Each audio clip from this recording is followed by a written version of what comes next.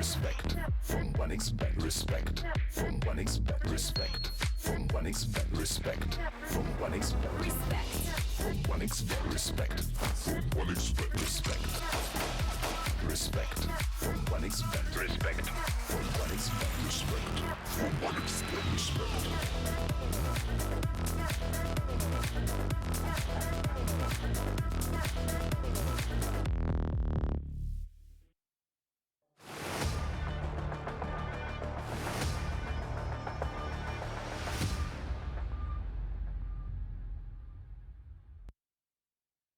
Hello everybody and welcome back to the Rest Circuit and the Rest Regional Series for Europe. Our second European Regional Series is about to come to a close in the next couple of days. As 4 teams remain, we move on to our semi-final matches, which may well hold up to show our dream grand final. I'm the Eternal J. I'm joined by Dwayne as per usual. Exciting times indeed for today's proceedings. And what I love about these particular semi-final games is it's teams that we are very familiar with. It's teams that won't catch us off guard. It's not the odd team that maybe has a really deep run into the semi-finals. Everyone's had to work extremely hard for the positions that are granted today. And over the last week, we have seen every little bit of these guys as we can do. So we're going to be very familiar about how their runs have been and what their chances will be in their respective best of threes. Nemega taking on Zero Tenacity and Bleed take on Bait. And certainly, Dwayne, we are looking at 2 key teams that have heavy favoritism in these matches. Well, just to give you an idea, Nemega are ranked 35th on HLTV, Bleed are 32nd, Zero Tenacity is down at 76, and Bait are at 59. So you've got 2 teams on the cusp of top 30, and 2 teams that are, I would say, trying to get their conversation of being one of the teams that can threaten towards the higher end of Tier 2. Well, look, for both Zero Tenacity and Bait, they have been on a respectable run of form, specifically from yesterday's proceedings, where they 2-0'd out the likes of Nexus and the Passion UA side, where Bait really held their mental together and showed that their veterancy has something to prove against the likes of the young Ukrainians now. Can they do it against the brand newer squad, or not brand new, but I guess the newer squad of the Bleed side who are still making their run up in the top end of the Tier 2? We'll find out in our second match of the day. We focus on Nemega versus Zero Tenacity to open up proceedings in this one. And look, I have to admit, Dwayne, Zero Tenacity have surprised me quite a lot, right? As of late, they have been extremely good. They're currently on a 5 best of 3 winning streak coming into today. So there's a lot of positivity around this side overall. It's funny, because we casted these guys, I think it was towards the end of January or early February this year, and for the first time, I was actually kind of surprised by Zero Tenacity. I thought, geez, their recent run of form's actually been quite good.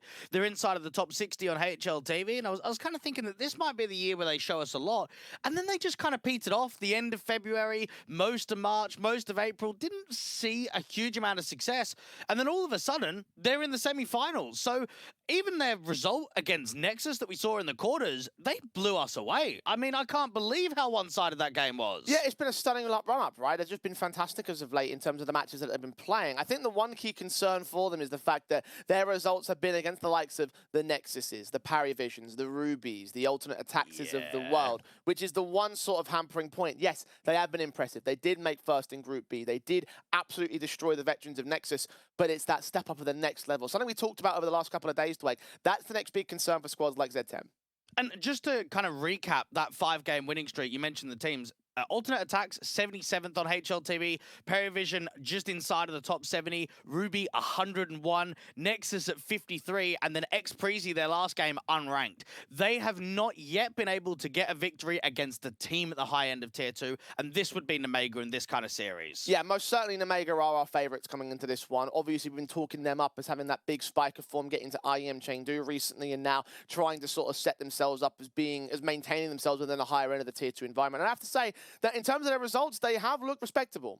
Yeah, they had a very good run in even the Thunderpit closed qualifier. I mean, they beat Zero Tenacity 2-0 in their opening game. They stomped out Secret. They went up against the Gaming Gladiators and lost 11-13, 11-13, and that was a team that went all the way to the grand finals. So their runs have been quite deep, and their runs have been very successful in Tier 2. Indeed, they have. A lot of encouragements around what Nemega are doing at the moment, and just for them just to drive that confidence forward and to apply themselves and maintain consistency. That's the one thing we look for when it comes to top-end Tier 2 teams. And certainly in this context, they do look like the better squad by comparison. They haven't quite got the 5 best of 3 winning streak, but they are getting wins above some of those higher-end level squads, and they are sort of maintaining themselves in a very high-ranking position, and especially when it comes to the Zero Tenacity side, some of those wins have been against this team. Even for Nemega, they've got to be one of these teams when there is that history, right? When there is a couple of best of threes back to back that have gone their direction, you might need to look a little bit deeper and see exactly how that happened. Kdan, the substitute player, actually stood in for Nemega in the last head-to-head, and then the one before that, Box, who's the head coach of Nemega that used to play on this team, he stood in for map 1 in the ESEA Advanced best of 3. So there's always that asterisk, right, where we haven't seen the full fives of these teams go up against one another. So I'm glad that we see it in such an important game. I mean, semi-final, this is what we're talking about. This is where we want to see the best out of both teams. And for both teams that topped out their groups, looked extremely good during the GSL stages. I'm looking forward to seeing who's going to be the best of Group A and Group B and who is going to be the better of the two groups. I guess we'll find out. In history, they've certainly favoured the Omega side. Thinking about the best of 3 in the map veto process, like obviously we've got 5 maps in record in the past of this one, and I feel like the veto certainly could play towards some of those, play against some of the strengths of the Omega side, but in the past that hasn't really mattered all that much. Well, for Zero Tenacity, their Instaban is ancient, and Omega's perma-pick is ancient. So from a veto perspective, it looks promising in that attitude. So Ancient will get banned, Overpass will get banned. For Omega, they'll probably have to pick Vertigo. That might be the only option, and I think Zero Tenacity will go into Anubis. So Nemega will not get the comfortable maps that we normally see from them. And I'm very glad that you mentioned that those are the 2 maps that we should be seeing in the opening picks, because those were the exact same map ups that were played during the Thunder Pick event that you mentioned. For Nemega, they faced up against Zero Tenacity, took both those maps in the series, and they went both those directions. So indeed, the Ancient will get banned out. Vertigo will want to get picked, as will Anubis. So basically a repeat of what we saw in that previous best of 3. Last map up will be Inferno. How do we feel about that? I don't think we're going there, to be honest. I mean, I look at the Anubis, and it gets played a huge amount for this Zero Tenacity side. This is now the 20th time that they've picked Anubis in best of 3 history across the last 3 months. But I also feature back to some of the Anubis results that we saw from Nemega in the group stage. The 13-10 against Alliance, the 13-11 against Sangle, where they probably could have closed it out more comfortably. Zero Tenacity are going to struggle to send this to the 3rd map decider. Yeah, I do feel like that's certainly the case, right? And again, just to remind us, everyone at home, the last head-to-head did feature Vertigo and Anubis. Anubis went down a 2-13 route. Omega took that so handily over Zero Tenacity. So there's a bit of history involved in that one. I know, obviously, there were stand-ins and there have been a little bit different rosters here in and out of the team. But the fact that Omega's still able to deal with those hindrances and deal with those differences, I feel like it's a big positive towards their nature. And again, as you mentioned, they are the much higher ranked team in this context. So for me, I do feel like 2-0 seems like it's a very viable avenue of approach. Yeah, for Zero Tenacity, they'll be looking to try and see if they can muster up that Anubis performances that we've seen from them in this tournament so far. They had a really good opening game against Bait, where 13-1 came out on Anubis, against Perivision 13-5, against Nexus 13-7. So they've been very consistent on Anubis. It's the Vertigo one. This doesn't often get picked for Nemega, but they know they can't get Ancient, so they have to go for that next option. And they still have done some pretty fantastic stuff on it. I will admit that in this particular tournament, they have had one map of Vertigo, which didn't look all that fantastic against Mal's on XT, so hoping they don't bottle it in this one. But in their grand scale of things, I do feel like that it's probably more of a blip on the radar in that one result. So for me, I'm back in Omega. I'm going 2-0 on my prediction. I'm going to join you on that one. Brute Monster, though, I want to see if he's got the guts to deliver in the semi-final. He is an incredible AWPer, an incredible talent for this Zero Tenacity side, and if he's fragging out well, there might be a contest. Flamus kill on Namana. Good start off that Glock. Opening duel taken by an Omega without any response, without even any contact outside of that first fight from Z10. Brute is still going to hold back passive, try to take some fights over at Ali. Meanwhile, Avon starts swinging in towards mid, caught off immediately by the firing squad. The bomb has been seen, so Joffo will try and contest it, but he's smoked off. There's flanks inbound of the A-bomb site. They are completely surrounded here. 1 on 5 with Joffo's death. Simkey with an impossible clutch. And I love that round for Nemega because they're so patient. They get the opening kill out there towards Crane and Mini-Ram, and there is legitimately 3 players in mid just waiting for the aggression, waiting for the info play, and they just siphoned off a very clinical pistol round. Now, for Zero Tenacity, I want to look at the core 3 of Namanha, Simkey, and Brute Monster. All 3 of those guys have been performing at a very high level so far in this tournament. Namanha, the in-game leader, has stepped up tenfold. The last few weeks, he's getting into some really good form, so he needs to call his team a good game, but also deliver individually.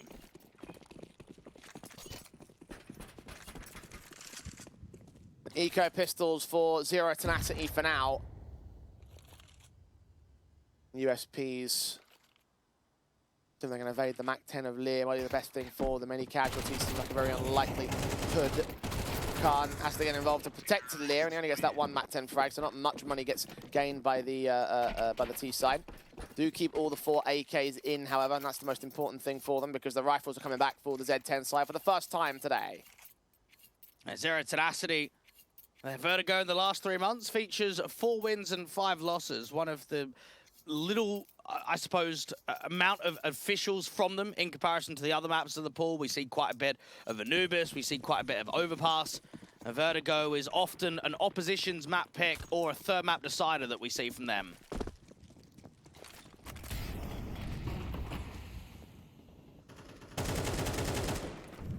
Push forward as Xanta is watching for the initial danger position. The prod out from ramp is led by Khan, but it's behind these smokes. Utility just involved as Zero Tenacity. You want to keep the Mega as slow as possible. They do start prodding for info on Lear's part. The headshot's not quite gained. Early damage comes in elsewhere as he tries to fight. What a shot! And Omega were very sharp in that game in the playoff. I remember Xanta was just winning some really unnecessary duels, I want to say. Duels that he probably shouldn't be winning. And these guys hit hard. And right there, with the flash assist, how quickly the dome of the headshot comes in. And it means that for Zero Tenacity, they need to break away and be more passive on A because they need to send more of an ability out here to the B stairs on the defense. And Omega just stunning Z10 into suppression. 1xBet odds have them as favorites, rightfully so. Start with them. History with them. Chofo with them as well. He's pressing on from down ramp through top from Ali. Got a second player there involved. Chofo's going to find the angle as Brute gets involved against Flam. It's 2 versus 2 by Lear and his trade, but 15 HP. Bomb is on his back. Aware that Chofo's around here somewhere. The M4 reveals himself and gets that pick back. The AK of Xanta tries to trade, but he's unsuccessful, and he has very little time to work this clutch. A fantastic play there from Chofo. Just as Gap gets re-smoked from the CT line, he slips in his own smoke, gets down there and sets up a beautiful backstab. But could this round still be on? Xanta has huge X-Factor potential and is very strong in clutch scenarios. Smoke on the site, plant in amongst it, spray through from Chofo, though reads what's going on. Comes in to deny and holds the quadra in the round of the first round of the board of Zero Tenacity. And typically when Gap is smoked like that, you expect the CT side to respect it. You expect them to either sit on the other side of it or just play deeper into the bomb side. Omega feel as if that round is theirs, but Chofo makes the all-important play, and that might be something that is a winning condition, is that Zero Tenacity need to make plays. They need to be making info plays. They need to be making risk. If you sit back on the bomb sites and you give respect to Omega, you cannot beat them in a best of 3.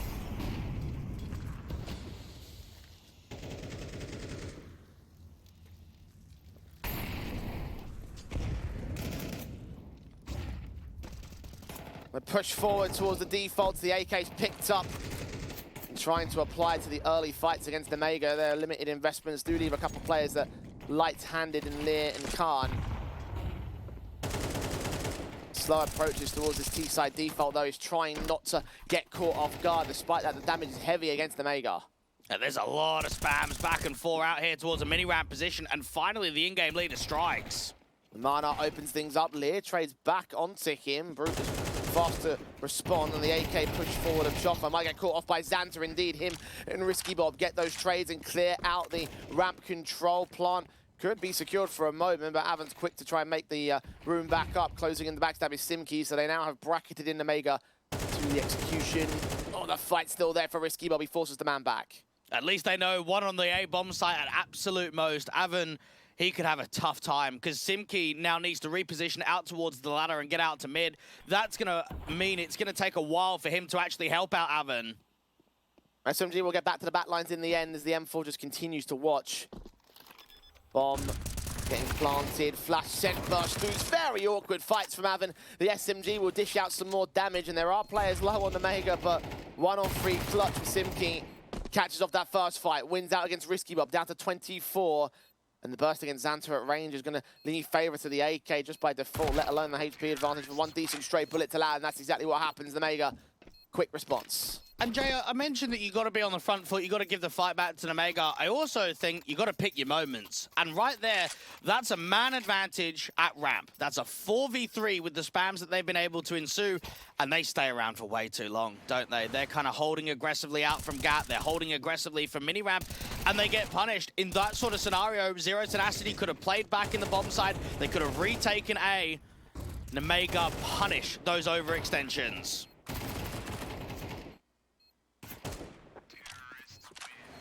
What a shot from Xanta. And you are right, like, I feel like the Tarps player should have really fallen back as soon as they gained the 4-on-3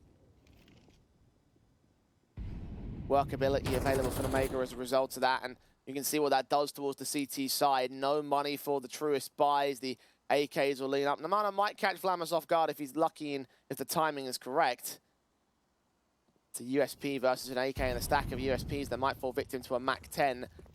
This should be an easy 4th to the T side. And Lear has not spotted the mass players out towards CT, gets behind danger. Now he knows how many there are. 2 for 1, Mac 10 does come forward, and Flamus indeed does fall to Namana, so AK and him, but probably best is to hold on to that weapon and save it into the next round. I say that, he's pressing in from mid. Risky Bob is there as the first port of call, so aim punch is going to be a massive hindrance. There's no armor on Namana. Khan finds his fight, wins it out. Nicely held together for 3 players that remain alive here for the T side. Zero Tenacity. Insert another rifle round here, but Omega have the win, the ones that have basically been in full control so far. And the last time that we saw Zero Tenacity in a semi-final was back almost on the verge of 3 months ago in the Season 6 event when they beat Na'Vi Jr. in the best of 1. They were able to get themselves into a matchup where they go up against 500 and the play-ins could only take a map, could not take that best of 3 to advance into the main event. Khan aggressively with the smoke down here towards the B stairs. A lot of space taken early as there's not much counter utility at all.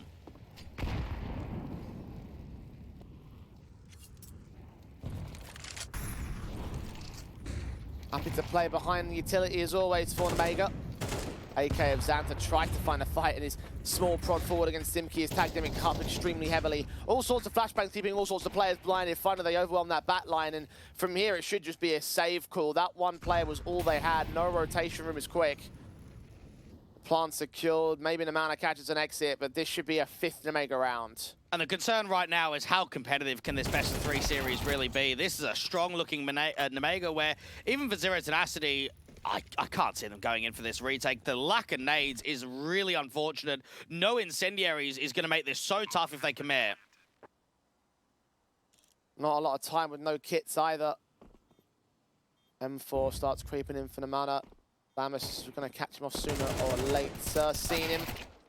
Mac 10 can also press forward of Risky Bob, getting that casualty advantage taken back by the Omega side, and now Zero Tenacity call in the save for good. Keep the AWP, keep the M4, keep the AK, build up the loss bonus. No money in savings, so Omega continue to pull away. As Zero Tenacity got absolutely slaughtered in that last head-to-head as well. The first half of Vertigo was 2-10 down, and the first half of Anubis was 2-10 down. They were able to recover a bit in the second half of Vertigo, but when you're working with those kind of score lines, you know you're never going to be able to take them out. And this is shaping up to be quite the beginning.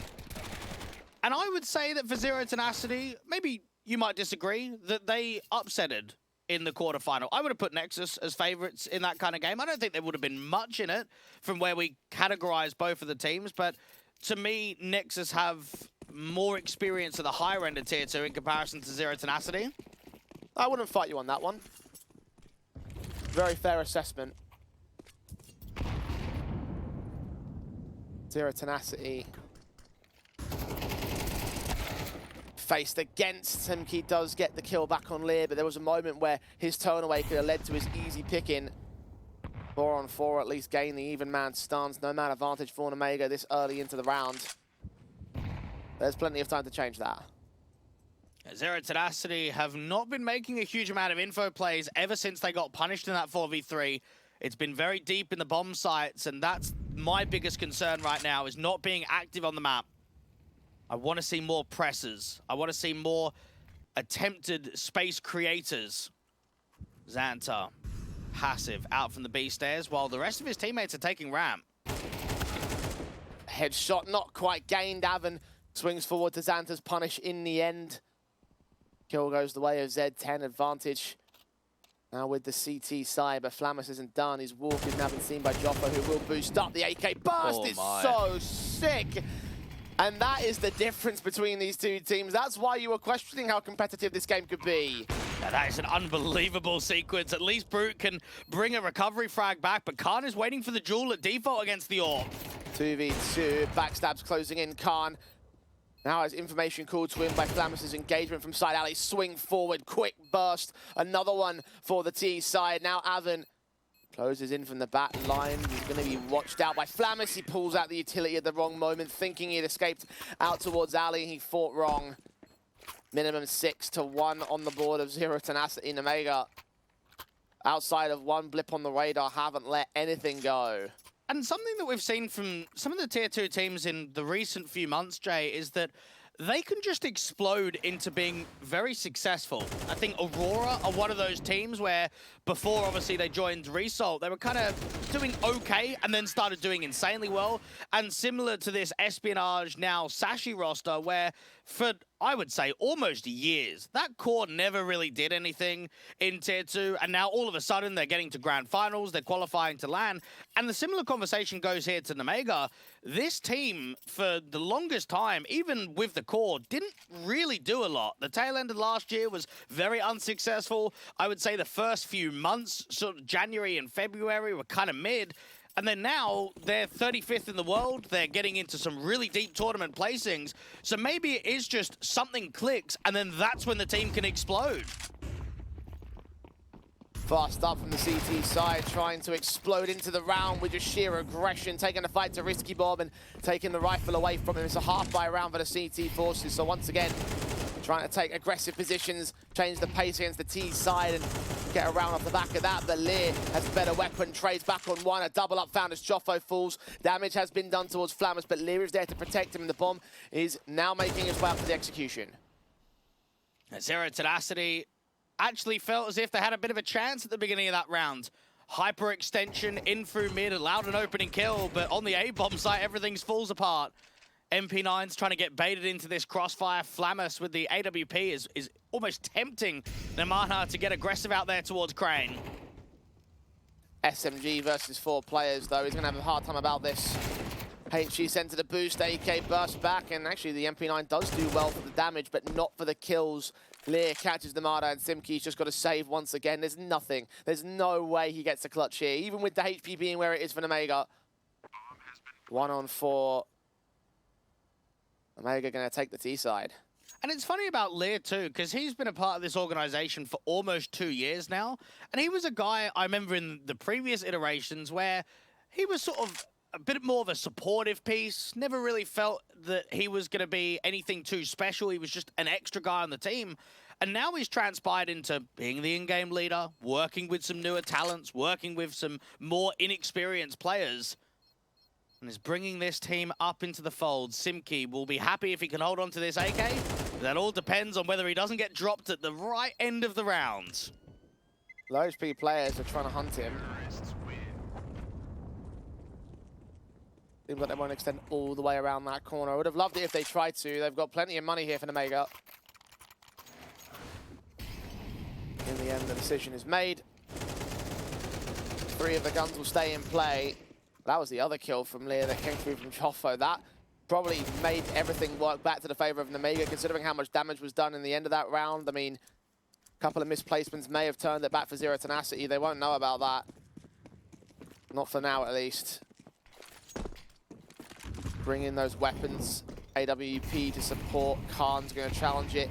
Out towards ramp is where he'll lean. Brute's much more passive. And these rounds have been over quickly. They have not been slow playing them at all. Omega have been quite active in their defaults. Chofo sees nothing aggressive out towards ramp, but Flamus is close by. Flashes up. Smoke was barely missed out on the body block Flammers, if he got hurt there, that would have been spammed to a kill for Choffo. Meanwhile, Lear catches one. Xanta tries to trade it back. Simki takes some damage, but it's a 4 versus 4 with that casualty. Flash of the CT side blinds him more than it blinds Lear. Hearing those footsteps, Molotov sent to try and drive that player back. It should be successful, but not into a fight he goes. They're not over-rotating players to the B-bomb site. Brute Monster is maintaining mid out from elevators, so they can keep 3 players quite heavily to A.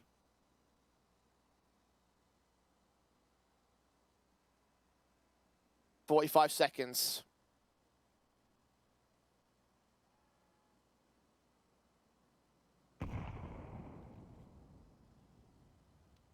M4 on the man is watching.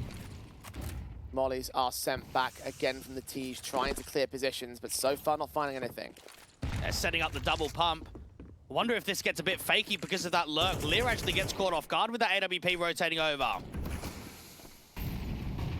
Choffo and Namana, 15 seconds to hold down the A-site execution, and Risky Bob will get caught. Khan with a pick back. M4 of Namana has dropped the bomb.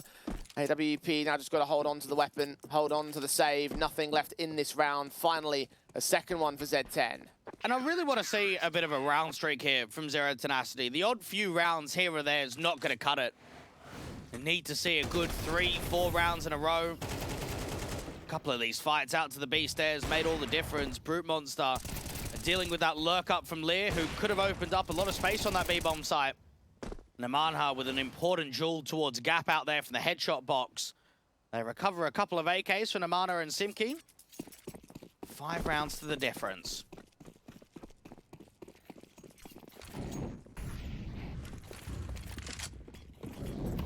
The Mega. Flammer's pressing up first and foremost. Molly's against his position. Stop the rushes from the Omega side, of course. Money to reinvest, and they have been able to answer back off the back of the 1 round that Zero Tenacity gained earlier on. Will it be a similar case for round 10? Want to try and ensure it, so they slow the pace down a little bit. I haven't seen much mid-action from Omega. It's either been ramp pressers or players out from B stairs. Xanta setting up the HEs, further back towards a double stack, trying to present a jewel towards default, and Simki falls without really doing anything. That was sick.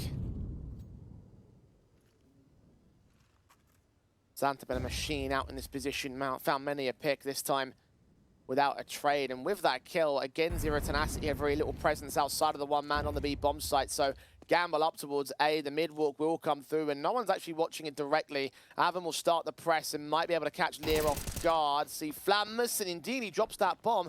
That might change things here.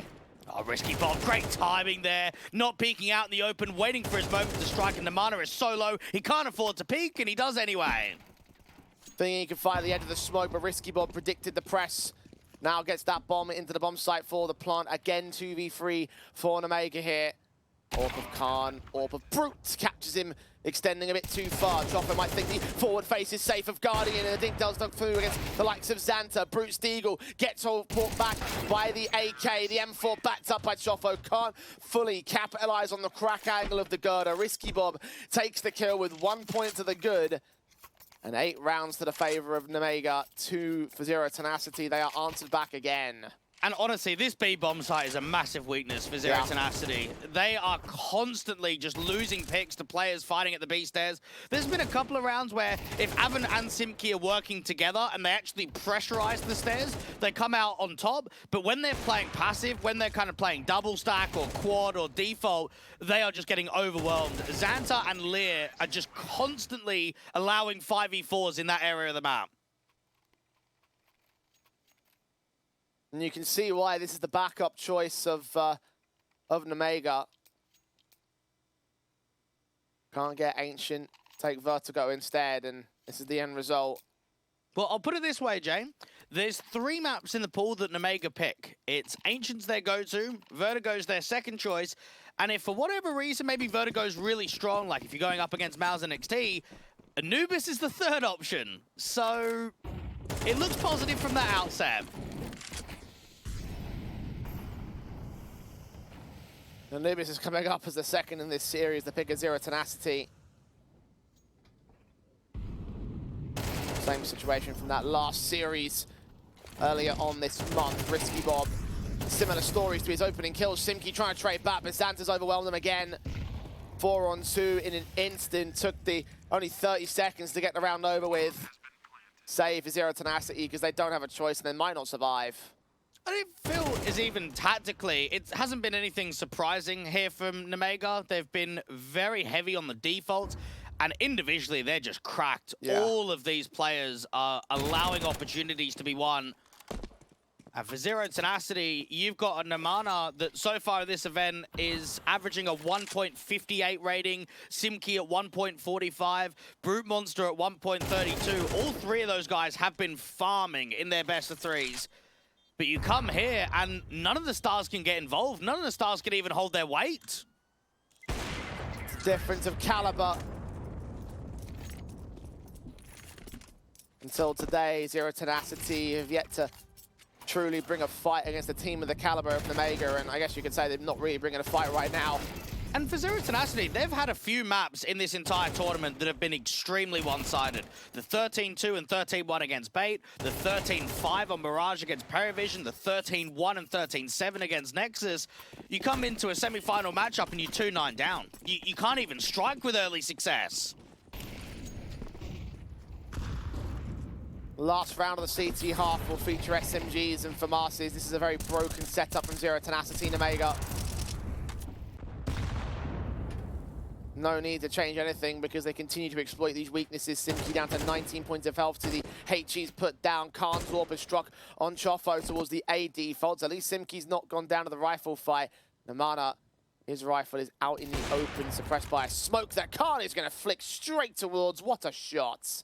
Yeah, unfortunately, he lost his teammate of Chofo, so he is literally by himself. Avan's already been seen, and it's an easy kill from Risky Bob. Another easy round for Nemega.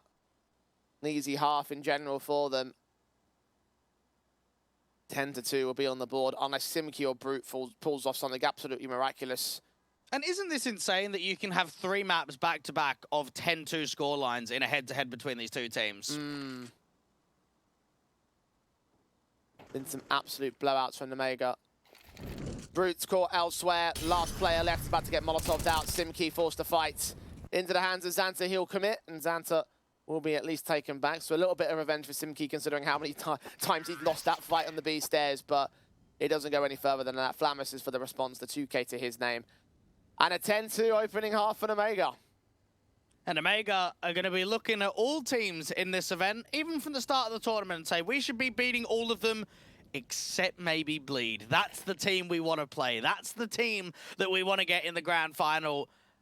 And they are stomping right now. And even against Mouse NXT, I would say the Academy squad held their weight. Map 1, and Omega was able to get a 7-5 scoreline on the T side of Ancient. Map 2 was a blowout because it's Mouse NXT's home turf of Vertigo. And then even Map 3 was another 7-5 at the turn of the half. So it was kind of one of those games where they had to work for it. Whereas this game, I don't even think they've had to work for it. They haven't even shown us 70% of what Omega's normally made of. It's like you said, they haven't brought anything special to the table. Like, they're just doing it as they would do always. Even in this opening set of duels, trades are good for the CT side. 3-on-2 for their favor. Lear being challenged by Simki, who's got to be wary not to drop that bomb. The firing squad is making his way in as he makes his way out of mid. Zero Tenacity might be able to secure a bomb plant. They've already got the in-game leader up and clearing the A side, and Simki's tailing behind. They need a kill, though. This 2v3 post plant will not be enough. Flamus has snuck past the mana, though. Or has he? Footsteps heard, man's been caught. Second player is the bigger concern. Simki's going to get called out towards him. USP are close! Namana! How has he done this? How has he done that? One player left in Xanta. 1 versus 2. Simki gets him out of the dodge. Pistol taken by Zero Tenacity. What a hero moment for Namana. Nemega a little bit upset about that one. And that was actually a crazy timing where it looked as if Namana was actually just going to fall instantly, had the trigger discipline, tried to set up the backstab, and there's another player that comes through from elevators, but at that sort of range, the Glock punishes the whiff and instantly gets in with a multi-frag. Quicker reactions, just about edging out on Nemega in that pistol. A little bit of a silver lining for Zero Tenacity. Very thin, though. Still 7 to make up. Should at least close out the 4th round for them because the buy is not going to be there for Omega. Opting to go for the rifles early, close it down with the true weapons. And now, once you start getting glimpses of this kind of map, you get more of an idea of how Omega's been able to beat Aurora before, been able to beat Endpoint, Nine Pandas, Amcal, BetBoom. Some teams at the high end of Tier 2 looking to allow themselves to get on the opening rifles. And for Zero Tenacity, it's probably going to be a couple of rounds here or there, isn't it? Might be a few survival rounds in the second half, but it's never going to be threatening enough to be able to steal this map of Vertigo and go 1-0 up in the series.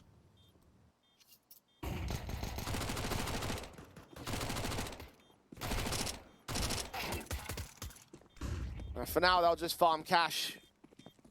Simkey. Couple kills out of them. They have left the 8 bomb site, and unfortunate for them, Omega don't have any defuse kits in play because that could have been a chance to sneak forward, and basing on the unlikeliness of the full eco. Omega, their focus is getting towards the guns in the next, though. That's their main opportunity to take their 11th, 12th, and 13th. However, AWP and an M4 set to try and do so. Khan's been quite underwhelming in this overall bracket, in the group stage, and in their game against Mouse NXT in the playoffs. And so far, it's just 8 maps played, plus 4 KD difference, and a 1.03 rating, which doesn't seem right. Definitely more of a powerful AWPer. I'm keen to see what he's going to be able to deliver in this second half now. He's got the big green in his hands. Xander will keep a hold of the Mac 10 here, just for the sake of it. The M4s boosting up over towards the ramp position. They do counteract it. The footstep was heard, and now Brute's going to have to be wary of a headshot that could get gained against him. They are focused on sandbags right now with those mollies set against by smokes. Contact towards B site starts to rotate away. A lot of pressure and map control taken away by Zero Tenacity, so A looks to be the target. Now, CTs can double up gap, and Lyra's still got more utility to throw down towards A. Zero Tenacity has to be an A lean. The issue is how much time stalling is there going to be because of this regroup of the util and another boost. No one's watching it this time. Chance available, flashes in again, but they don't get anything for it. Damage done to Risky Bob, 34 points if healthy. Blind spray of Flammers, however, comes up good for the opening frag. And Lear with another smoke that can go down towards gap. Now they just need to siphon off this crane and mini ramp position, and they can bring a 4th player over to A. Smokes against the deeper site, smokes himself. Simkey tagged up heavily. Lear gets him 5 on 3. Damage done to Risky Bob, but the HG's down. Choffo does trade back Lear, but Flammer's caught another kill in the meantime. Him and his teammates 4v2, 3v2 to Troffo's trades. Knowing with that bomb in the open, Flash is trying to keep the T-side players blinded. And Flammers, now 24 seconds on the clock for his team to hold. He'll be able to do so with support from Risky. Brute with one isolated fight. Second kill, lesser so. They're going to spread out and keep themselves away from contact. Knowing they can win it off time, they do find the pick in the end. And there's your 11th for Omega. And there's that activity that I was talking about that I wanted to see from Zero Tenacity in the first half. For Omega, they're always making a play. They're always doing something on the CT side. So they get the boost up the first time, it drops off. 20, 25 seconds later, they get the boost up again. And while we can look at that and say, oh, well, it didn't work, it's that maneuver, constant pressure that makes it uncomfortable. You keep searching for information. They allow themselves to get a good spam out there in the gap and alley position. And then when the initial sight hit comes in, after all the smokes have gone down, there's 4 players on A. You're running into a massive stack.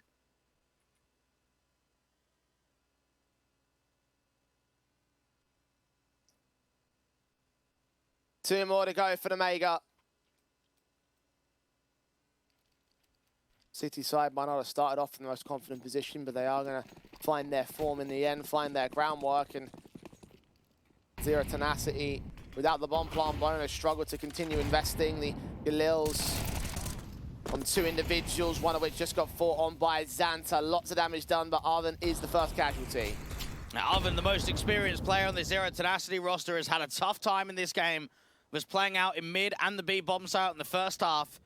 And here in the second, he's the first player to drop in round 16. Choffo clearing out the majority of these cubby angles in from mid and heard the drop off. Wary that there's more coming his way. Lamus, meanwhile, on the bomb site with Khan. Crossfire locks against the Mana and Simki. Lear pulling out a USP. 3 versus 2. I think a player got DC towards mid, but I don't think it's going to matter too much. All on Khan and Xanta. 1 versus 2. Choffer's going to go out for that bomb. The footstep was heard, and the Molotov will just stop him. Yeah, Chofo's got to try and work this 1v2. The issue is, he knows where Khan is. What about Xanta? Orp with him, low HP. Unawares of the mid-fight. Positions being checked towards Guardian. No noise being heard. The AWP is at least covered off mostly from the backlines. I think his gun barrel might be sticking out, but Chofo's leaning into the wrong bomb site. This is all timing against Xanta. Chofo knows, get this kill and get the bomb down, and this round is on. Scene. Adjustments will be there for the AWP now, watching the angle. May peek a little bit too far forward so Chofo can catch him. Smokes back down, Guardian still contested, and Khan just dives in immediately. Going to try and look for this fight by time. Chofo will catch him off guard. Triple found for a 5th round. And I don't remember if it was the Alliance series or the Sangul series for Nemega, Jay, but we casted one of them. And it was on Ancient, I remember that much. And there was just one round where there was a DC and the opposition won it. And both you and I said, well, they won it because of the DC, didn't they? That's another one of those rounds where Risky Bob DC's in mid and it kind of ruins the round. That would have been a 3v1 otherwise. They could have held a crossfire in mid. Lear wouldn't have had to have advanced aggressively into that angle. So it's a victory and it's a good 1v2 in the end there from Chofo.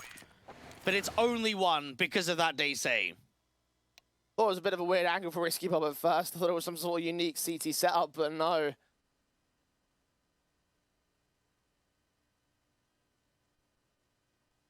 And that could have well been the 12-4 end of the line for map number 1, but Zero Tenacity, you're kind of given a lifeline as a result of that. The 5th on their board, denying the map point and the follow-up eco that will ensue, or the force buy more so from Nemega. They want to try and answer back for their for their losses in the previous, but that could lead to even more if Zero Tenacity convert round 17. Zero Tenacity are in a position where they can strive for double digits potentially. I mean, 5-11 down. If you win this round here, you're looking at 7. Then you get yourself at least in reaching distance, but it's going to be very tough. Even this buy for Nemega, I get the vibe that if there's just one opening kill, if it's maybe an MP9 being upgraded to an AK, that may just be enough to be able to edge this round in favor of the CTs.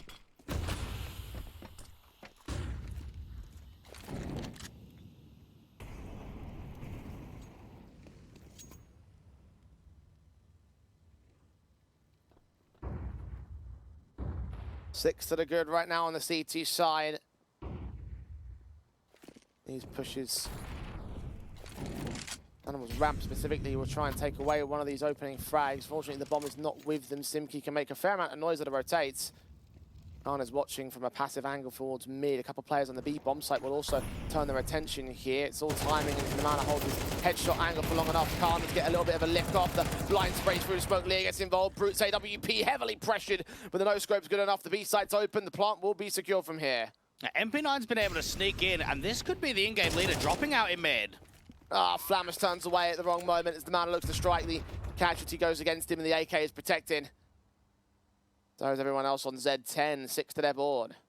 Zero Tenacity can pretty much thank Brute Monster for that one. That is an AWP no-scope at fairly close range, but that's pretty much an RNG shot. Just enough to help them out. Flammus didn't quite clear out all of mid, had his back turned, gave an easy kill for Nemanha. And Zero Tenacity can now start working a bit of a round streak in the second half. Starting to come together for Z10. We know that statistically in the last 3 months, their T-sides have been semi-proficient. Not the strongest overwhelming force in the world, but perhaps this is an opportunity presenting itself with the economy being where it is, with the T-side performing as well as they are. Maybe a little bit of luck involved in that last round. Nemega one able to get more than that single pick, so their money stake continues to stack up. The force buy was into the previous for the CT side, so again, they can't reinvest here for round 18. Serious opportunities available for Z10. They just have to carry on with it. The fast plays at a Mat 10 do not lead to a rush. It will force Lear out into the open. Him and Risky Bob getting flashed aggressively down from the stairs. Spotting Arvin doing a quite hefty amount of damage, but Simkey's there to bail him out. 3 HP for the SMG to stay. The HE will take him back in the end. There's responsive damage from Z10. Still a 4-on-3 for them. Yeah, Khan is trapped out here from mid. Needs to get some assistance of a jiggle and distraction if he wants to allow this Namana AK to drop. Even Xanta out on the B side would like to try and press forward to recover at least a bit of an advantage, but Khan is making the play out from mid, and a good shot against Joffo is landed. Namana immediately responds though, as Khan just presses back from mid control. Keeping it at a 3-on-2. Flammus convinced now that they're stacked up in this position. His pistol can also look for an aggressive fight. Back up towards Guardian as the high shot angle. Simkey can take him, and Xanta's USP 1v3. This is an impossible one to win out here. Zero Tenacity are leaning into him. Take an engagement fight. That's the first kill found. Second one, isolating damage onto Namana, but eventually the AK spray will get him together in the end. So at least a damaging eco for Omega. And for Khan, that one kill from the Deagle actually allows him to get AWP and body armor. If he did not get that kill, he would have just been down on a glass cannon. Zero Tenacity. I get a very good vibe here that this is just a little bit of a fake comeback, isn't it? And 2-10 down, you're putting in some solid T-side rounds.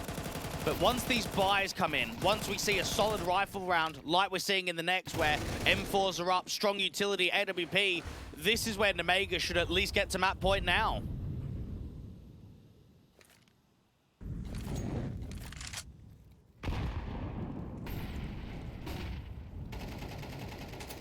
Could believe it so. Zero Tenacity, however, we found a bit of confidence. Not done with the fights until the rounds themselves have concluded, until every player's gone. Simkey struggled to defend the B-bomb site on the CT side. Now, here over on the aggressive portions of the stairs, the smoke will reveal one player towards quad, but he's going to start moving away alongside Xanta's press on. M4 seeing the gun barrel swing out for the kill. That lovely start, and even Avon's taking a lot of that chip damage from the incendiary, spotting out that bomb from the right-hand side, and Xanta still gets one more. It is a B split over Guardian and through the stairs. Advantage of Omega. Zero Tenacity start walking out from mid. 2 players to contest. Lear going to tuck himself into the corner and just wait, or is he backed up towards the bomb site? The AWP gets caught extending. Choffer with that kill. Double up found by Namana. Lear gets back in with a double of his own. And now the bomb's got to commit towards the B-bomb site. 1-on-2 for Brute to clutch. They try and prioritize the bomb for going down. Lear is quick over Guardian, but isn't going to charge into the bomb site. He's going to wait for Flammus. Utility send, flash time away from. Shot doesn't connect. Backs away. Here's the footsteps of both players in. Bound shot again doesn't connect. Tech 9's pulled out and it's not going to work for him. Flammus trades him. And the Omega are up now on map point. And that whole round basically relied on the danger player getting an opening kill. They saw that Xanta's gun barrel was out there from the double stack, and he just wide swings. He just instantly pre-aims close left-hand side and wins out that first fight. And then for Oven, he's kind of cooking in the molly down there at the stairs. They're struggling to deal with the Xanta. Very good read to the scenario. Good hold from Lear deep in CT under Guardian.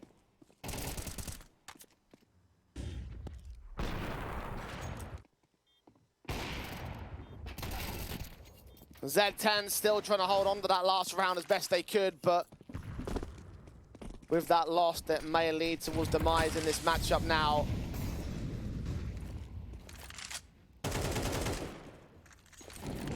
Four players on the T side, defaults over at ramp. CTs to try and respond towards it. Flammus will get HE down. He's got a second smoke for the Molotov that can come through from him. The counter utility has done a lot more towards Zero Tenacity overall. Incendiary's back. HE does catch Flammus in the end, but now Simkey's caught in the open. Simke's teammates just all fell back, leaving him high and dry by himself. Calm with one with the AWP. AWP at bottom round's been seen, and there it is, wrapped up quickly. Just when Omega get onto the strong gun rounds, that's when they close out their map pick. Yeah, Lifeline, a 13-7, only going as far as that for the Zero Tenacity side. Definitely the DC helped them, but not so far as to try and steal away that Vertigo Drake. It's unfortunate, but at the same time, it was kind of something that you could have seen coming. Again, the difference between these two teams is so staunch. The Omega currently are making a crack at a higher end level of tier 2. They're doing extremely well with that. And Zero Tenacity more of a mid-pack squad. So that end result on the Mega's own pick, it makes a lot of sense that it would be kind of dominant. And they've been dropped into the deep end in this kind of game, and they look lost in the source. I mean, right there on Vertigo, that was not competitive. You might look at that as 7 rounds. That was a 2-10 half where they won pistol, they won a DC round, and got on top of the economy, and then it just got over quickly. So I'm concerned for map 2 because the Zero Tenacity that we saw against Bait, the Zero Tenacity that we saw against Perivision, against Nexus, that's not here. And there's no surprise you're going up against a team that's at the high end of tier 2. And now we move on to a map which can also be considered a pretty good one for Omega as well. Admittedly, it is the Zero Tenacity map pick, so it could well be a strong suit for them. Perhaps a battle could be expected, but we were both looking into this series as possibly being a 2-0. Nothing in my mind has changed as we head towards map 2. Don't go anywhere. We're back after the break. 1xBet and Eva Alfie present betting on all esports events on the website and in the 1xBet app. 1xBet. Play with Eva.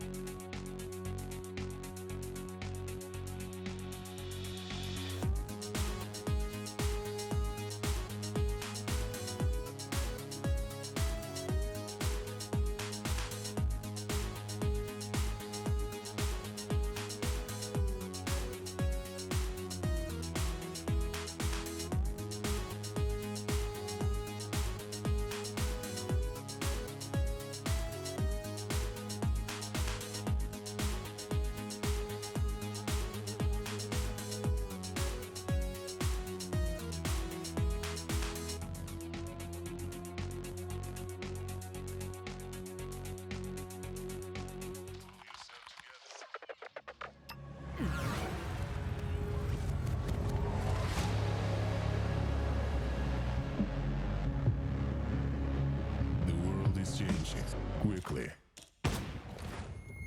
Sector clear. Copy.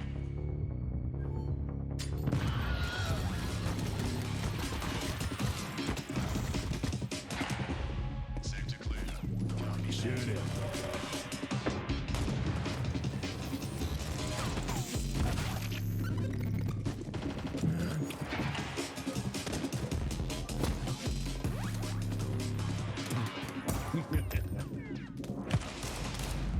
The world is changing, but one thing remains the same.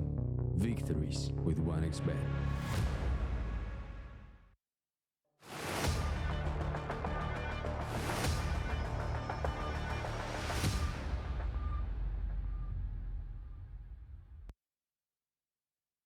Well, 2-0 certainly seems set on the horizon. Omega taking map number 1 pretty handily. You mentioned the scoreline at the tail end of that, before we went to break, Dwayne, of that whole situation of just being a pistol and a DC being the reason why they got 7 rounds by the end of it. It really could have been a lot more one-sided on that first map up. And yes, we are moving to Zero Tenacity territory. Yes, we are moving to Anubis. I don't think they're going to take this map.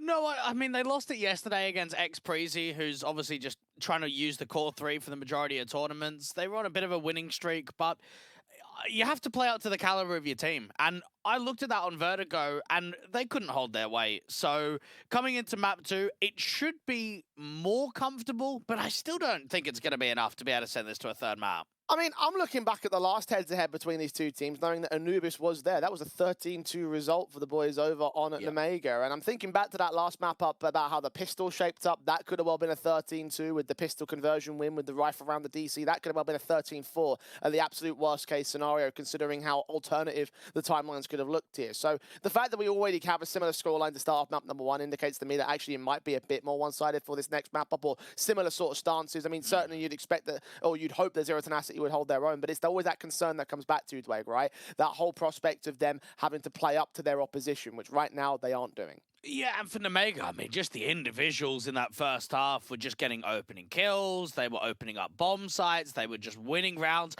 in a defaulty playstyle. It wasn't too gimmicky. It was pretty by the book. And even when they come out here to Anubis, I think default heavy Counter-Strike is probably what we're going to see. And an Omega side that's really trying to shake things up, that want to give a fight against what we're expecting Bleed to be in the grand final. We go, second map of the best of 3, and Omega certainly will be set as favourites in this one. T-side starts and all for Anubis as the pistol round goes live. A lot of Anubis gets played for the Zero Tenacity side. The highest map played in the pool for them in the last 3 months, 11 wins and 9 losses. They'll try and see if they can make it 12-9. Brute Monster with the Julies down towards Electric. Namana jiggling through mid-house with a resmoke at the ready. But an A fake could be on the cards. You've got 2 players walking on a contact to main, but the bomb outside B. Goffo spotting Lear, taking some damage to a quick shoulder tag shot. Lear continues facing with flashes of the Zero Tenacity side, trying to catch them off guard, trying to get some trades. Xanta finding the mana, and that should try and force out some responses. But yeah, re-execution's coming in towards that B bomb site, and Brute's got the mark as the Simkey with his quick peeks on Khan. Good double up distraction for the Mega, but with that bomb dropping, it's all useless. Lear now in a 1-on-3. Zero Tenacity just did not over-rotate at all. While they saw the 2 players out from A, the Julies and Electric didn't move. Simkey that was playing at back default, he didn't move either. So that's Omega trying everything on drawing those over-rotations, forcing the B players off of the bomb site, and they read it well. So well played to Zero Tenacity to get the pistol round.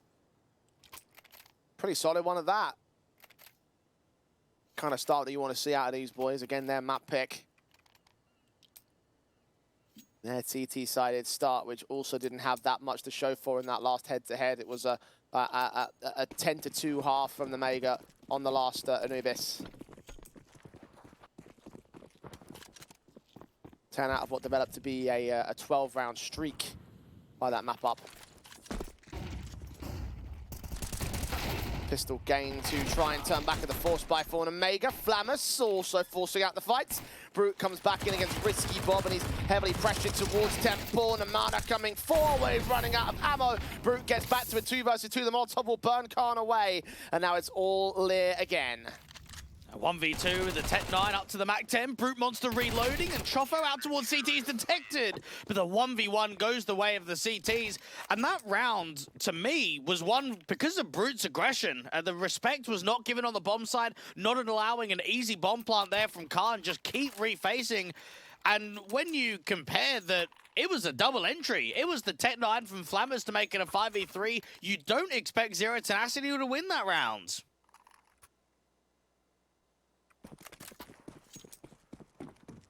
And Omega almost repeated that start of the last Anubis. Pistol was one, then the force back came forward from this T side, and a 1v1 nearly brought the same. In the end, the guns are gained for Zero Tenacity. Force, of course, coming in from the previous round means that there's nothing for an Omega to buy back within the next. Deagles still being played for a couple of players, hoping for some good headshots, but so far nothing presenting. Both of these teams grinding hard in the Tier 2 circuit. They've got best of threes tomorrow. And Omega are playing Sinners in the morning in CCT, and Zero Tenacity are playing Guild Eagles in the afternoon. It's all about being able to find that progression, move a semi-final into a grand final, get deeper runs in other tournaments, and get more wins on the board. And Omega have won 15 out of their past 19 best of threes on HLTV. And Zero Tenacity, like you mentioned earlier, Jay, 5-game winning streak for them. Good shot from there. Khan trying to overwhelm, and they do actually get the pick back on the next man. They've left the bomb all the way back at spawn, though, so despite getting site access for Xanta and grabbing an M4 for his trouble, this won't turn into any sort of bomb plant bonuses. Maybe an extra kill would certainly be lovely. I mean, with the money being where it is, these two frags are already going to impact the money state. To put the serious deficit of a third pick in the round, that would be fantastic for Xanta. And this is a very good anti-eco. Xanta can move up in the canal and go out to electric, or move back over to the A site. Brute out from window, just about catches the timing when the knife gets pulled for the quick run into the B-bomb site. So a 3-0 beginning can come in for Zero Tenacity. Yeah, awkward timing. And the buyers will come forward from an Omega side, regardless of the plant bonuses. They have max loss now in effect, so you'll see the AWPs, you'll see the AKs. Zero Tenacity, keeping 3 rifles in of their own right, should be able to get the majority of them together, but you're still seeing those limitations. Avon down to an SMG, just nothing in the savings. The Omega could find a nice reset here. AWP posted first and foremost for Khan, smoked off position, does find an angle to work with. The peak doesn't come through from the CT side. Allows the rifler to get aggressive on the right-hand side. Khan just gets enough of Simki to allow that opening pick. Xanta gets caught in the lurkout from A main, though. Arvin starts pressing as Risky Bob going to be ready for him.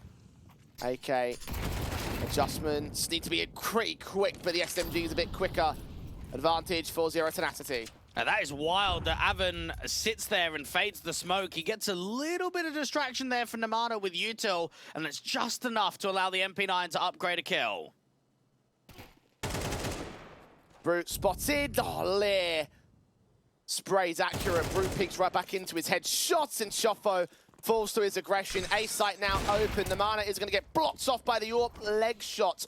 Not the full-blown kill. Flammers will be there to get the picked up pieces and turn back onto Arvin, who has now revealed himself. SMG 1-on-3.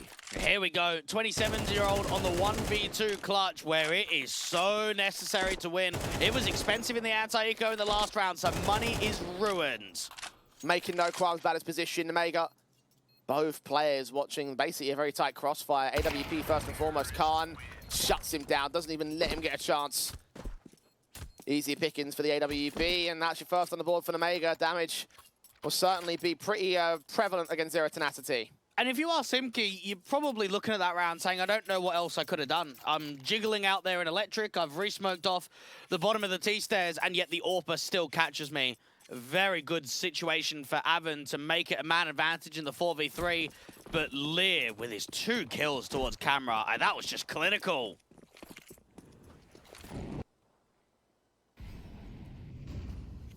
Beautiful stuff.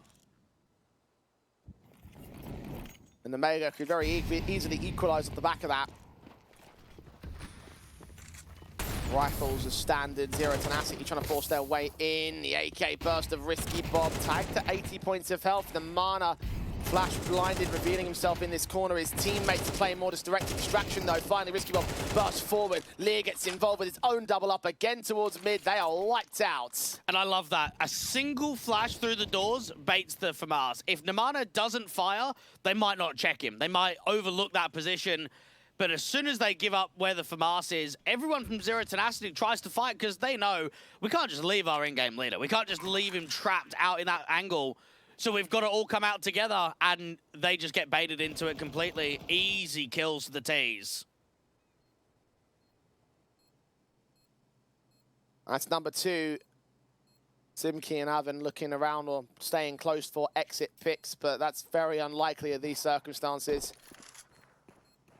Footsteps being made, so that way they can try and draw them in a little bit closer. Maybe Simki might give himself up at the very tail end of the round, but Karnzorp just ready to receive him. Does have to fall back in the end with the timer tick too far on the bomb. Want to escape with all these weapons in play for the T's. Very tidy second rounds. Zero Tenacity. At least they can keep the FAMAS and SMG in because the next round's going to have nothing around those. And you'd expect all hands on deck to be as prepared for this matchup as possible from Zero Tenacity's point of view. They've played Omega twice in the last couple of months, and they've got a head coach, they've got an analyst. It's about being ready, because this is a matchup that has huge opportunity, I would say, for the players and the organization. We don't frequently see Zero Tenacity going deep in these kind of tournaments, so being in a top 4 position where you're going up against a team that you're familiar with, you are doing everything in your power to win this game, to give yourself a chance of winning the entire thing. And it's about giving us a fight on this second map. Now, so far, I would say the rounds have been fairly close. But the scoreline is slowly going to edge into a tie, and then that's when Omega are going to be looking for the lead.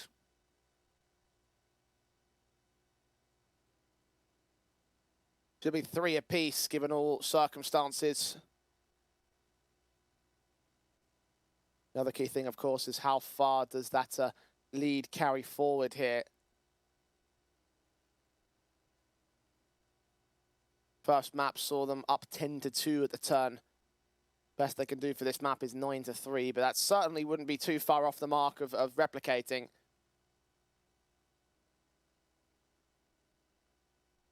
Mega most certainly are in the driver's seat. Zero Tenacity just gonna have to wait until those guns come back to try and contest it.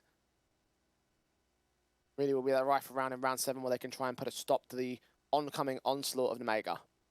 Right now, Bleed are taking on Sashi in the Yellow Compass event in the 1-2 game in the main Swiss, and Vladden's just been able to win a 1v2 to hold them 11-12 at the deficit in the third map decider. That might be quite intriguing to see how the tail end of that map goes. Do they get knocked out of that tournament? Does it give them more fuel and fire in the bait series that they've got after this one? Yeah, Bleed will be in action a little bit later on this evening, like you mentioned. Specific start time is 5 PM CEST, assuming this one doesn't go over.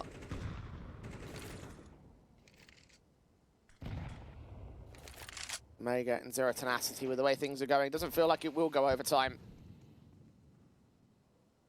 One-sidedness on map number 1. Avan, not seen by Xanta. Pixels of his head given up. Simki starts walking. Xanta gets that kill together. Takes very little damage, even though it looked like it was a bit of a fight. Avan fought by Lear. Had his chance to strike on at least 1 kill.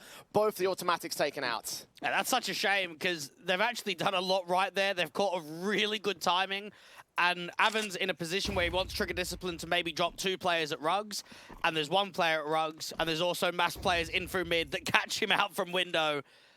So the aggressive maneuver for a moment looked as if it actually could have been very successful, and it just gets nothing. Z10 will have their guns in the next. This one is a wash.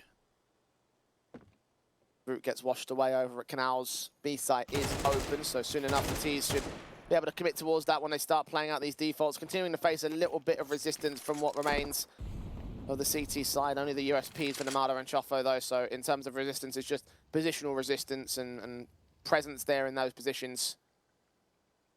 Rather than actual casualty potentially against the Omega side, as Xanta proves with this easy kill on Chofo. And Namada is all that remains. And kind of seeing this recent run of form for Omega, it makes me wonder who else in the CIS scene is getting close towards sort of the unknown players that are going to start getting results up on the board. You've got that Incilio team that's been around for a while. Rush B is another one that's getting quite a lot of results on HLTV. You've got the new one-win roster that's come together with Nealon and Jo and Latic.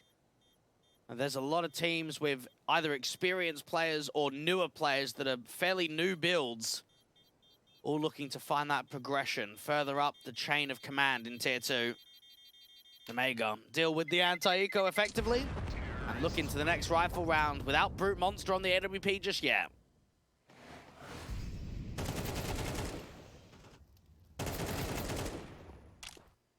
Nice attempt. But not to be. Zero Tenacity from us is still on 2 players, so despite their savings, it's still gonna look like an awkward next rifle round. Omega, their confidence built, their money will build with it as well. Lots of cash to play with in the follow-up rounds, and as I said earlier, Dwight, we're looking for a streak from the Omega side. If they can keep it up, really put the hurt against Z10. Xanta more aggressive this time around from A main and putting emphasis onto Chofo. Might be able to bait more of those utilities when it comes into the late round exec situation. Boost up, out to look to house. Namana only gives a jiggle. There's enough info for Lear to work with for now. He's hunting for those kills, and he's been very proficient with the kills in mid. 8-3 on his board at the moment. Many multis with the AK. Xanta may get plenty of map control here. Chofo just caught off on the bomb site. He sneaked forward to that smoke. Easy pick-in. One player over at camera is undetected as of yet on the A site. The T's have at least backed away. The AWP's not quite ready for Brute, so the swing times well with U2 in hand. Xanta's got to be careful about that mid-aggression, but pick up that bomb, get it into the B bomb side. 2 players have rotated in from Temple, and a resmoke down towards E-Box, or I should say the Incendiary, is going to slow down the hit. 40 on the clock. And 3 players now stacking up B with the bap round from Oven. Does he hold the footsteps? I don't think he did. Lear's going to see him anyway. Engagement found. The bomb carrier forced to fight him out. It's just time stalling. Meanwhile, Risky Bob tries to prod the bomb site. Brute's going to get that kill. Simki is going to overwhelm Flammus, and Xanta knows exactly where Oven is, but he cannot get the pick back for him finally. He does line up a decent spray. 15 seconds to rotate to the A site, but the rotations are already called. Just no chance here. I think Xanta should just save the NWP. Best case, I think. He recognizes that as well. Not enough time to get down to the bomb site and clear it out and get the plant. Zero Tenacity will stop Omega getting in the lead for the time being. Very nicely held there from the B bomb site, and that extra pressure just catching players off guard in time. Yeah, Joffo was just caught sleeping back there at default. Lurk smoke comes through, not even pre-aiming the pillar. And that should have been the kill that brings in a lot of over-rotations, but instead the timing against Khan is excellent. And this is the NWP with Util out to Electric, probably a flash. And then for Oven, he just doesn't swing again, does he? He sets up that backstab, he gets that kill, and he just stays. He just holds the position. Zero Tenacity. Strong round from them, good defense. And when you have angles like that, all you need is pressure. Just stall them out, force them to second guess any further faces and fights that can't be taken by the T's. Khan's trying to take an opening fight. Did see the man in the back, but unable to find an angle of a shot. Joffo taking some damage to the utility thrown out by the A-site players in the water positions. Got one man in mid of Lear, who's again worked his position pretty well. Namana, edge of the doorway, will be seen. Spray through, second man not been seen. But Lear's going to see that utility, so know roughly where it's coming in from. Xanta's isolated Joffo again, and the 5-on-3 ensues. The execution coming in real quick. Brute struggles to lock out a burst. Mid control, A control, 5-on-2. Omega answer back with confidence. Chofo's having a tough time on A, and this is where Omega need to start realizing that. I reckon we're going to start seeing a lot of adaptations towards the A-bomb side, whether it be early pressure, whether it be B fakes and into A, whether it be splits. They are starting to recognize that he's not going 1-for-1. And that whole round rested on a poor timing for Namana out there in the B doors. Avon holding on to this M4, at least attempting to do so. Money is in an awful state for the CTs. Been a bit of a concern for them as the Mega are hunting him down. I don't doubt they're going to get this kill either. They are very close. Incendiaries will stall them towards spawn. Players in over at the B bomb site has taken their time with this, but the push forward of Flammus. Now the opposition starts making their way in from spawn angle. They get him. No rifle stays in, and as I was saying a moment ago, the money's been a constant concern for Zero Tenacity, and Mega have plenty of cash in savings. And that one-round victory for Zero Tenacity sets the loss bonus back a peg, so understandable that this might be a full eco. And we spoke about this a little bit in the group stage, Jay, is the score lines being misleading when it comes to rifle round success. For Zero Tenacity, they won pistol, anti-force buy, and eco, and a single rifle round. For Nemega, they've been able to bring it back 4-4, and they're gaining rounds. They're going to be able to take the lead because of where the economy sits. And for Zero Tenacity, I need to see more gun round success from them if I really want to believe that there's a threat here on Anubis. I'm with you there. The only reason that last round went the way that that last map went the way that it did, rather, was because of the fact they took the pistol. Without that win, I don't even doubt that Omega could have gotten a 13-2. Unfortunately for them, still having DC problems with Risky Bob. Cost them a round on the previous map. Fortunately, won't do so this time if the stop call comes in at the right moment.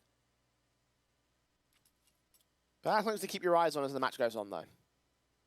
And Omega, one of these teams that would love another LAN opportunity. Again, the conversation was kind of going down with their Chengdu result is, when will the next time be?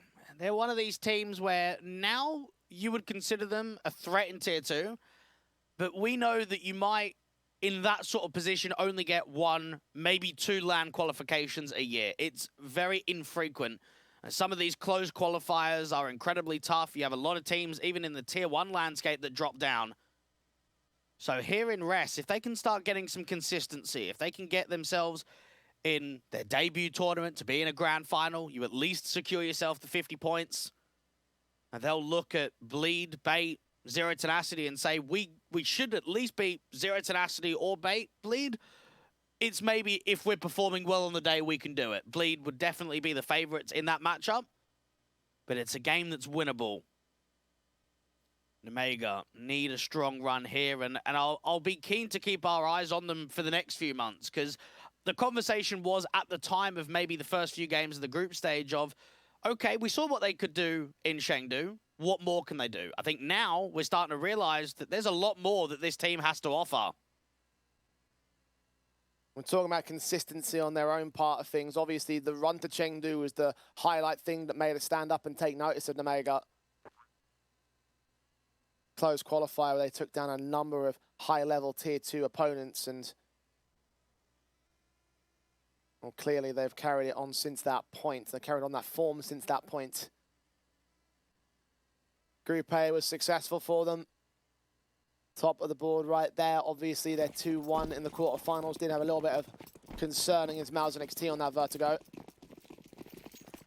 But seemingly a blip on the radar by comparison. They are still 4 apiece against Zero Tenacity now, but that might look to change with the eco rounds coming in. The advantage that they, on paper, should springboard into a decent streak, although they are dishing out some damage. 3 kills to the 2 trades, an AK in for Brute Monster, and now he's got to spend the next minute and a half trying to protect this one. Going back in with a fight should cost him his life.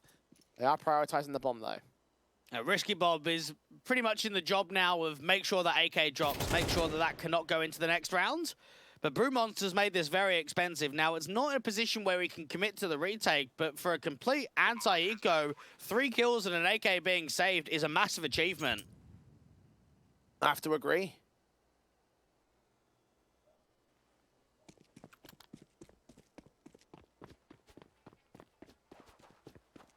Money's starting to get whittled down on Omega's side as well. I mean, it's still very good, in fact. But talking about every player being on $7,000 prior to this point. Now that's going to start to change. Won't lead towards a reset yet for Zero Tenacity. But it's a step in the right direction. The next step will be taking the next rifle round. And Omega, what a cleanup. They won't be happy with how that one went. Overextensions just kept coming and coming for the city side. Now for Brute Monster, because he gets those kills, he actually can invest into a glass cannon, AWP. 1 more kill with that AK would have afforded him the body armor. So So that's a decision on whether they want to get him involved. He's been quite underwhelming in this series so far. Didn't feel a lot of impact from him out on Vertigo. Come out here on Anubis and haven't seen the AWP in his hand. So finally he gets it going into round 10.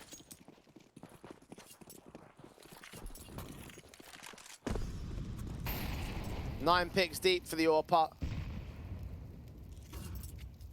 Khan only on 4, but when you got Xanta on 11 and Lear on 10, it might not matter too much. Just insert himself in mid, trying to expect the early CT aggression, which won't come his way, at least not to this specific angle. They have had players that have pushed doorway and held elbow, but Namana in this context, all the way back at camera. And because Khan's on the boost up, it allows Risky Bob to just walk forward. Now, they haven't mollied out the doors, so it's a lack of vision and real info that Zero Tenacity have that Nemega have been able to take so deep of mid. Molly at the ready.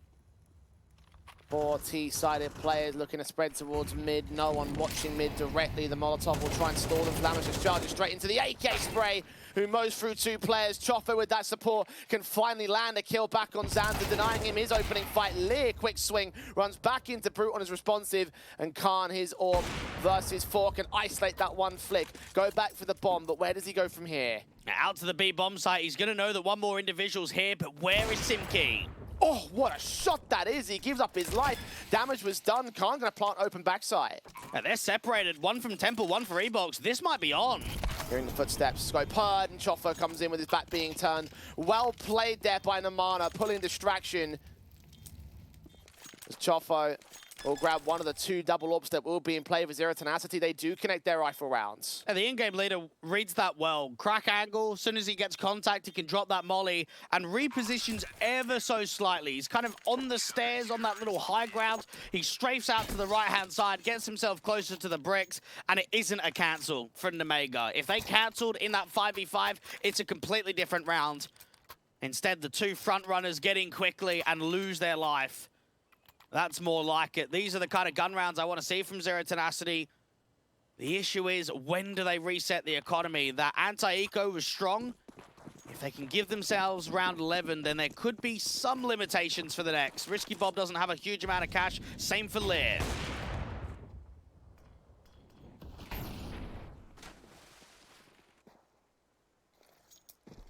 Brute AWP set in on the A side defense. This time a 2-1-2 split between the bomb sites themselves. Chofo worked well with this extra backup, but Brute's been tagged very early to 50 points of health. The Molotov that should send him packing. Counter incendiary is there for the CT side. Chofo expecting Xanta to press, and indeed he does, right to his demise. There's still more action out here from both Electric and A main. They're trying to pincer both areas of the map at the same time. Player outside of B main from Lear would like to strike with an opening kill, try and give more protection to the B here.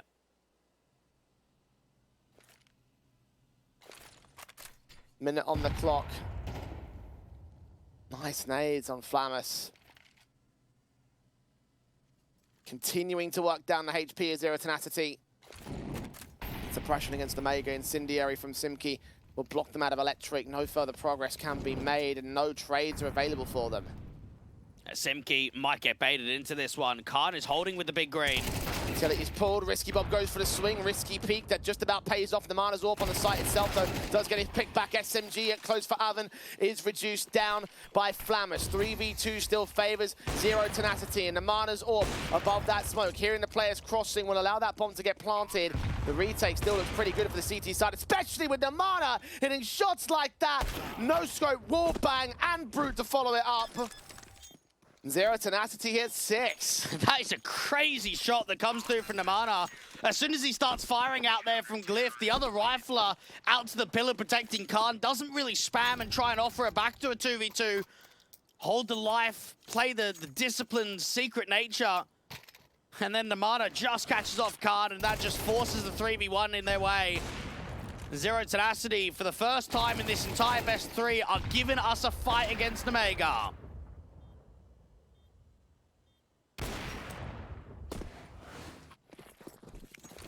Lead gained, half advantage cannot be gained for Nemega.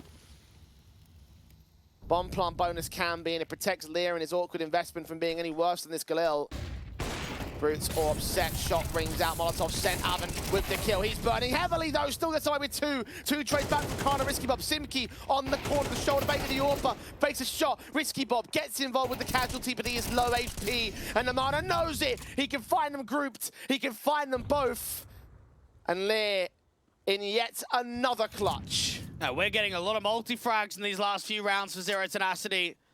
Namana stepping up once more, and Lear has got a lot of time to work with. He's going to backstab all the way around from deep CT.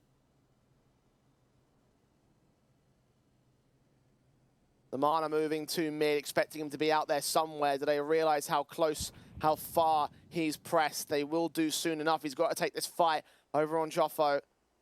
M4 versus Galil. Galil catches him with his back turn. Molotov deep. Should either push him back or forward. No, he does make his move. Namana closes in the pins to the backstab. Triple found for him.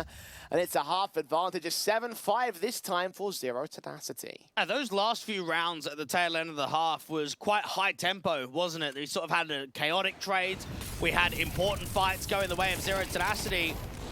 And they'll look at that one saying 7-5 scoreline, we're in a good position. And Nemega, they should reflect at the end of that first half. I know they can look at it and say, oh, we lost pistol, lost anti-force by, we were down 0-3. But this is going to be a fight. This is going to be a challenge. This is not going to be an easy map to close into. I'm very encouraged by that. 1xBet seem to be the same. Those odds were a lot more one-sided at the start of the map up. Nemega not being given easy access to the grand final yet. Zero Tenacity showing up a fight on their own map pick, which is what we hoped for, but will it continue in that particular direction? Armin and Simki certainly want to turn it back. Xanta and Lear, though, make triples happen between them out towards mid. Namana still trades it with an overextension from Xanta, caught off on the reload, 2 versus 2, but the bomb has been dropped and the CTs know it. Everyone is separated. Flammus out on this B site is already starting to set up the backstab, and this is timed very well against the in-game leader. A lot of pressure against Lear. Julie's USP is going to miss the marker, is unawares of what's going on. Namana might have to get pressure from the backlines. The backstab closes in, the shots ring out. Namana is forced away from mid, and now Lear's got to turn his attention towards the A-side player, closing in the backstab. Chofo has been revealed. Namana cannot pressure them. Flammus now supporting Lear. The Glock gets the kill. Flammus in with a responsive, but he's continuing to aggressive fight. Did he hear those footsteps? He may do now. Namana closing in the pins as his knife is pulled out, and the one tap's all you need to gain a pistol for Nemega. So the difference, I think, with the Glock running speed and the knife running speed is 245 versus 250. There's no point having your knife out. You might as well just have your Glock the whole time. The running speed's basically the same.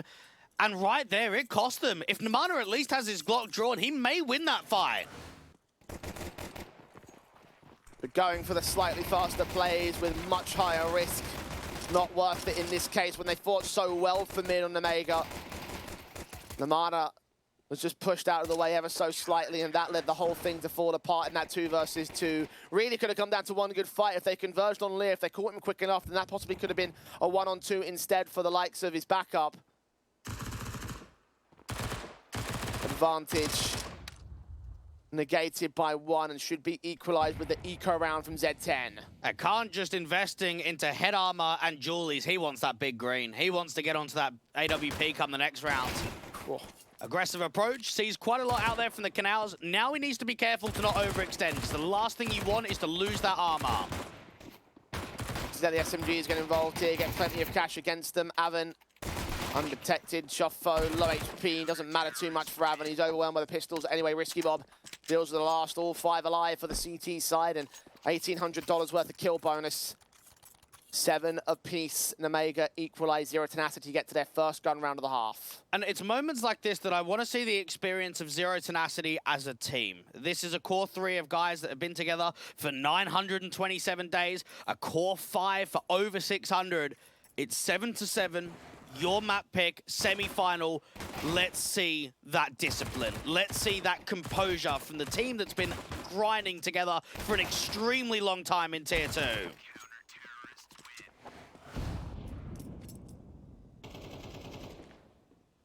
Passive ideas for the T side. Playing against defaults, the push forward from Canals on Simki is just going to create distraction at best, maybe set up a chance to go towards Canals into that B bomb site. Two players on that bomb site. It's another standard 2-1-2 split. Lear is aggressed up from mid for the most part. He is still within CT territory, though. Just shoulder back to try catch the mana off guard, and he gives him a little bit too much. That's an excellent shot there from the from the AK, I should say, in from mid. The NWP of Khan is holding that A-site anchor. Now, if he gets one returning kill, that may give themselves a bit of leverage in the rounds. Start rotating players to the backlines of the B site as the AWP starts pressing from A main. Three players to try and find in this entry position. Turned away with the scope up, reface, look on, catch. So much vision, barely turn up the shot. Chofo can return fire. The SMG at this range barely forces out a TK. Simki is low HP, Herd picking up more. Xanta and Flammers get a couple kills elsewhere. Back towards the B side, back towards mid. AWP now set in for the shot for Xanta to deal with Brutes. And the Mega turn it all around. And while we can look at that situation and say that's very awkward from Khan, that he's re-aggressed and there's so many players outside of there, the info is immense. Instantly, Khan starts backing off, and Xanta just starts dropping util. He gets that incendiary into the mix, and rather than dropping the incendiary and falling back to bricks or default, he looks to fight. He looks to put that damage up, and that MP9 does God's work in A main.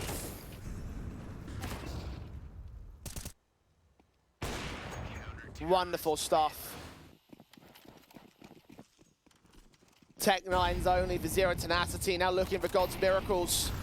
Fast players out of the A bomb site. M4 Xanta holds point blank. Avon does at least get it back. He's low HP. The M4 back of Lear doesn't even need to get involved in that first catch. The Molotov will take care of him. Chofo picks up the M4 though and takes the AWP out of the fold. 3-on-2 for Zero Tenacity. That late lurk in from mid. This could very much be on. They're going to rush it forward now. Simki caught off 2 versus 2. HE's tanked by a Risky Bob. M4 of Chofo now being attacked from 2 angles. That backstab's closing in ever so quickly though. Namana involved in this can now fight with the Glock, but it's only a Glock versus an AK now. Incendiary against him, he dives out of the way. Jump up, gets the casualty. Flammus keeps control for the Mega. Oh, that was close. That was very close. Chofo is in a position there where he just can't fight. He's got to hope Namana comes into the backstab.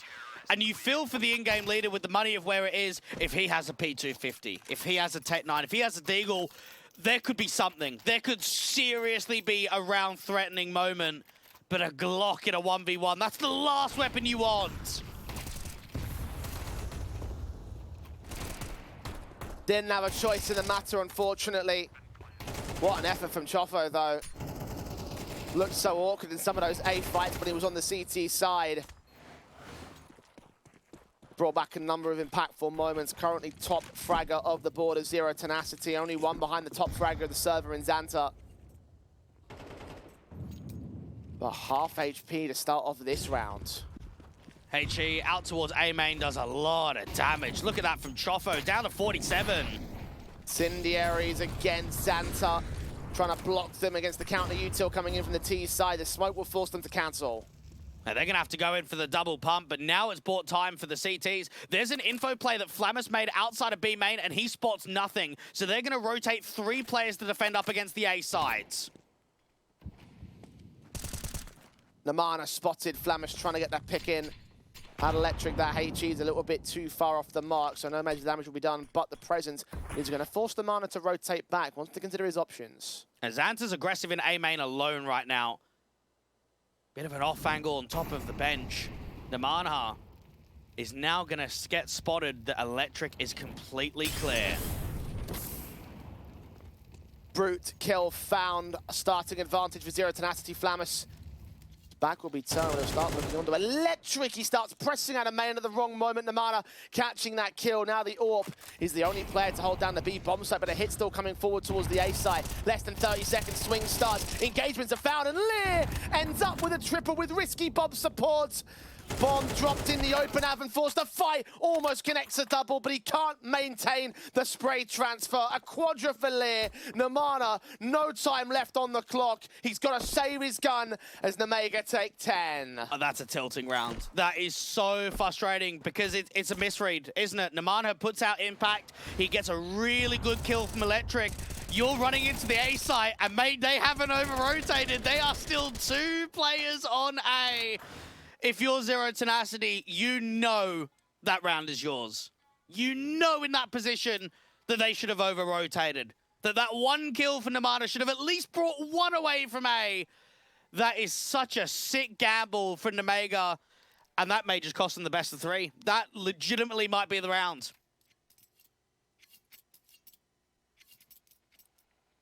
Only now do they call in their first tactical timeout. Nemega been knocking on their back doors. Now they've just kicked it in. And it's a game of what if, isn't it? That pistol round in the second half came down to a 1v1. That last round comes down to not forcing the over-rotate. Zero Tenacity have played very well out here on Anubis, but they haven't been rewarded with the rounds that are necessary.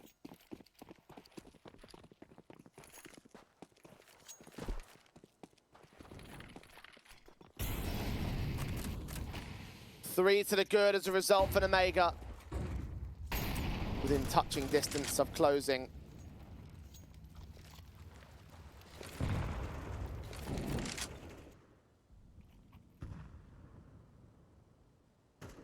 One rifle win, denying the bomb plant bonus will leave very little money to reinvest with for Zero Tenacity.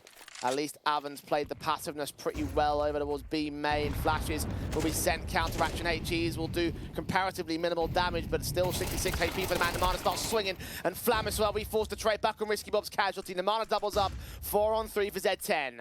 Khan is getting very aggressive on B alone. Are they ready for this? They might have to be. No! Khan flick misses out. Advantage extended by Zero Tenacity. Nemega not allowed to close out 11. And Amana is bringing this back in the sense that he's the one delivering on this T side. He needs some more help, though. He needs more advantages to be gained elsewhere. The in-game leader isn't going down without a fight. Someone that's performed fantastically over the group stage in their opening game in the playoff. One of the highest rated players on Anubis in the last 3 months. And he is setting an example for the rest of his team.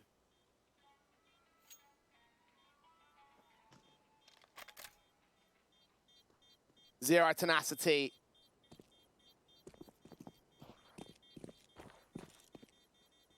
Going hunting now for these last couple of weapons. Anta and Lear can hear these footsteps. They're boosted up on top of each other, so they should be able to combine their efforts, but they don't see the extension. Zero Tenacity don't go this far with it. All important round for Z10, because the money's not exactly fantastic for Nemega here. Are going to drop weapons. They're going to bring together a buy-up, but the AWP will be missing. Some utility will be missing. Flamus has got none of it for himself. Very pivotal round there. And that aggressive approach out to B main didn't work for Nemega in the last round, so now they've got to think about elsewhere they can find success. Early incendiary out there towards the rugs to stop any sort of rush that could have come into A. M4 holding back. Simkey's spray gets absolutely nothing out of it, not even a minimal tag. Xanta with a swing forward on Simkey is complete contrary to the B main aggression from the last round. He's looking for Chopper at Rugs. He almost caught him. He certainly did on the second phase. That's an instant response from Nemega. And that's mental. He didn't even have a teammate. He didn't even get flashed. That's a dry pick for 2. Liz thinking of similar stances. Flashbang comes in for the man this time. He sees where Nemana is, forced to stand and fight, hearing the footsteps round the corner. Pre-fires it, gains the headshot, gains a 5-on-2 for his team. Wow, this is unbelievably confident from the CT side. Just that they were caught off guard in the last round. Just as you thought that Zero Tenacity may have gained a lifeline, it's just snatched away again. And how tilted must you be if you're Nemana? You had that kill that opened up the B bomb site where you ran into the A trap. You go into the very next round, and you get yourself a 3K. You're the reason you win it. That time around, what happened on A? Chofo, Simkey, how did you let so much happen to Xanta?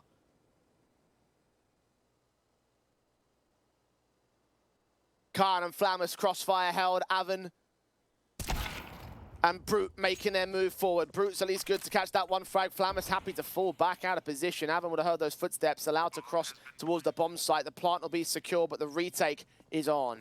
Now they're all going to come through from CT and from Temple. Avon needs to get this smoke down at a good timing to try and waste the clock. Flash is sent. Avon holding back. Nades nice onto the AWPer. The AK watching as Brute gets overwhelmed. Lineup is good for the kill and the damage on the player behind him, but Lear closer with the responsive trade. That's finally number 11 for Nemega. And it feels so close, but yet so far from Zero Tenacity. And it comes down to the lack of experience at the higher end of Tier 2. These guys have been playing together for a very long time. They've been grinding the circuit, but only in the last handful of months are they starting to get the taste of what it's like of playing teams at a top 30, at a top 40 kind of level on HLTV. And it's the pressure building. Because this is a map that they could win. This is a map where they'll look at many rounds in their second half and say, we should have won it. But it's only been a single T round that's gained. And the Mega take a tactical as a result of that. To let the situation simmer. It does mean Zero Tenacity can talk things through themselves. But once again, we're in this situation where they have to win this round. If they concede it, they will have very little to play with in the follow-up of round 21. They have got players that have a little bit of cash available like Chofo, but the majority of it is no savings for Namana, no savings for Brute, $700 for Oven, little under $1,000 for Simki. Serious hindrances to play for. The Mega, damage done early towards the CT side. Look at the push forward towards mid. AWP involved for both teams. They will get away with one pick back on Amada. Flammus training back on Lear's casualty to Avon. 3 versus 3. Very chaotic, very pacey, but a walkout on A. Chofo out here to the plat, gets incendiary. Xanta slows down the hit on A. Walking up to Fountain. HG's back against him, 47 HP. Chofo lost his fight on the CT side so many times, but this time Xanta has backup and Flammus is able to get the kill against him. Brute and Simki grouped up, should be seen by Xanta. The AWP shot misses, he refaces again, but Xanta punishes Simki, backed up with a lineup, but Xanta is there for his double, and Nemega have gotten the best kind of round they would have wanted. 12-8, map, match, and semi-final point. And that disallowing of the bomb plant is massive. Now, Chofo had enough money to drop an AWP over to Brute Monster, and they've opted against it. This was so pacey, this was so quick. And for Xanta out there in default, he just doesn't really move, does he? He puts down the smoke to the molly, puts the flash up high, works that crossfire with Flammus at bricks. Nemega are looking to close now. 4 chances to do it. Haven't seen Flammus, but he doesn't reface. Near is finally starting to get dealt with here in mid, but look at Xanta. Look at how quickly he makes his way back up to try and find a trade. He's unable to do so against the Mana. Khan comes back with the AWP pick, but with all that chaos gone down in mid, the A site has been left open. Chofo's recognized that. He's walked straight in. Khan could get caught off. How has he turned that pick? Oh, Khan's still somehow alive. This round could be back on. He's got chance to maneuver. Now, they still don't know about Simki out from mid. They don't know if he's moved away. They don't know if he's overextended. So there could be a timing where he went aggressive and has got into Temple. Flammus concerned about that. But that smoke from Simki might indicate otherwise. It will be information for the CT side to gain, but it also might also be further info as to what they're going to plan here on Zero Tenacity. The A site execution, the bomb's still there at water. They've got 50 seconds to make their minds up. And they're getting active. They are moving in this 3v3. They've cleared out the majority of mid and seen nothing. So Flammus is going to go back to B, and so is Risky Bob from Temple. Simki will come in from main, the other two from Electric. M4's watching the crosses, particularly over at the main cross. Flammus watching. Oh, Utility's pulled out. They converge a 3-man crossfire. That dismantles them all. The AWP of Carnestella, as he was in that round, is going to have to hold on to his gun. What an effort from him to bring it back to winnable. But it was too little, too late. And they do deserve that rifle round because they should 100% have at least traded Khan there. There's no way that he should have been able to get 2 and stay alive. Good entries on the bomb site directly. Timing off with the incendiary being drawn. Now have a look at this second kill again. Chofo knows that that's a freebie. Knows that that's a kill he should be winning.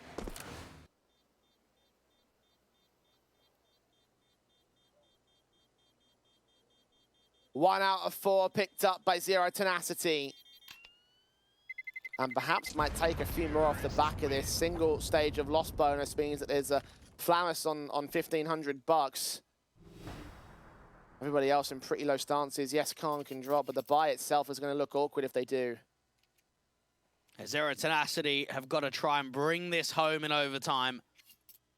And Nemega, I mean, the double eco status from Flammus, It's not easy to work with. Even Khan in this round. You've got two ways of playing it. You play it aggressively to get impact out of the AWP, or you play it defensively in hopes that you can bring that AWP forward into the next rounds. He's going to press initially. How long for? Face on the Mana. Scope flashes against. Here's the footsteps. Catches that shot. That's an all-important start. He's going to bring that AWP out towards A, surely. Oh, this could actually be really good. This could be Khan making a winnable round happen.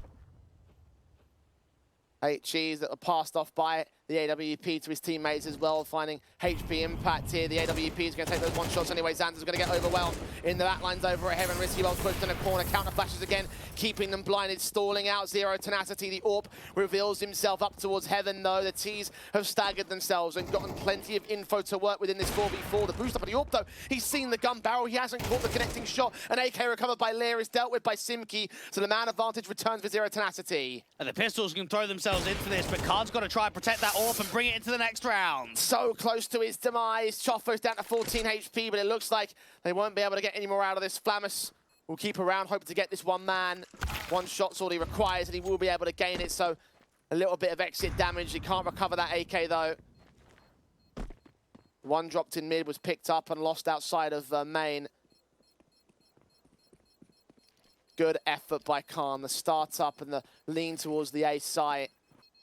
Seemed like it was the right call to make. The utility just got in the way. Roots turns back on Flamus, so will not lose his life. Nemega now look onto the buy. And that molly out there to Bricks was probably the most important molly they could have thrown all game so far. If Khan's not mollied there, he's on for impact. Utility usage on point. 2 rounds to go. A strong buy here for Nemega. Now, round 24's buy could look weak. It depends on circumstances of how many players are saving, if they are able to save any at all. So for Nemega's point of view, you want to win this round. You do not want to go to the last round of regulation.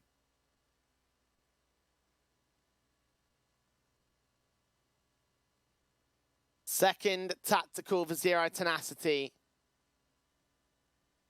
Called their first in when they were 7-10 down, now 10-12 down.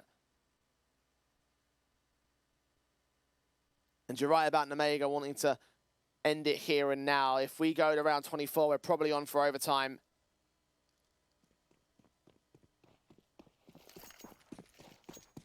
Got to look at those high fraggers as Xanta and Lear to try and make the difference. AWP of Khan has looked from the eye test like an absolutely stellar element of the AWP hands. Posted very aggressive towards mid, trying to spot those individuals to the T side, but they are more leaning into the sites themselves in terms of their main defaults. Flamus forward facing the defense. Zero tenacity have gained very little out of these utility plays. Xanta aggressive in front of the T smoke. This could be a play for him to set up an opening man advantage.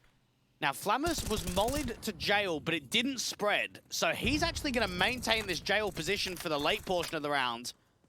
Zero tenacity have not got a lot of map control. They haven't taken mid. They're slowly working canals. Mollies and smoke sent, counter smoke immediately for Flamus over towards main.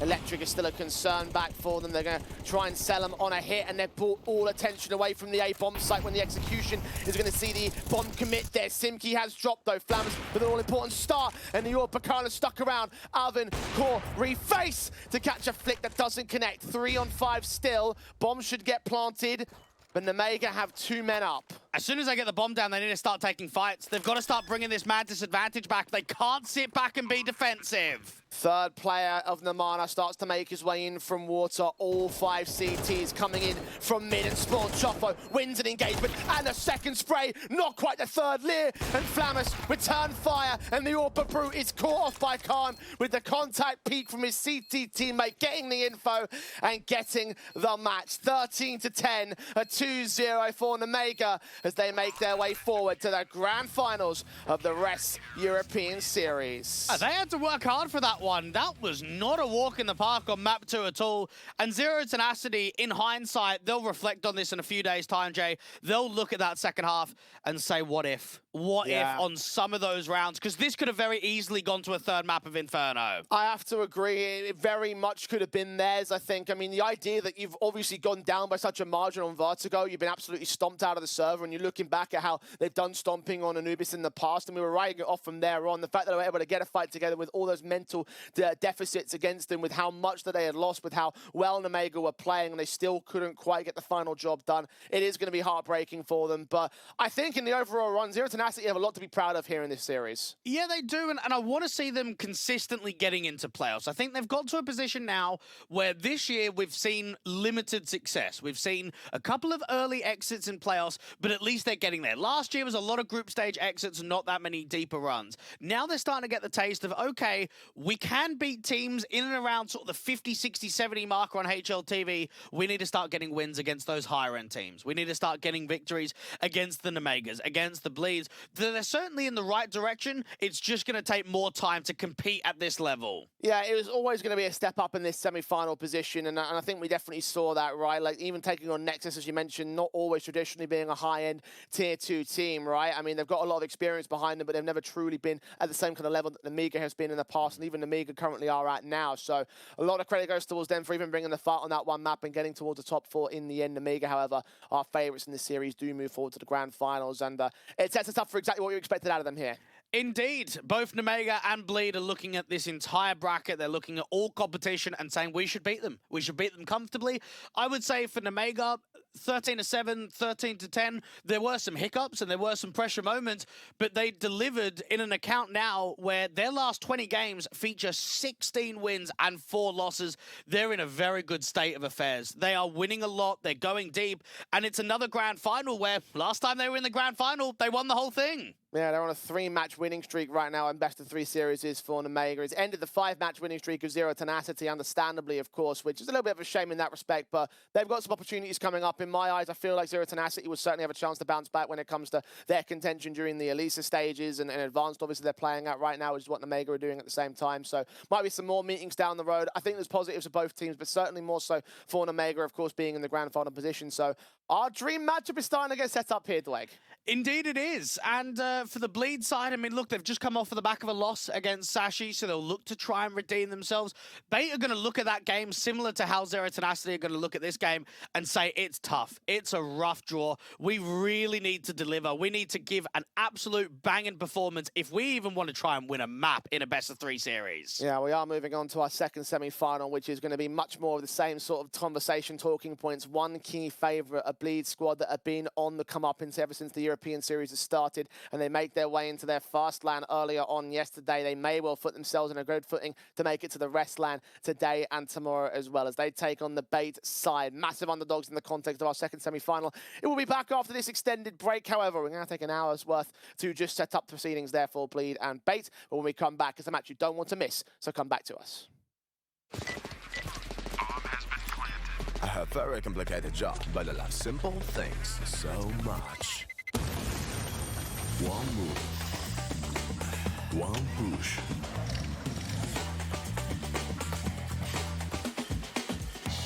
One touch.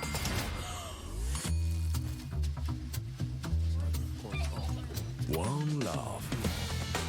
One click. One XBet.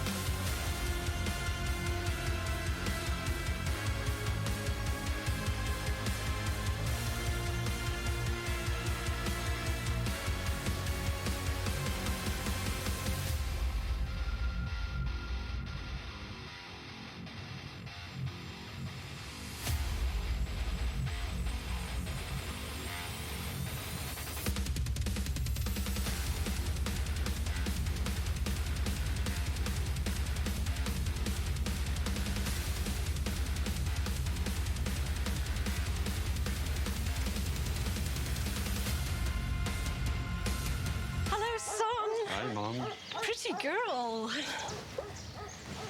This is Eva. Nice to meet you. Thank you very much. Your dad's just making his favorite dinner. It's duck. Come on inside. They're all probably too gruesome to tell you while you're eating at the table. How's your food? Is everything okay? Good, good.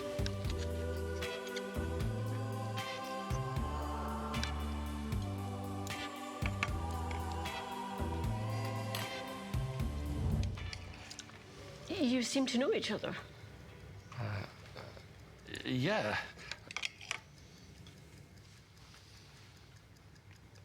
This is the new ambassador for 1xBet. Oh, I see.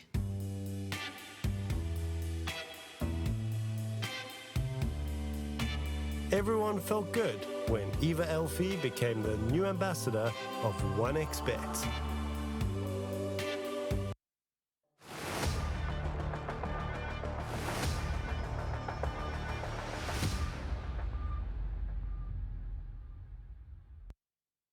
And welcome back to the Rest European or Regional Series. We're into our second and final semi-final of the day and of the bracket. We will now find out who's going to join the Mega in tomorrow's grand final proceedings. Bleed walk-in is heavy favourites as they take on Bates. Dweg, once again, just to emphasise what we were saying at the start of the day, we are looking at two key favourites in today's matches. Bleed certainly are the one in our second semi-final.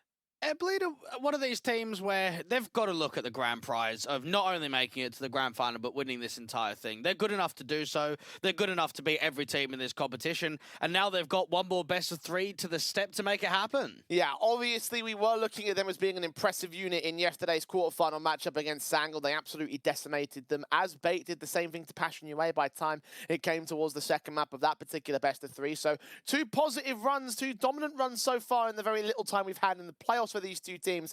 But again, it's the difference that we talked about from the previous matchup of that. We've got one team that certainly has, you know, a crack at being a top-end team within the Tier 2. I think you said the other day that Bleed certainly made me one of the best teams we have right now in Tier 2 at this moment in time versus Bait, who are kind of middle of the pack.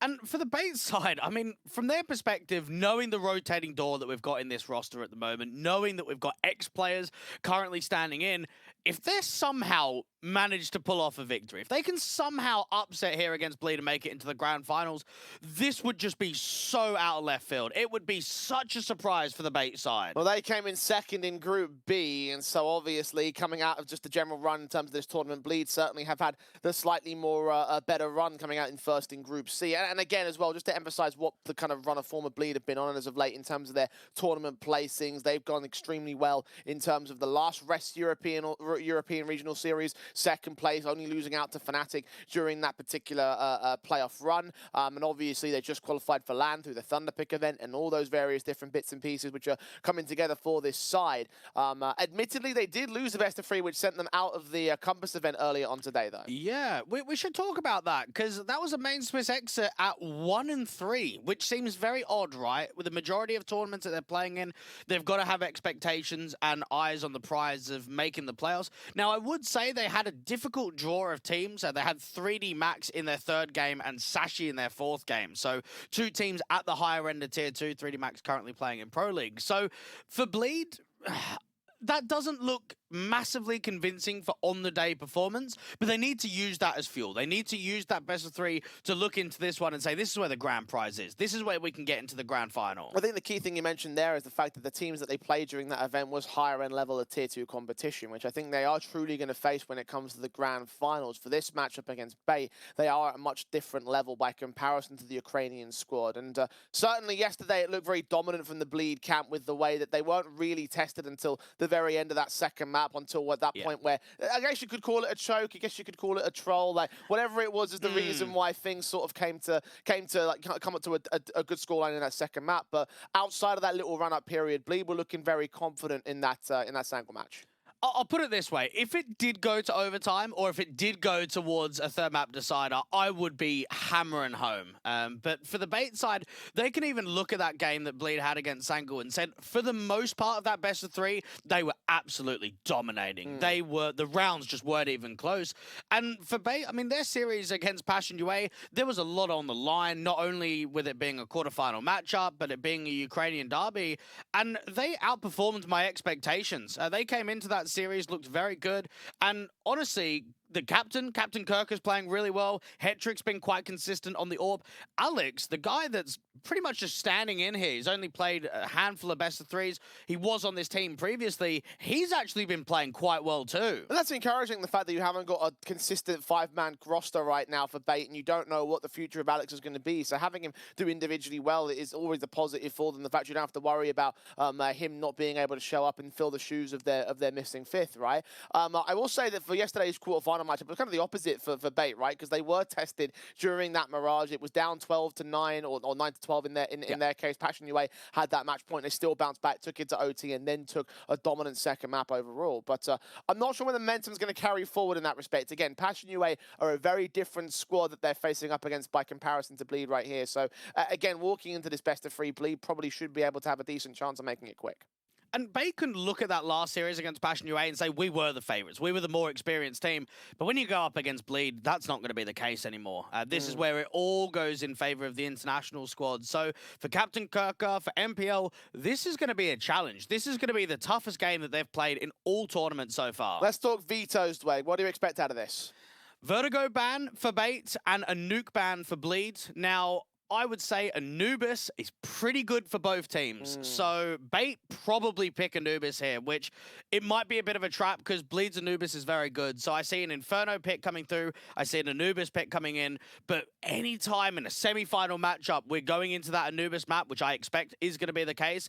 It plays a lot of risk for Bait. Yeah, I do sort of agree with that respect. So I'm kind of hoping that maybe they might want to consider throwing a curveball into the mix, but no, Anubis straight up and out, and Inferno is picked in by Bleed. Yeah. Those are some very positive starts. Both teams like their Mirage as well. So Bleed actually banned it out, and that is quite surprising. Maybe looking back at that Passion UA series and going into Ancient, I would say that for Bleed, I think their Mirage is better than their Ancient, but I think Bait's Mirage is also better than their Ancient. So they might kind of look at that one and say, if we go into Ancient, we're going into a weaker map of the pool. I know it was 13-5 against Passion UA, but their Ancient in recent history does look quite shaky for the Bait organization. Yeah, and as well as that, considering that Bleed also play this map about as much as they play Inferno as their third map in the pool, right? The idea you've got that much practice on, and you've got a map that you've got so proficiency on, like, you expect that Ancient is going to be very well rehearsed from the Bleed side. So I understand the logic in which they go in that direction. I mean, it does feel like to me that all 3 maps have a lot of, not favoritism per se, but just the idea you've got 2 maps that have a lot of favoritism for Bleed, and then that map pick of Bait, which carries a lot of risk on Inferno, of Anubis rather, excuse me. Yeah. And it's just so difficult to really see a world in which Bait are going to have the one up in any of these map ups. I mean, you do look at their pick and think that you hope they're going to have the proficiency drilled, but that's always the key risk. I mean, look at Zero Tenacity, right? Their Anubis was very good in the group stage. They were getting 13-1s, they were getting 13-5s. They go into the playoffs and they can't take the map. And it's exactly the same conversation here for Bait. Their Anubis pick against Perivision, very comfortable. 13-6, good performance there. Against Havu, 13-7. The issue is you're going up against Bleed, and I look at the Anubis and think this is Bleed's very strong map in the pool, and I think the international squad should close in 2. Yeah, I'm with you there. I'm looking at 2-0 for the Bleed squad. I mean, they have just been such an incredible force to be reckoned with. We haven't even dived into the details of the individual players and how well they've done over the course of this particular map up, of this particular tournament rather. So perhaps we'll jump into that as the matchup progresses on, because right now Bleed are the definitive force set for a grand final over the Bait side. The Pistols will go live on map 1 of Anubis. 11 wins and 5 losses in the last 3 months for Bleed, and 13 wins and 8 losses for Bait on this map. Contact slow. Out from A main, Cirque to take first point of contact. USP on the other side of things. Glocks of Alex as the first man forward. Essentio and his teammates are right behind him. Straight shots on them. Cirque trying to get those first couple of kills.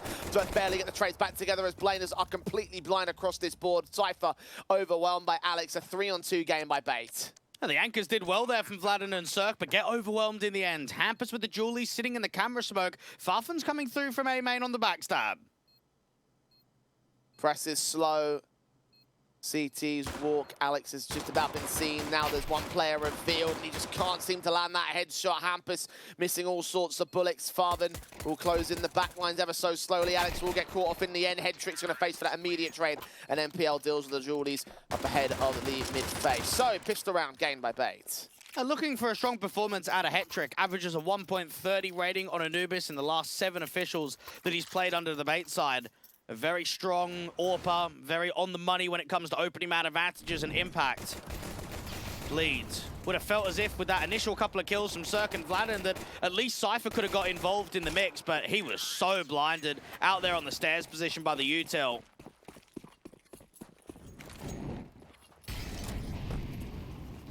Now we go Eco's in for Bleed. Opting not to force the issue in the early portions of this matchup. Actually takes Zeus for decent opening frags for the part of Farven, but the Lils are right back in to recover from Alex and Ascentio. Overwhelming that B-bombs up pretty effectively here for the bait side. So 2-0 start. I mentioned that series that Bleed lost out to Sashi today. It was extremely close. Map 1 went 23 rounds, Map 2 went 24 rounds, and then Map 3 went all the way to overtime. So even though it was a loss, it was a very competitive best of 3 against a high-end Tier 2 team. And they'll look at this one on paper that it should be a leg up. Bleed have kind of only lost in recent history to teams like your Fanatics, like your Bet Booms, like your 3D Maxes, kind of those teams that we would classify within the top 30 on HLTV. They have to look at this series against Bait and say we shouldn't even be losing a map. Yeah, by all accounts, I've considered the pistol and the conversion. Now comes the rifle buy. M falls across the CT side, as you would expect. Lacking in the kit, but that might not necessarily hinder them too much if they hold on to the defensive itself. That might be a concern if we do end up retaking position. Cypher strikes first against Alex. MPL very fast to trade this. Aggressive duel there from Cypher to work out for the 1-for-1. Now there's a bit of a pincer of an info play that looked to come out from the canals.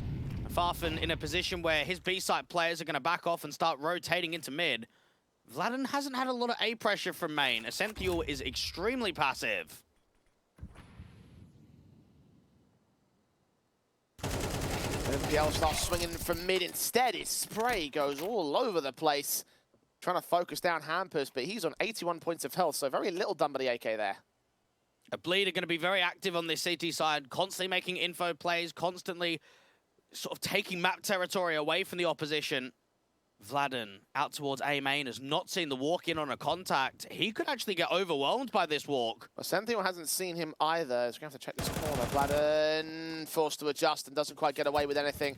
Had no further util. That bomb could get caught back at camera. It's seen by Cirque, but he doesn't pull the trigger quick enough, so the plant can be secured. That was quite reckless there at the bomb. Ascentio gets dinged and gets dropped. This retake is definitely on. Advantage now for Bleed, but they haven't really got many opportunities to entry. The player over at Heaven's going to get Molotov'd out. The smoke involved at camera will stop them and stall them for even longer. A counter flash, and 2 of them, in fact, coming in from Farven will try to blind them, disrupt the B at the bait site. Players, head trick, gets onto Hampus, turns it into a 2 versus 2. Farven presses. Cirque also makes his way around into the vertical crossfire of the 2 T-side men. Farven has all the info, but none of the breathing room and none of the time. Hold on to the M4 Sun. It's another save for Bleed. And that's got to be quite frustrating for the international squad. They would have felt in that scenario, they had the man advantage from Hampus out in mid. They got it into a 3v2 position on the retake, but just couldn't quite manage a kill. That camera smoke and the molly out from Beach just slowed the whole round down. Cirque, I mean, he comes all the way from mid through Temple out to Beach, and Hampus just peaks a bit early. Allows himself to give up a 1v1 duel. Cirque is not in a trading position. Bleed will not be happy with how these first 3 rounds are gone, and for Bait, they are capitalizing.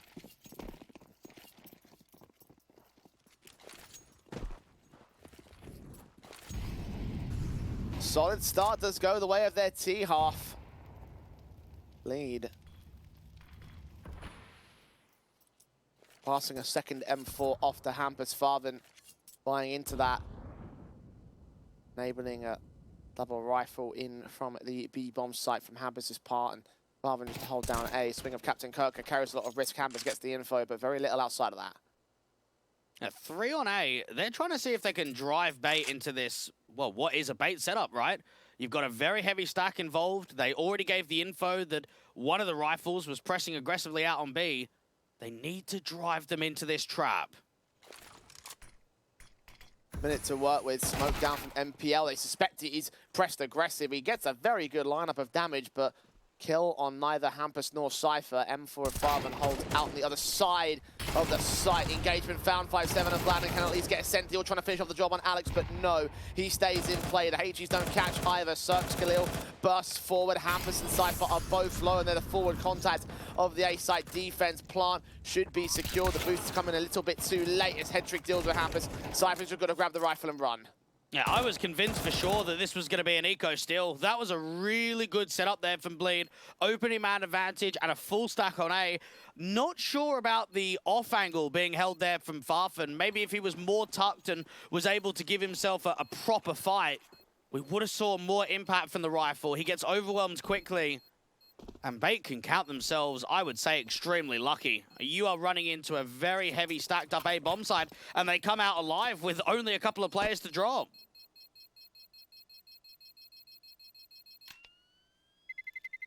At least Bleed have a little bit of rifle basis to buy around here. Can imagine that Cirque will get into the AWP, pass that Galil off to somebody else. 4-0 start for the Bait squad. Hype Train keeps running. Bleed, when do they put an end to this? Now for the Bait side, Anubis has always been their go-to. They've played just under 30 best of threes on HLTV in the last 3 months, and this is now the 18th time that Anubis comes through as the map pick. It's either that or Mirage. And they know they've got a much better likelihood on Anubis. HE goes back and forth between both teams. More chip damage to the T-side perspective, though. Well, and dead center of mass there towards Bates players. Bleed.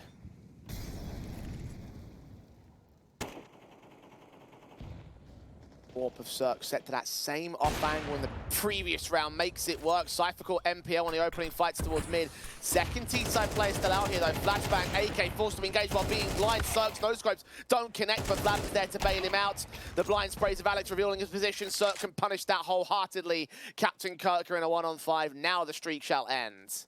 Bleed can be quite a momentum-based team just because of the players that they've got on the team, that when they have a strong round, they can start exploding into a round streak consistently. And that's going to be extremely positive. Cirque, instantly, once he gets that first duel, just gets out of the way, protects himself by the pillar. And Vladden's there to help him out. Cirque just knows, as long as I don't really overpeak, my rifle's going to have my cover. Vertical crossfire, another kill goes the way of Cirque, and Bleed get their first round. How many AKs can they recover? A lot of them are dropped in towards main, so the B players can't get close to them, so they get 2. 1 for Cypher and 1 for Vladden. All 5 rifles still remain in for the Bleed side, so economy immediately starts to get recovered. Early game issues with the CT side starts, so could have been a lot more awkward than this stance. Bait bringing back their weapons again, investing all of their savings into this. Flash sent forward for 1 CT player. Hampus pre-fired upon by MPL. The counter HGs actually will land very close towards catching more as they go fast out of this. MPL blind sprays. Farman gets blind kills of his own, and Valen also involved with a responsive from Hedrick, turning it to a 2v3. It still favors Bleed. Nice work with the anti-rush util. Excellent repositioning there from Farfan. As soon as Hampus goes down, he just dives out of Electric straight into jail. 2 kills in the round and still alive on 30 points of health. Heavily tagged part of the CT setup. Cypher still pretty high, and Cirque's orb rotated to position. The bomb has not been dropped, so it can rotate. Bait have got to slow this down and play some mind games. And this reminds me of that quarterfinal matchup that Bait had against Passion UA. Towards the tail end of Mirage and pretty much all of Ancient, it was so pacey. And not by Bait, but by their opposition. And they were the ones that were fighting back with the chaoticness, being able to allow really quick trades. We were having situations of 2v2s occurring within the first 20-25 seconds of the round. Farfan jiggling out from Electric, just gets caught, but Cirque is going to beat them to the punch in camera. Orb standing to attention, utility. There's smoke and a Molotov, so no flashes around these corners. Peeks in, shoulder baits. Alex has seen Cirque, he just gets slightly out of the way, and Hedrick still gives himself up anyway. Molotov back to suppress them from camera's entrance, but the CT just rushed ahead of it. Plant in the smoke, could try and get denied. Nade, then he's revealed Cirque. A little bit late to deny the bomb plant, but the second round will go the way of Bleed. Unfortunately, Jay, that was an awful lurk smoke. Anytime you want to have that smoke, you want to have protection to cross out to the bomb site. And, well, there was no protection from camera.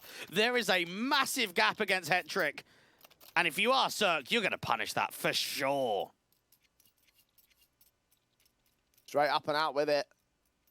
Tactical coming in from Bait very early into this game. First quarter has favoured them, but Bleed whittled down that money state and can really make up some ground here. The cash indicating initially that there's going to be a half buy here for Bait. There was one Galil in play. It will still fit within the regiment.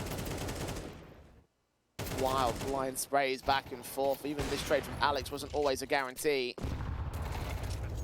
At least Bleed have also been tagged up and damaged up, and only one of those AKs can stay in, so the M4s will get brought back here and the firepower will be negated on Bleed.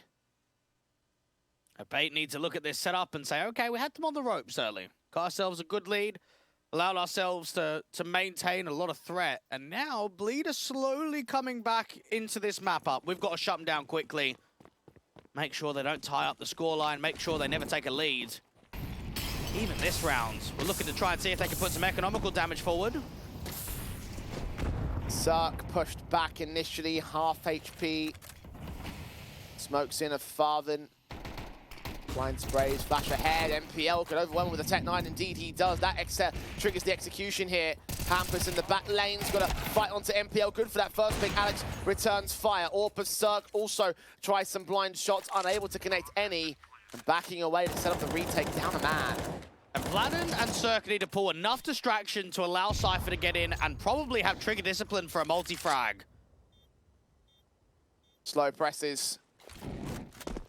Incendiaries on towards Alex, should force him out, but Vladden cannot punish that kill. They've got info at least towards where they're roughly holding from, and no one suspects the main press from Cypher. One player in the corner caught by Vladden, and Cypher strikes to a second kill. Ascential about to get smoked off, dealt with before it even blooms. Cypher with a backstab triple. Wonderful retake from him and his team. And they actually make it look easy considering the man disadvantage. That one molly out from the CT line towards the pillar, it drove everyone's attention out to CT and Temple. Alex tries to get away from Electric and get out to default, and it's the easiest of kills that Cypher could offer. No one watching out for it, and then Captain just gets tucked out towards the corner. It falls apart quickly.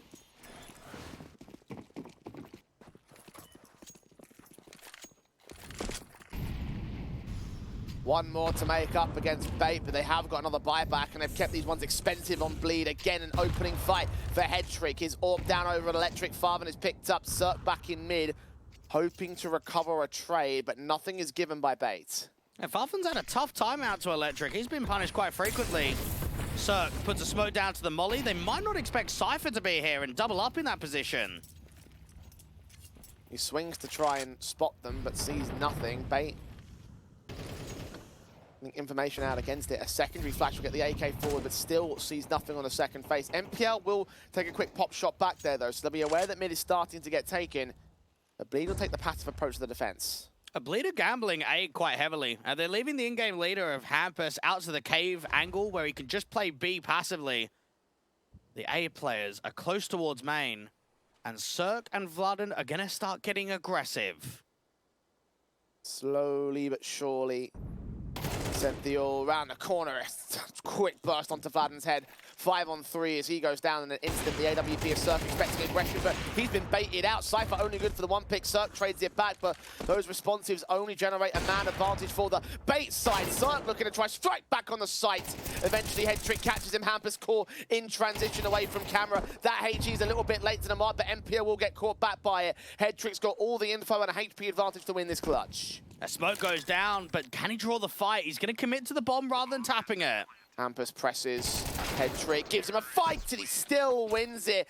Triple kill for Hetrick. 12 HP involved in that round, but it is a round for Bait. And that's a very good clutch to come into Hetrick. Not easy against the veteran in-game leader.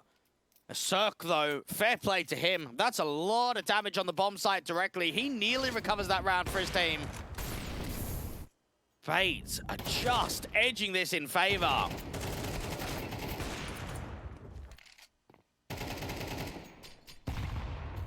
Ever so slightly. These rounds have come down to individuals.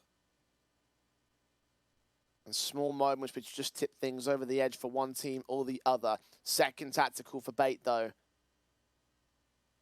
I want a bit more confidence out of this T side. Indeed. Otherwise, the economy is going to constantly get reset, isn't it? Even this rifle round is a pretty big swing round for both teams. 2,400 loss bonus for Bleed, 1,900 for Bait, and, well, money in the reserve. There's no point even looking. There's barely any of it.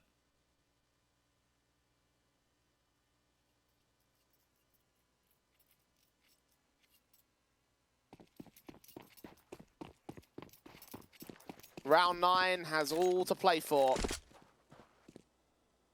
The Bait could lead to a 7-3 advantage, and further with the T-side line for Bleed. Could allow them to equalize against Bait and try to turn a 7-5 half of their own accord off the back of that. A bit of an off angle from Cirque with the NWP sitting out in the jail angle. Normally see a rifler there, if anything. Actually don't see many B leans from Bait. They've been ending A the majority of these rounds.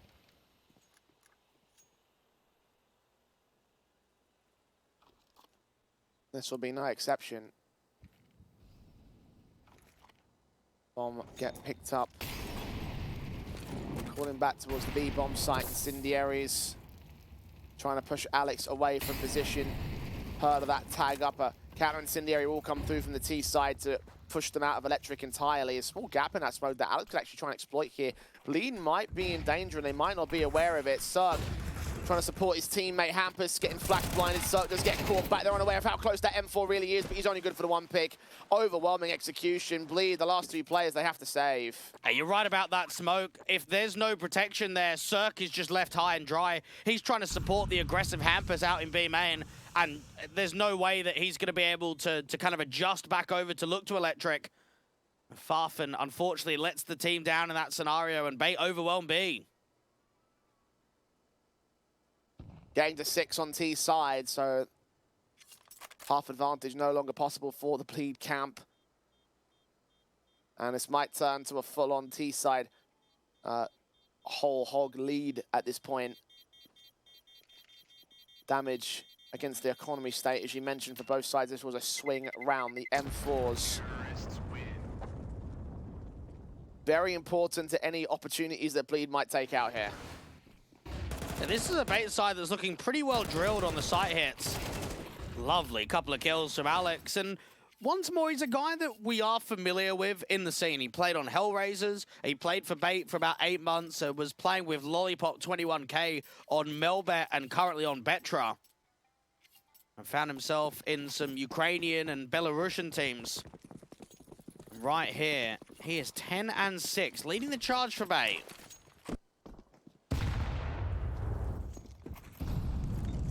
Top fragger in server.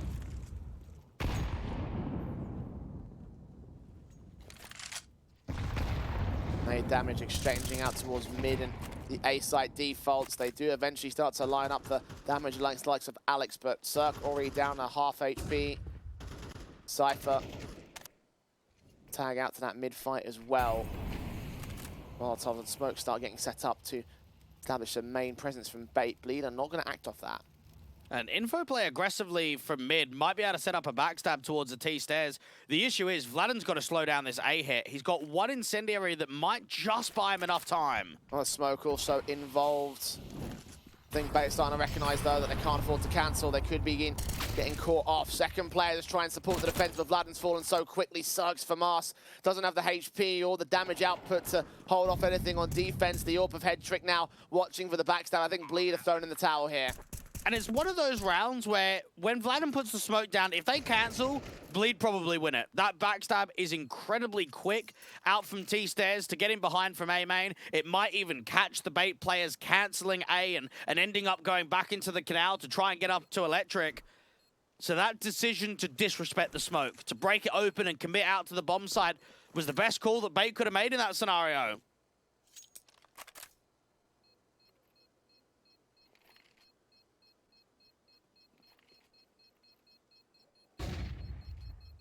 Bleed may have disrupted the streak, but the half advantage still looks solid for Bait.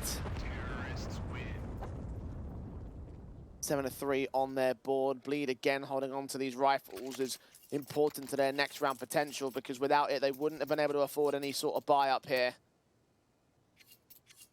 Drop a weapon back to Vladen. Establish cash basis for the max loss bonus, which will be in effect in the next round. And we know this core 3 can upset. We saw it in the Dallas closed qualifiers where they took a map off VP, beat Koi, and beat ENCE. So we know that there are individual best of 3s where they've been able to upset high-end tier 2 caliber teams. This is a great beginning of Anubis. They will be so satisfied with the current 7-3 scoreline. Cypher swings in, kill found, responsive from Captain Kirker. Good through the smoke, 4-on-4. Hampers has started to make plays, recognizing that nobody is here towards this B main position. Could Electric be a concern for them? They're going to account for it. The third man has broken away entirely, though. And they're just going to literally re-smoke Electric and force the B player away. This is a very good calculated read off of the info of the aggressive B main play. 2 on A, third player watching mid. Cirque and Vladen have got decent nades between them with about a minute on the clock. Smoke it, they're ready for Cirque. He's waiting for contact, though. About to receive it. 55-second marker is when he throws that smoke and times it so well against the T side, but flashes are sent forward. He gets ahead of the game. Captain Kirky gets caught off guard. Adjustments right there, but both Essentio and Alex are damaged by the A site defenders. They are not dead to them. Farven pressing that Molotov, revealing himself. Alex score, quick swing of the second, third adjustments right there. And Farven steps up massively to connect 4 for Bleed. And do you know what I'm starting to notice as well from Bait J is that they don't cancel. They, every single time, have been re-smoked, have been re-mollied. They just commit. They just go straight in. And the initial execs look extremely promising. I mean, that round, Cirque's trying to get into another position, get out there to the back plat. Him and Vladen just get overwhelmed. It's only Farfen that comes in the 2v3 3K that's able to make that a 4th round for Bleeds. One more round and a half to make up the 5th. Positiveness on the tail end of the CT side when Bait have looked so solid.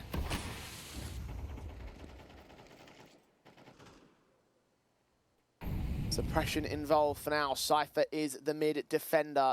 Captain Kirk better reveal himself to the man and get the kill for it. And Captain Kirk opening up this A split. A lot of pressure onto Vladen. Utility deep in mid, takes that fight, can't win the second. Captain Kirker with a secondary pick back. And Cirque, first man on the scene, but suppressed by further utility. Him, Farven, and Hampus going in for the retake. Yeah, this is a Bait side that's looking proper threatening in this best of 3. Essential to try and cut rotations off from Electric. 3 players on the bomb site that can deal with both Temple and Heaven. Shot rings out from Headtree, but doesn't connect. The Incendiary doesn't connect either. Can actually block Hampus off as smoke comes in and back up a Farven, I assume. Secondary Molotov finally extends to that back line, but Captain Kirker isn't done. 3 kills, 4 kills. Not quite taken. Alex denies with 2 of his own. There's 8-4 at the turn of the half for Bait. And we don't know what the situation is like with Bait at the moment. They've signed Baz, but they're not playing with him. I'll put it this way, Jay. If you can upset Bleed, and if maybe you can give a fight to Nemega, if you can maybe win this whole tournament, mate, you just sign Alex. You just bring him back to the team.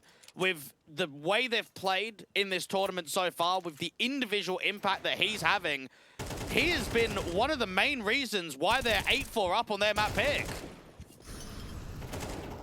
Fantastic T-side from Bait. Captain,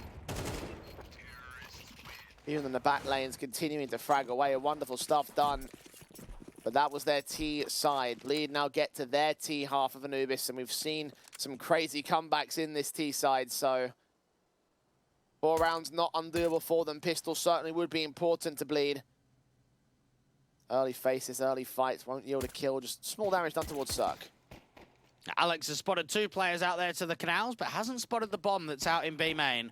Rotations are going to be quite slow. They're stacked up heavy on B and on A, leaving no one watching mid. Baden's got the util, from away, it's about close. Alex is really holding from Cirque, able to trade that player out. They did get a smoke and a couple of flashes now. Molotov's coming in. Essential is going to get overwhelmed. Site taken, advantage Bleed.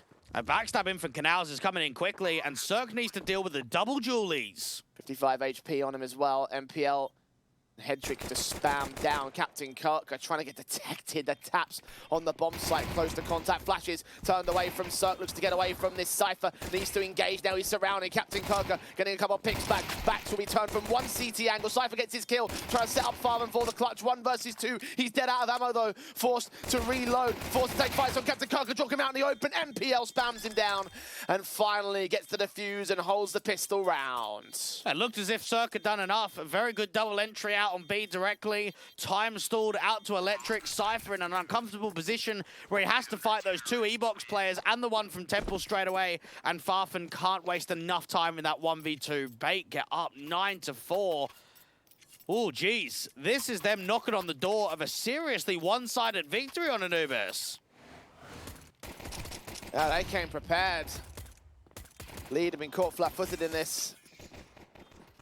Captain Kirk, I'm surprised he got away with as much as he did back there. So much damage sustained there on the CT side. I think maybe a couple of extra bullets and that may have worked out better for Bleed. A little bit less damage on the likes of Cirque. Maybe he gets to pick an Electric and that could have been a very different round. Instead, they have to force buy into round 14 because they know that the Bait are very close to closing this. A resmoke comes down from Captain Kirker. Are they going to disrespect it like what Bait did to them in the first half? Alex is jiggled down to Canals, and he is just seeing nothing.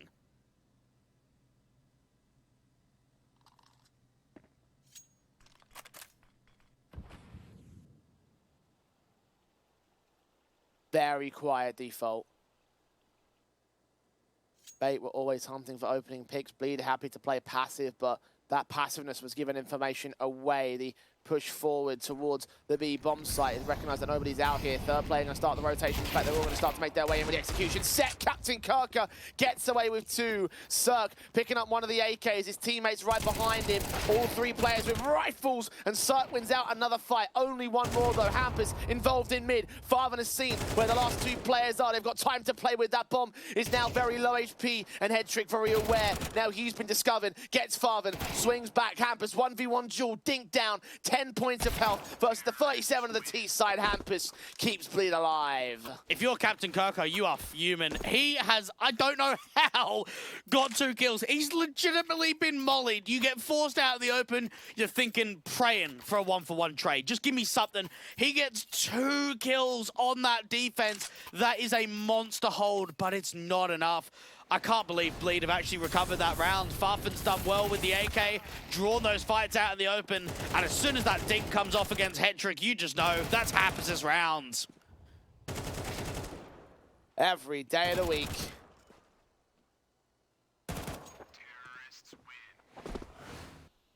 Played as patient as you possibly could. Now Hampus is starting to get opening frags. Straight up from mid.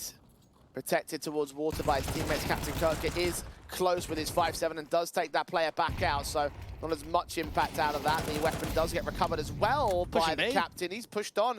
Yeah, this is very dangerous as the bomb carrier. He's got to commit towards A site now.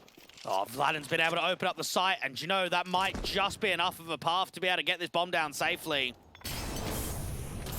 Molotov keeping Hedrick at bay. He's grabbed that AK. They forced into this round here, Bait. Only pistols, you'd usually say guns are great for the next round of the Bait buy, but they're not going to have a Bait buy in the next. Smoke's clear, both players seen. Cypher adjusting, Hedrick reduces them to a 2 versus 2, and the struggles of Cirque come up good eventually against Hedrick. Alex, 5-7 out from main, doesn't hit an accurate shot. Cirque keeps control, a very expensive round for Bleed though. And this might be quite surprising to the majority of the audience, Jay, that Cirque is the highest rated player for Bleed in this tournament. Over the 7 maps that he's played so far, it's been a positive 39 KD difference. He's averaged a 1.26 rating.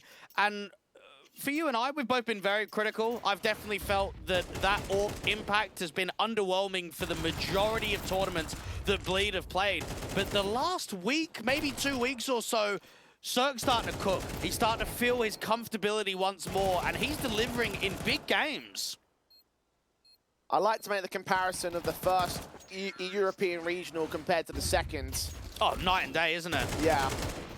MPL, though, he wants to go night and day with these eco rounds themselves. They're pushing on so heavy-handed towards water.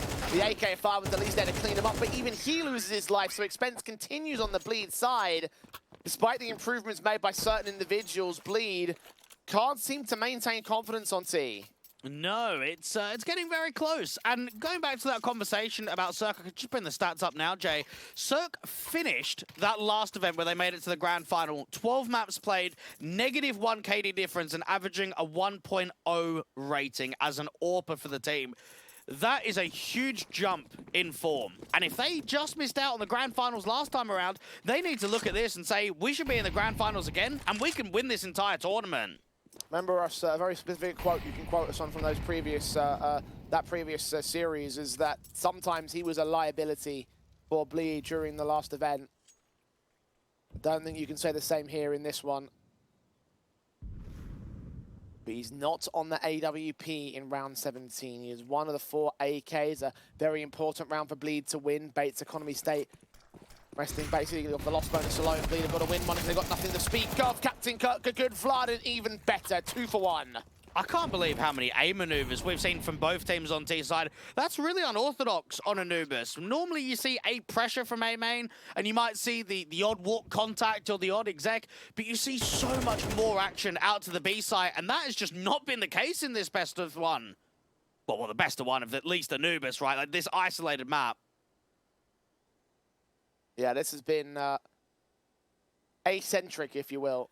And you know, I think back to that 1v1 that Hetrick had against Hampus when he gets dinged, and I look at it and say, if that gets won, if that round goes the way of Bait, it's 11-5 up, you know it's closing time. You know at that position, it's done for.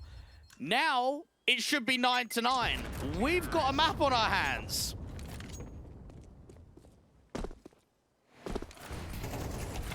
Officially speaking, they've got one more to make up to equalize, but in reality, the two rifles that were saved by the CT side shouldn't have much around it on the buy. Half investments, I mean, even the drops that can be afforded by the CTs actually are going to be heavy-handed. Alex has just dropped one back to his teammate. A third tactical is called in by Bait. This is touch and go on how much impact is going to get generated. Essential, we know that he is one of the A players. We know that he's the hard anchor, and he's having a tough time, 4-13. If Bleed maybe keep looking at that scoreboard, keep pressing tab, realizing that he's not having a strong performance, then there may be a lot of A-leans. Bait needs to look at this situation and say, this round still needs to be threatening. This round still needs to take a couple of players with it, an opening man advantage. You can't afford to have 2 M4s with upgrades around it to not do economical damage. Well, Alex does refund that second M4, or the third M4 rather, that he just brought down into the half buy for Bates. The rifles will be out for round number 19, but you're right about the damage count against Bleed. They're allowed to get away with 5 or 4 players alive, then economy is going to skyrocket for the T's, and that's the opposite of what you want right now. Hampus is clearing up a lot of mid. Seeing nothing in that back totem position. Hasn't cleared out camera and the closed doors just yet. If they A-split, this round is just over. There's just nothing that Bait are going to do except save the double M4s. Well, Gamble stacked over on the B bomb site. It's only Captain Kirk here. Walk their way in. He's going to start hearing those footsteps from the backside. Bladden could get caught off. That's the only realistic pick that you're looking for on the 5-7. And indeed, it does come through. So that's a startup. Smoke down against him, though. Locked out of the A site. Bait having themselves in exit positions. I wonder if one more kill comes in. Do they send themselves at this? It's possible. Cypher is caught off guard. Cirque's forced to respond, but yeah, they are sending it. In from main comes the rest of Bait. Hampus blinded, backs turned, both players seen a farthing. And Cirque, the sprays of the AK though. Turn up damage, turn up kills. It seems like Farthen's bailed them out again. Oh, okay, let's just settle. That round was way too close, and I actually like that there from Bait. They know, even if all of us drop, we can still buy next round. So you know in the moment, let's set up exits. Let's just see, and as soon as they get that kill, it's on. They start going in for it, and they get so damn close. That is a triple spray transfer hold coming through from Farfen out in the bricks. This is not easy at all. Even the last phase, the last fight. add his numbers, to add number 9 up for Bleed, but Bait got everything they wanted. Like you mentioned, they can buy into this round regardless of what happens. Bleed have taken economical damage. The money line still looks pretty stabilized. Bait, however,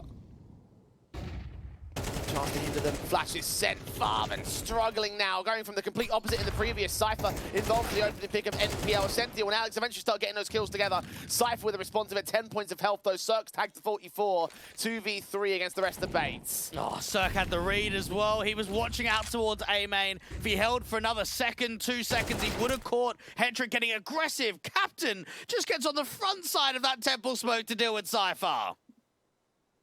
Now Cirque's all that's left. 1 on 3. I think you heard the scope of Hetrick. Gonna find him at the right moment. Timing is everything just to keep himself alive. Bomb's been dropped, so there's basically no chance he wins the round here. Bait are going to keep themselves in the lead. Only barely, but in the lead nonetheless. The only concern is how much damage Cirque puts out. The kill against the AWP certainly would be impactful to the Bait CT economy. But it's staying for Bleed as well is certainly going to be a lifting hand towards them here. Finally, Hetrick has fallen. So maintaining the AWP, trying to get the other one away just in case he does get hunted and the CTs can upgrade. Bleed. Well, look at this scenario with pressure on, and once more it's Alex. He was very consistent in that first half. He had defining kills that allowed round victories. You're desperate for a CT round. You've only 1 pistol. Come the gun round, he gets 2. That's Bait's 10th.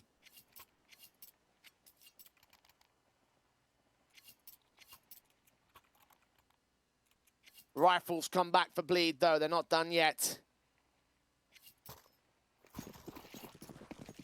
Bait could go on the back foot as well. Money still limited in their savings. They're working off of the loss bonus again. Bleed. Fast out towards Rugs. Not going to go for the Rugs rush. Wait their turn to go to that A-bomb site. Cypher's first man in. Cypher's looking for that dominant entry, and it might be up against Captain. Right around the corner, back forward, sees the spray, gets the kill back. Hetrick with 1, Vlad with a responsive again. NPL's out in the open, smoke to try to get in the way. 2 to line up, neither to gain, barely tickling away at Farvin. As Bleed indeed find their confident entries and the bomb site to boot. And that flash assist is just a hair too late, isn't it? If it came in slightly earlier, then Cypher probably gets caught completely blinded. As he starts running out, that's when the flash comes. So Captain Kirker just gets overwhelmed easily. Vladin gets an easy trade. And the A bomb site is a weakness for Bait. It doesn't really matter how they're adjusting. Doesn't matter how many players they've got on A, what the setup is. It is an area of the map that's constantly being exploited in this second half.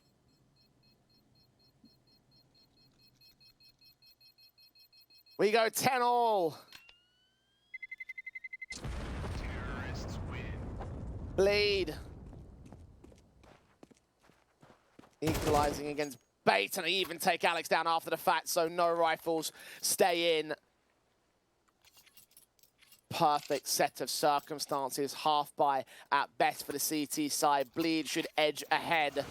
But we've seen how damaging these rounds can be. We've seen how much Bait have gotten with very little in their setups.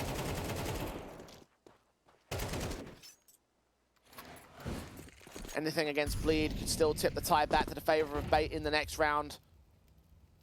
Overtime, maybe a possibility, maybe a thought about here for the Bait camp. As Hampus will start things off on the entries, SNTO will drop Alex.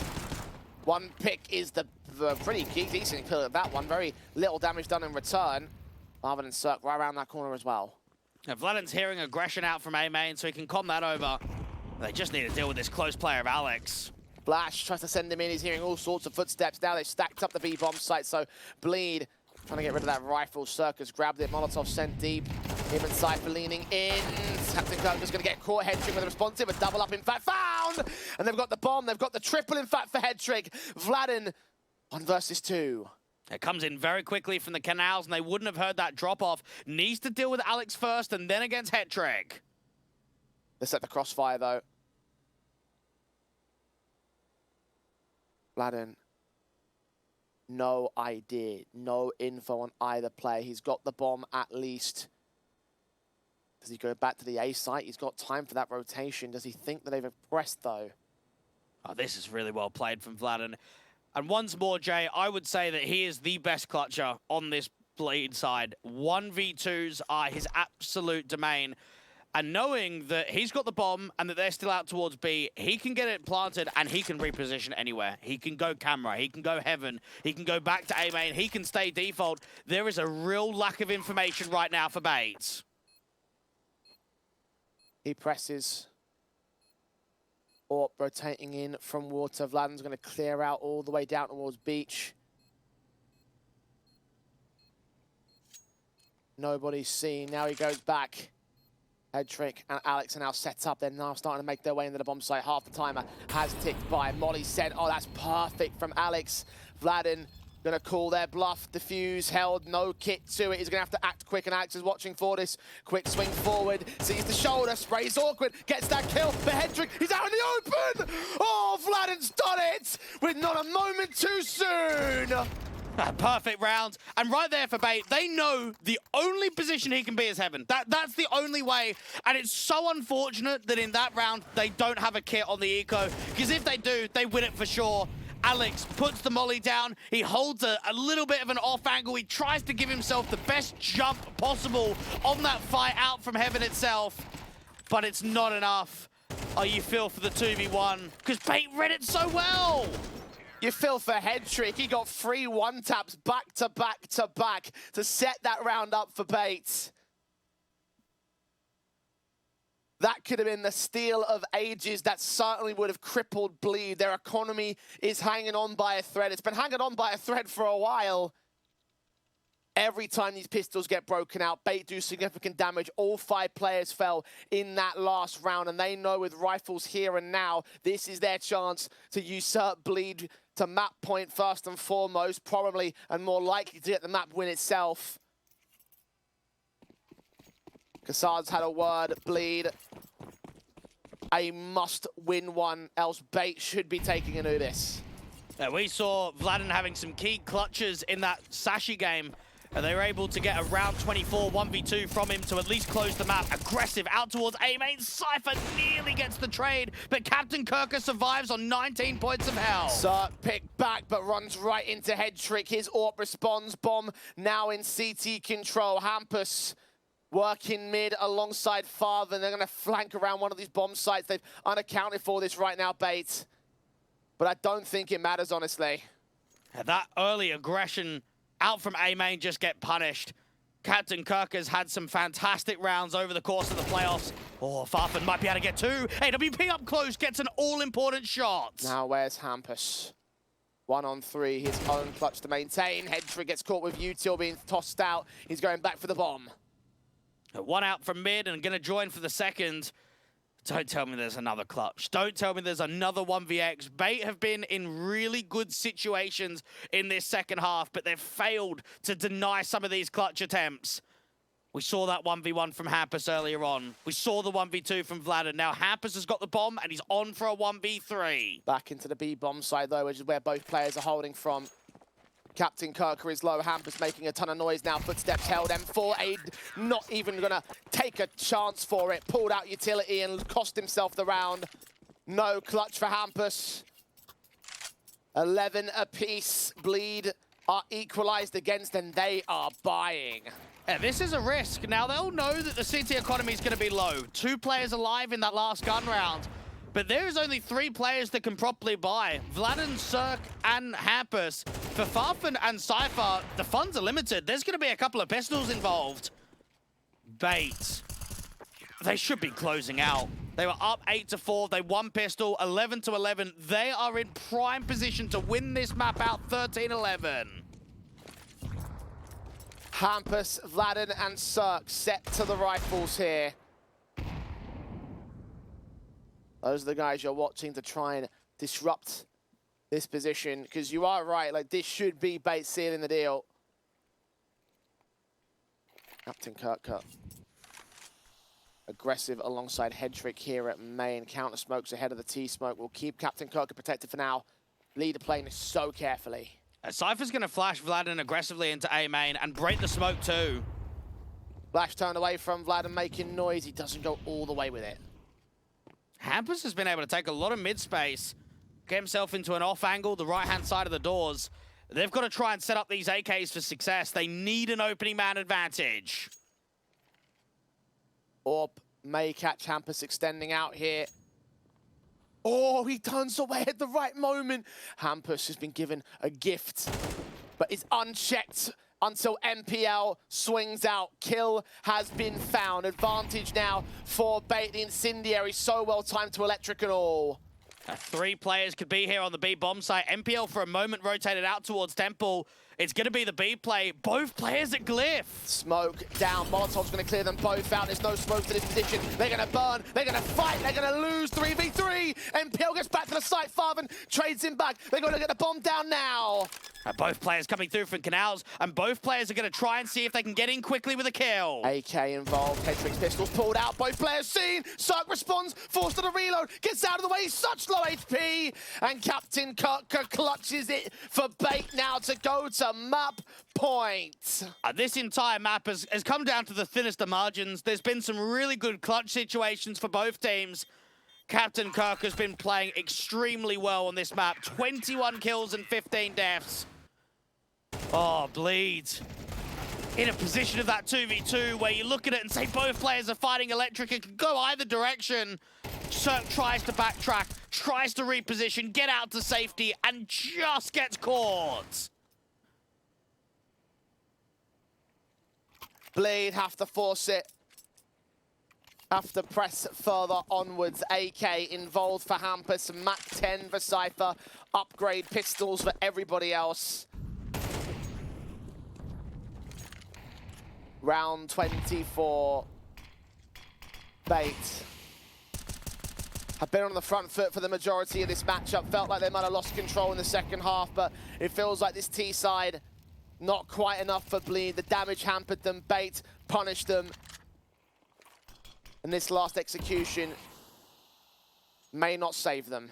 3 maps in a row today that Bleed have been pressed around 24, but only once have they been able to bring it to overtime. Electric Molly from Cypher. Him and Vladden to come out. 3 from main. It comes down to Alex and Ascenthiel again. Smokes to the back lanes. They're separated on positions. M4 swings for the fight. Farven is caught. Cypher does damage. Alex is going to burn. Molly lands in amongst that smoke. Ascenthiel allowed a kill back on the Cypher. Advantage taken. They've seen them coming in from Canals. Bomb is on site, but can it get planted here? Hampus needs to find Ascenthiel soon. Checks all the way around the back lines of Glyph, and Ascenthiel still gets the kill for it. Pressure in. Deagle Sug claps back, and they're unaware. Headtrick gets caught on his own. Some 2 versus 2, and they're running through Canals. Ascenthiel hears it, calling in the rotates. He's the last man left. And this comes down to the youngster, the 18-year-old, to try and get the 1v2. He's going to beat them to camera. 30 seconds. Are they going to be wary of this? Cirque will check it from RCs. Them both making their way in and transfers the spray up and down and all around. Quadra in that one. 3 points of HP to secure Anubis. That is a miraculous end to the game there.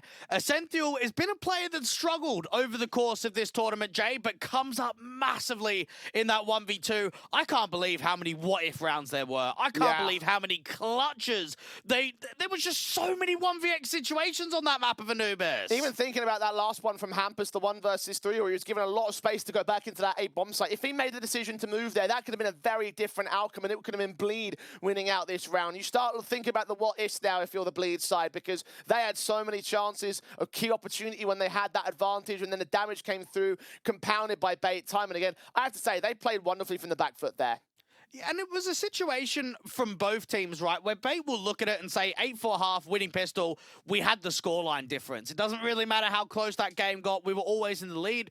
Whereas from the Bleed perspective, they'll also feel as if they've been a bit robbed, that they had a really good comeback in that second half and they couldn't at least force it to an overtime. Well, 13-11 is the end result for that Anubis, and Bait do manage to take their map pick, a very competitive affair, but now we move into slightly more Bleed territory, Dwayne. Their pick and this last map does seem like it could be very confident for them in the rest of the best of 3. Obviously, we talked about the risk of Anubis, but Bait do get their pick over the back line. So has that been enough of a performance now to convince you they have the chance to steal this series away? I mean, anytime you can take a map off of Bleed, you have to say so. I would look at this overall picture and say I was surprised that Bait could even take a map, even with it being Anubis. So, yeah, with the way they're playing, with how some of these rounds are going down, I look at Inferno, I look at the Decider of Ancient, and I think, do you know what? There could be some threat here for Bait. Well, Inferno is most known as the best map in the pool for Bleed, so is it going to be any threat from the Bait players? I guess we'll find out after this short break as we go to Bleed's map pick when we return. Respect from 1xBet. Respect from 1xBet. Respect from 1xBet. Respect from 1xBet. Respect from 1xBet. Respect from 1xBet. Respect. Respect from 1xBet. Respect from 1xBet. Respect from 1xBet. Respect.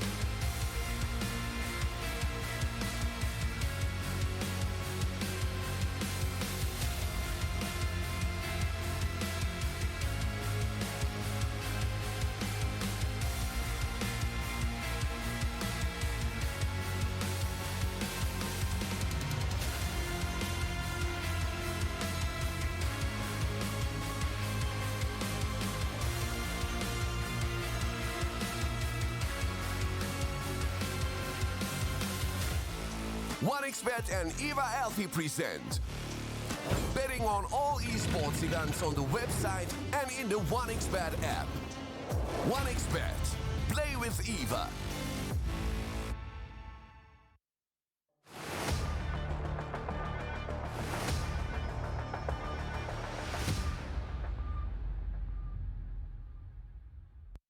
A battle is what they needed, and a battle is what they got. Bay edge out Bleed on the opening map of Anubis at a 13-11 scoreline. It could have very easily gone the way of Bleed with one more good round, but it doesn't. And so we move to Inferno, which is definitely the Bleed best map in the pool, where obviously we're both looking at this match and saying that it was a 2-0 from the outset because of the nature of Bleed, and I think the Bay can be credited by extending it in that first map of the series.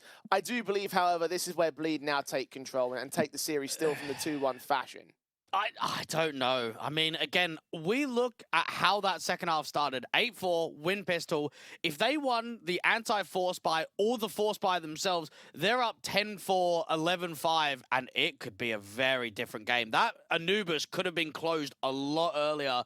So there is some concern. I really thought Bleed were going to hold more weight than what they did in that first map. That is certainly true. I mean, look, there's a reason why we predicted it in 2-0. Both you and I said the exact same thing, right? And obviously Bleed had held themselves together in the C side, on the CT side, lesser so than the T half, right? The comeback certainly had to get going. You're right about how a couple rounds made the difference, but in the same sort of fashion with the way things were going, one of those extra clutches, maybe a bit more confidence in the rifle rounds when they had those low buys that did so much damage on the bait side. Maybe you see a few extra gun buys and a few extra opportunities to close out 13-11 in the other direction, which is always the thing I'm weighing up here. And as we move away from the map pick of the bait side, we move towards Inferno, which is Bleed's best map in the pool. Always pick it, always play it, always win it. And then we got Ancient, which is also one of their highest played maps, the same number of maps played in the last 3 months as Inferno. So for me, I think the outlook from here on out in the series is still pretty good for Bleed. Obviously, they'll be disappointed they couldn't close it in 2, but I think they've still got a chance to return it and still take the series overall. And they have had some shaky losses on this map in recent history. The 4 rounds against Enterprise, the 14 against 16 overtime against Alliance, the overtime loss versus 3D Max, and then 10-13 versus Sampy. So in the last month or so, they've actually been upset quite frequently on Inferno. Will Bait be one of the teams to upset? I'm going to start things off with the CT pistol by doing exactly that. All the headshots going all the way. Bleed have Hampus in a 1v5 to kick off this pistol. Bait. Overwhelming force forward, very clearly have a lot of confidence about them off the back of that Anubis win. Hampus trying to overwhelm, but has nothing to do it with. It feels like it could be a very good day in the office here for Bait. Bleed in a 1v5 situation. Hampus has at least got one, but there's so many players in mid. Catching a second kill on MPL, still trying to isolate fights against Essential and co. They are facing him, they've seen where all 3 players are at, so has to face mid and continue engaging. Has caught Captain Kirk, and next up, Hampus. You're going to turn this into a 1v5. This would be very silly indeed if he does do so. Alex goes down. We've seen it once before. Do you know what, Dwight? Tone set. Yes, this was a battle of a recovery from Hampus, and he's actually done very well to be able to get it into a situation where he nearly comes out on top. For Bait, they really need to stabilize in this second round. They can't anticipate a force buy because I know it wasn't a pistol win, it wasn't the bomb plant, but if there is a buy here, it's going to really lack some funds. And Hampus has brought down an AK and instantly chucked it into the hands of Cypher, who's got head armor. Weapon set, Bleed squad. Looking at their Brits to be the start of this round. Damage up to 50 HP, so already he's been worn down to this force buy.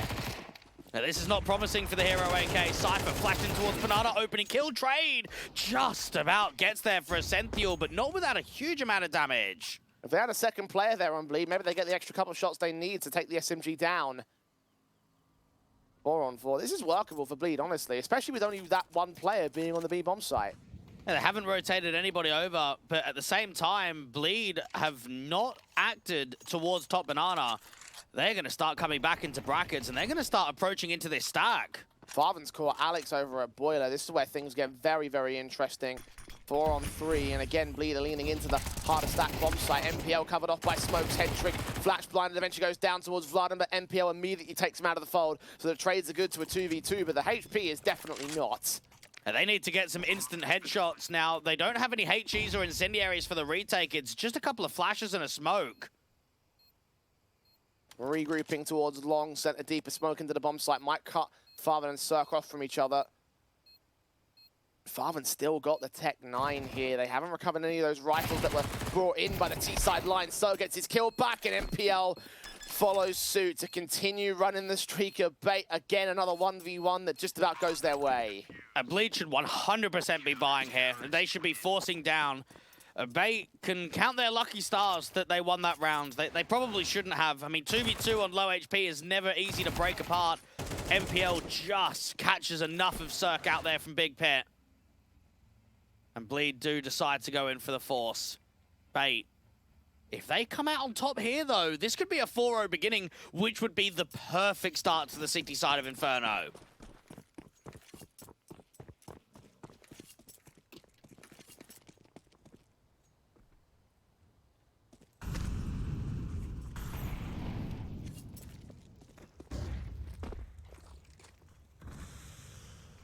Rifles to the approach. Bleed are hoping that Bait get aggressive. So far not being allowed to be seen. And no one going down to the MAC-10 or even Deagle or Tech 9 means that there is going to be a pretty big limitation with the util. Couple of mollies, 4 smokes and a flashbang for Bleed.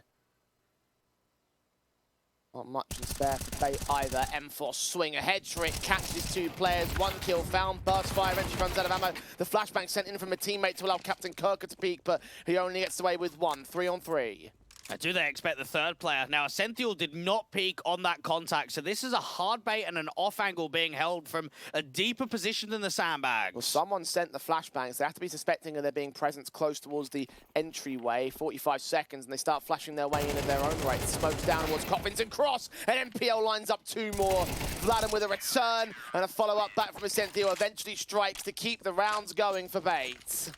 And for Bleed, this is seriously concerning. I know that we're very in the early stages of this CT line, but for Bait, I just get this vibe about today, Jay, that they look on point, the individuals are striking, Captain Kirker played well on map 1, Alex brought a lot of multi-frags involved. This round right there, they trade off each other nicely. This could be a really positive first half for the Ukrainians.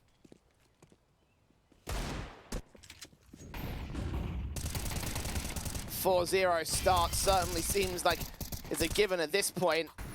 MPL and Headtrick fighting in second mid. These pistols getting nothing out of the fights against Bait. Bring in the thunder here. HG's flashes sent to an MPL. They'll shout the killing couple of blows. All 5 alive now for Bait. No resistance from Bleed in any sort of measurable form except for the half invest. Now the guns will come forward from them. Awkward starts at the T-side basis. Got a rifle round to try and contest now. Bait unfortunately got knocked out of the Yellow's Compass event today because they had a game in the 1 and 2 bracket against Perivision, but had to forfeit. Took this as a priority, looked at this semi-final and said, this is more important to us.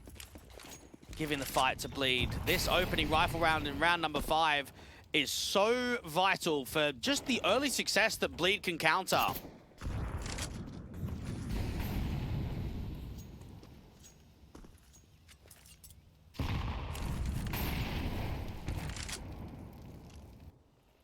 They're playing so passive on these defaults, so careful to their approaches.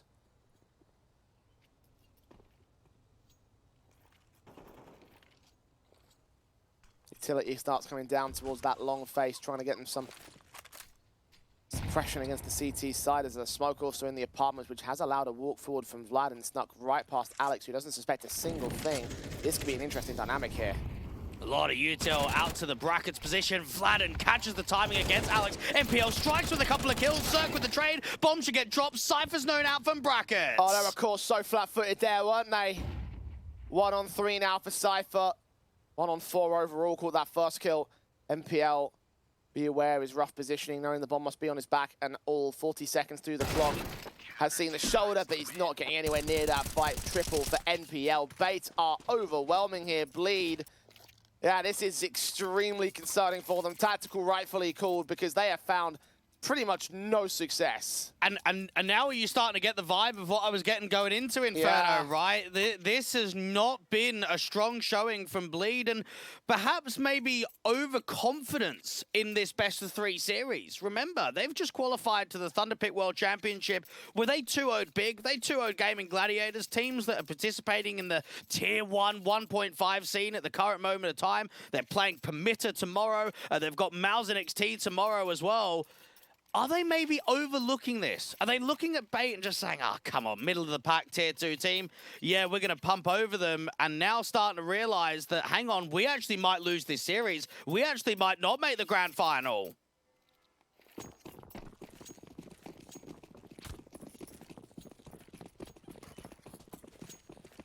Complacency may become a talking point as we go on throughout this because Bleed not found the showings in this map up to start. Obviously, they lacked just that little extra oomph in the first map.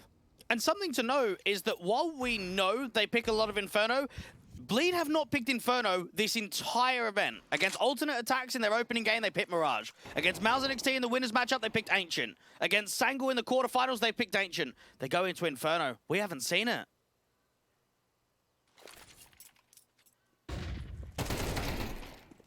AK finally gets dealt with on a Sentinel's part. The AWP feeling pressured, but the Incendiary stops their progress and got back up behind that HE.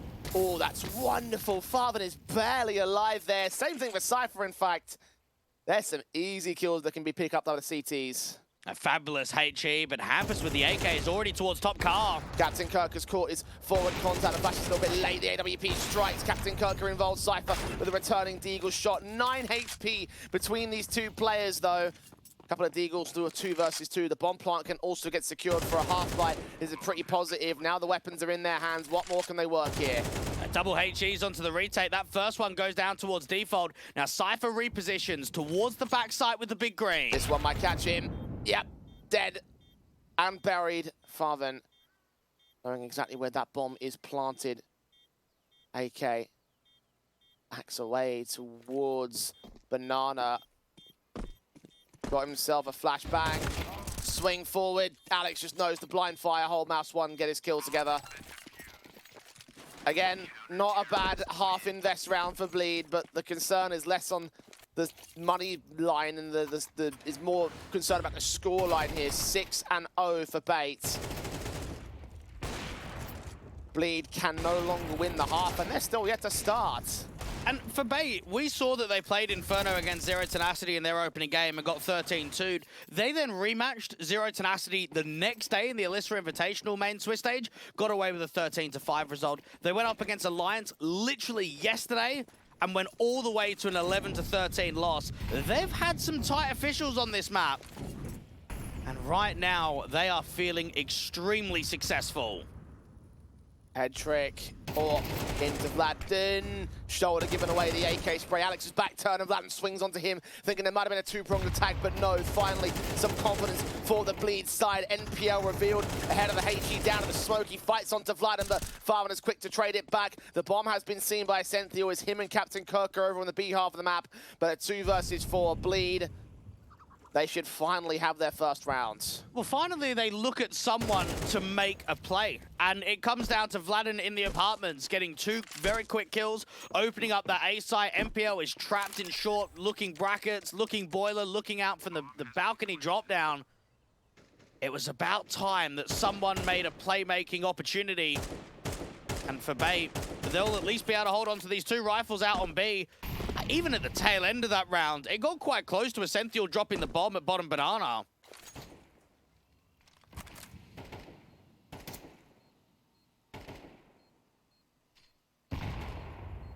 They're still looking to take him. 2 players towards top mid were tapping through that smoke. Cypher now just left as the lone player as Farvan's backed away. He's going to go ahead and join him. Advantage reduced by 1, still heavily favored towards Bait. Bleed have 5 more rounds to make up. Yeah, this is a Bait side that just got knocked out of ECL and didn't even make the playoffs, only made top 16. A side that when you look at the majority of tournament runs, we saw a top 4 in the Res Eastern European Masters, the Blast qualifier, where they got knocked out by Aurora in the semis. The Dallas qualifier, 4th place, eliminated in the lower bracket final. Outside of that, top 8s in the majority of quals. So to see them in top 4, to see them only really a good few rounds away from trying to pressurize a 2-0 to get themselves top 2, Bleeds need to make sure they get a round streak going and try and reset the economy now. HE is a standard. Cypher presses on. Slow to the approach again from the T side, trying to work these picks when they gain map control. They might even find some picks coming their direction. The walk forward of the M4s. Vladden's going to have to dive out of the way. The M4s fired away. Now they reveal themselves. Alex, oh my god, how does he get away with one? Miracles. Father knows, he's known about as well his footsteps being heard by the CT side. Meanwhile, the execution starts coming in towards that B bomb site. Keep your eyes on the kill feed because that lurker might have some impact. He might get caught off himself. It's back his turn. Oh, the timing is going to harm Bleed. A 5 versus 3 now for Bait. Utility held. Cirksorb can catch a Sentinel, but Captain Kirker puts a smoke down to cover himself off from the new box. The overhead trick's also involved. They're hearing footsteps. They're trying to catch angles. The bomb's yet to commit here. The AWP's overwhelmed. 3 versus 3. Quick burst back. 2v2 with Hampus responsive. Where the bomb is in the open now. Incendiary down there to that bottom banana position. Hampus is looking for the fight against MPL in CT. Deeper smoke keeps him protected. Hampus can be allowed to get towards the bomb. Fight onto Alex, wins it out. And now NPL is all that is left. This is recovered by Bleed. He wants to make it not so. But Cypher gets his 2K in and bails out his squad. And Bait have got to be kicking themselves because Alex has had a mental round. He got caught completely off guard aggressively from apartments and he's managed 2 kills on the lurk. The B players just need to trade. That 100% of the time should be a Bait round. You've got 2 on the bomb site directly, 1 rotating in from CT spawn. Pressure getting to Bait in that round.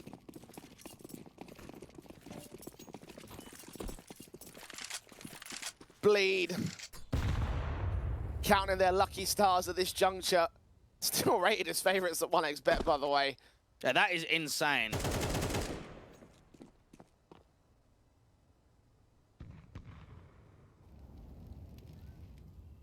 Still looking at this map as their best in the pool, and their awkward starts can still get recovered from. They've been allowed to. They should get this third. I doubt that the Eco Pistols will find much in the way of damage, ensuring that they don't get anything. A Sentinel smoked off from this position.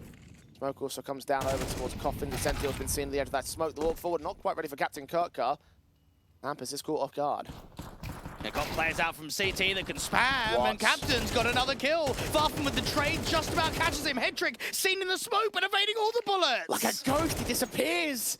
Vladden's caught MPL on the lurk back towards mid. The AK still in the hands of the CT player as Alex drops his all head trick in a 1 versus 3. He's caught Cirque for damage and almost caught that kill, but not quite. Now, this is just wildness right now. We are seeing some real crazy rounds. And for an Eco, 2 casualties, an AK to be saved, that's pretty good from Bait. You can't be too fast. You won't lose your lead. You won't even be equalized here. That's going to have to save itself for the turn of the half. Even the grand final that we saw from Bleed last Res event when they went up against Fnatic, their Inferno was comfortable. That was the one map in that entire 3-map decider where it actually felt that they couldn't be challenged, that they were putting rounds up on the board. It was quite smooth. And this is anything but that. Even on the Eco, it gets somewhat threatening. Terrorists win. I've got a really bad feeling about Bleed in this matchup. Specifically this map, obviously the first map loss, obviously in the 6-0 start, but just the nature of the way that they're playing and the way that Bait are responding to it.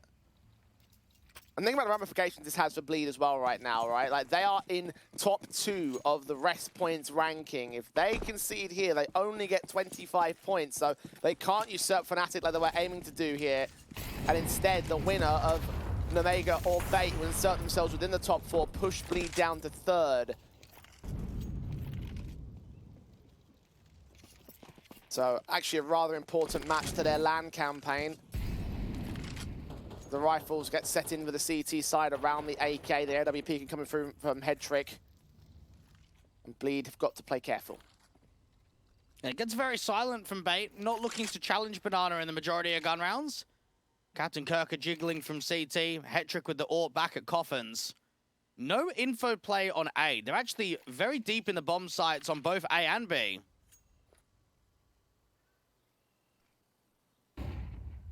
Hetrick, shot connects, Hampus. Dry into the band, the flash didn't connect on the T side, so advantage held by Bait. Bleed, just sit there.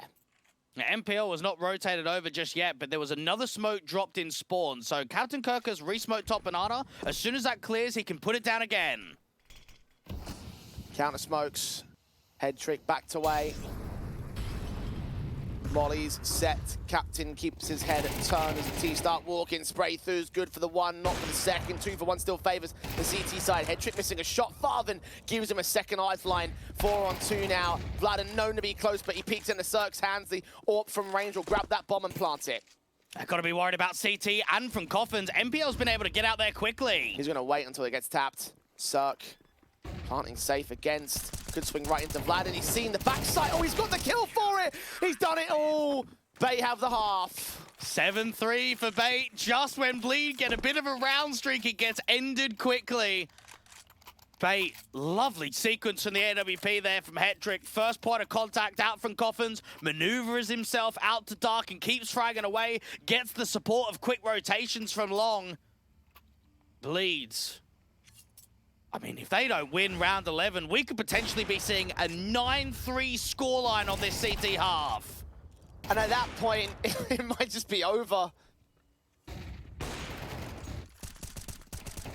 Even that round, it came down to a blind shot from Cirque that even enabled that bomb plant, so it might not have even been nearly as confident.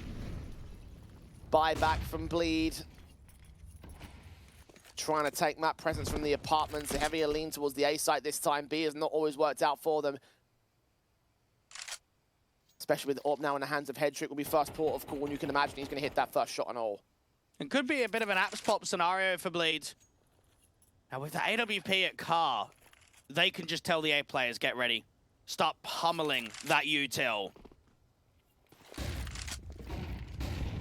Flash is sent, catching both players, blinded out, he's going to get overwhelmed. The sent deal, trying to hold his nerve. And the M4, similar story, Farven just burst straight through to their headshots, and Bleed can answer back to Bait's half advantage with a 4th, and hopefully a 5th round after that. Economy is going to be a little bit awkward for Bait as well. Bleed with a 4th. Now that's more like it. Really good utility usage there from Bleed, and that can sometimes be the issue of sitting really deep and into the bomb sites, is that you just don't have the information to be able to start getting yourself into some good positions. Out there from the car and mini pit position, the flash is so heavy. Captain Kirker's going to get threat out from Banana, can deal with Hampus, but needs to make sure this M4 stays alive.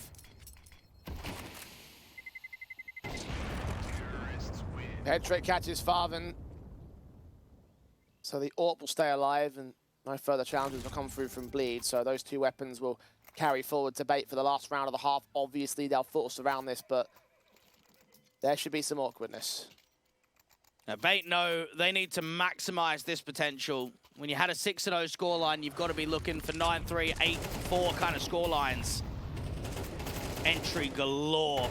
Farfen, Vladen opening up. Bleeds. Still up against a strong buy. AWP fight goes the way of Circus. Headtrick peeks into his angle. Starting advantage here for the Bleed camp. Bait.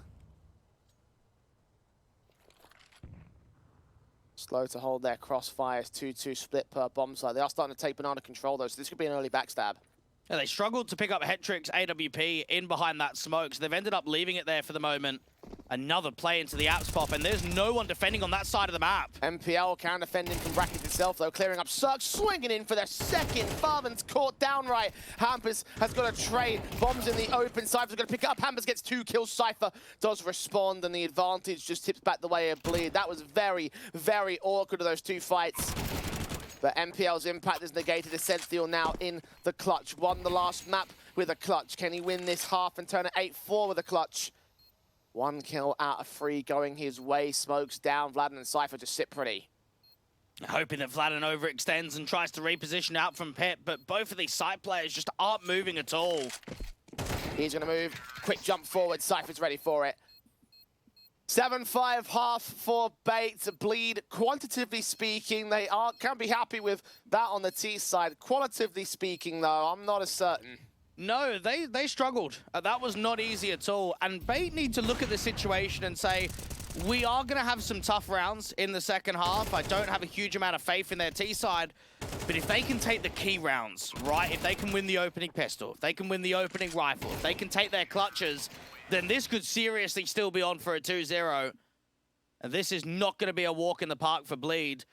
Yes, they won 5 out of the past 6, but there was a handful of rounds that you could look at there and say that Bleed shouldn't have won them.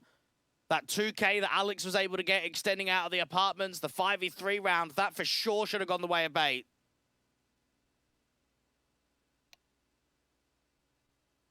In the turn of the half, the odds at 1xBet now have Bait as favourites.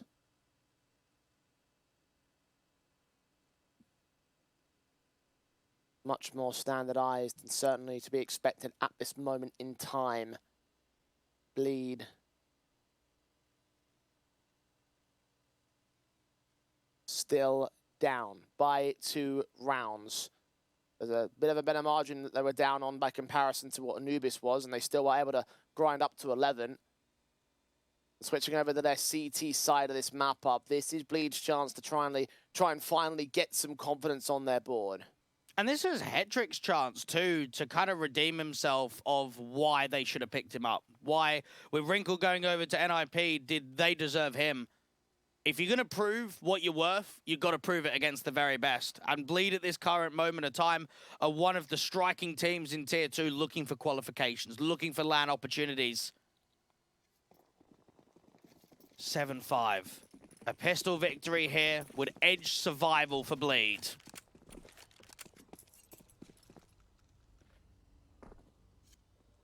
Julie's on Hampus. USPs and Glocks on everybody else. Diffuse kit for Farvan in case they need it. Got the smoke down for him as well. Smoke flash on Cypher for extra utility. They have the doubles flashes and smoke on Captain Kirkcut. NPL leads the charge into mid. Bait playing extremely quiet. Watch out for Alex on this T side. He had a strong T side of Anubis, and he's had some good Inferno performances. Farfan jiggling from long. Smoked out from Moto and Flash. They're going to try and B-split through CT. Cypher and Hampus to hold against it. USP takes that first port of call. Smoke deep at CT spawn is going to drive them back as they start driving by, leaning in the jump face. Kill cannot be found for Cypher. Hampus stands alone. They walk right past him. Essential does catch vision. Headtrick gets on top of the first box, and the trade is good to a 4v3 for Bates. Now, Headtrick's maintaining Banana. He's going to be able to call out really quickly. There's everyone. But steps heard. Round the corner, he fights, he frags, Cirque takes him back. Now trying to insert Farvan into the defuse position. The smoke is on him. That kit is armorless though, he goes down easy. Captain Kirka will take Cirque on the flank. And that is the worst case scenario for Bleed. Bleed need to make a tough decision, force or not. This is a risk if you buy here. Comes down to Hampus, what's the call gonna be? And they say if they eco, they'll at least have a little bit of buffer room. 9-5 would be the scoreline.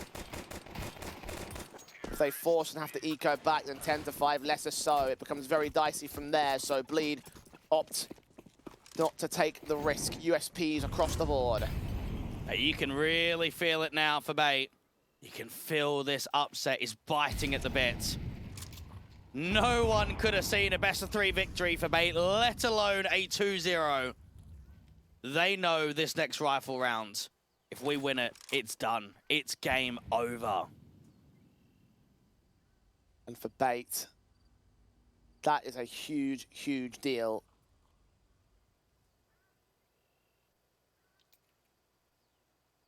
Implications for Bleed in the rest circuit. And of course, a big climb down from them considering the success they've had in the last couple of days.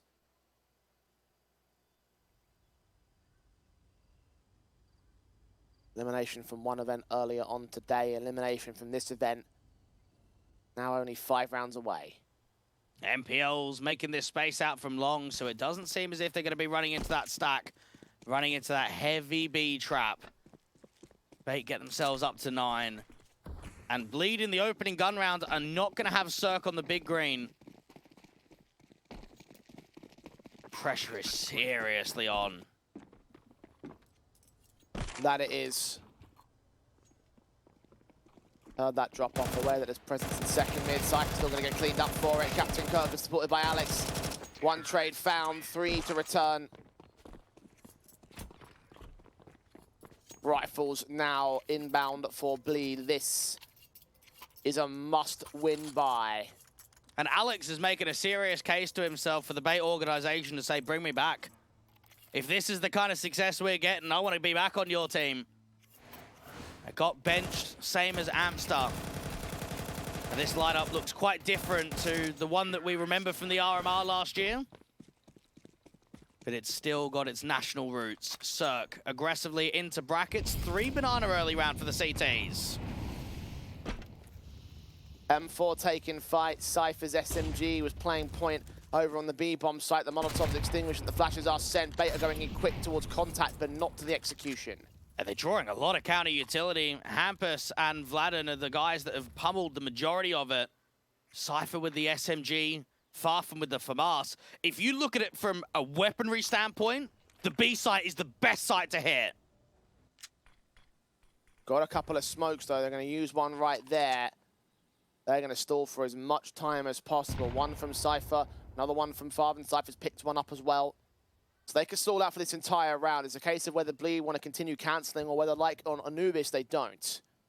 You've got MPL that's pulling distraction out to brackets. He's smoked off long. He's working in from porch. He's using enough utility to keep attention towards A. Cypher's going to re-smoke once more and get himself and Farfan involved. Another smoke towards CT from Cypher. Time is going to be stalled out heavy. Flash is also at the ready as the utility starts coming in. Mac 10 forced to fight. Cypher gets that kill. Now they're in. Farfan, what's he going to do here? See so many, get so little. Blind spray to Cypher can only spam. The bomb site has been conceded and a man advantage has gone with it too. Oh, Jay, this has got to be a save. Oh, Bait are doing it. Captain Kirk gets in quickly. Can't quite find that opening kill, but Farfan struggles. And honestly, Jay, Farfan has been a demon. He has been insane in form recently. But on their best map, he is 5 and 13. Yeah. He has disappeared. Couldn't stop saying his name yesterday. He's the highest rated player on Inferno in the last 3 months for Bleed. Single digits in this one means that he is going to be in a very awkward spot. Partially to blame for how awkwardly this has gone. Bleed save the guns. They can scrape together a buy for the next round. 3 weapons stayed in. But man, talk about pressure. Essential having an all-important kill out there to Coffins, because you got to look at it. If Essential loses that fight to Cypher, that retake's probably on. That 1 kill seals the deal and forces the insta-save. Bleed with the buyback, it's still so limited. We're still watching an SMG for Vladen, and there's only 1 kit in Cypher's hands who's one of the B players. Captain leaning in, boosting head trick up to the casualty. Second pick, lesser so gain. Cypher doubles back and doubles up. Advantage gained by Bleed early. Finally, Bait are punished a bit. A very good sequence there from Cypher. MPL, though, is walking out on a contact. SMG from short at range deals with the in-game leader. All important for Vladen. 4 versus 2. Alex going to try and HE him back. Senthiel now regroups with Alex. bomb on his back. Hampus and Cirque back to face together and get the casualties together. Finally, a bit of confidence now for the Bleed side as they insert an opening round on CT half. 1 out of 5 they have to make up to evens, and they had to run it back in the last map. They had to bring the comeback in against Bait. They were unsuccessful on Anubis. Will they be successful on Inferno? And you know what's insane about that round is that if Captain Kirker gets that trade against Cypher, the round is just done. The B site's completely opened up. They can bring that bomb in. It may very well come down to a couple of key moments, and Cypher's multi-frag was survival for Bleed. Swing forward of Farben, trying to get involved in the opening kills. MPL punishes both him and Vlad, and immediately Bait answer back to Bleed's aggression. They tried to hit them hard, or reflected in damage. Advantage taken. Cirque desperate to trade beyond this smoke, but he just can't find anything. MPL is setting an example right now in the fragging departments. Hampus, aggressive play, very deep. This cannot be expected. Slow to the uptake, but players might get caught off, backed up. Bomb carrier seen. How much more will get seen? Oh, he's going to play this smart. He's going to play the long con. Oh, this is a round-winning play. Hampus should get 2 here. MPL thinks he's cleared it. Double up, triple up. Can't get found. They're all sorts of grouped up here. Hampus triples in and saves Bleed's bacon. And this is 2 rounds back-to-back now that we've seen high levels of X Factor. We saw it from Cypher with that multi-frag out towards top banana. Now we've seen it with Hampus with the backstab. Time to absolute perfection. 3 massive kills. When it looked once more like MPL was going to crack it open.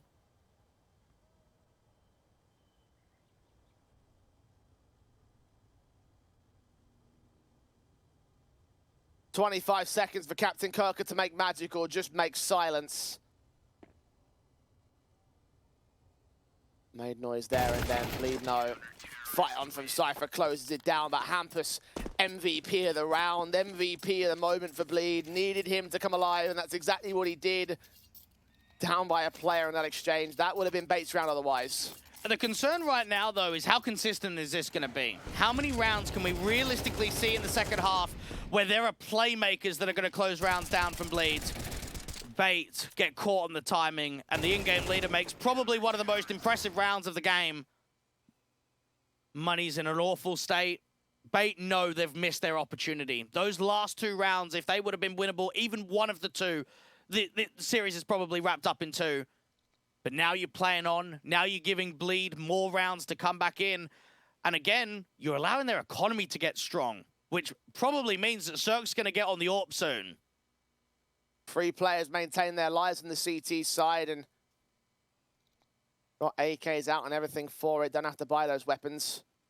Bait probably start to be aware of that, but we've seen what they can do with the low buy rounds in this series so far. So let's see what damage they can output. Taking these AKs away would certainly be a positive start. Hampus pressing again, this time towards brackets. HEs to reveal past the smoke. Actually not going that deep. A bit deeper than that. MPL seen, sprayed through, catching 2 kills between the 2 rifles. Hampus keeps it all held together. Do lose a couple towards the Sentinel's part, but that AK should stay in regardless. Bait. When do they close this round streak down? It's been very streaky. We had the 6-0 at the beginning for there. We saw the 3 in a row being answered back by Bleed. Now we're seeing a few rounds in a row to make it 3. Those long and extended streaks can really offer up a bit of a battle. Bleed have got Cirque on the AWP. Very consistent on map number 1. It was a shame that his performance wasn't matched by the map victory. 23 and 13 was how he ended Anubis. Far and away the best performer of Bleed in that map. He's not top fragging in this context, but perhaps it's this chance to get it going. Oh, straight in on Captain Kirker. That is a juicy pick. A man advantage taken. They do not play the rush towards B, though. Oh, both players were so eager, weren't they? Captain Kirker at the half wall, Cypher down on the long corner. And it comes to an absolute halt. What a headshot from Captain.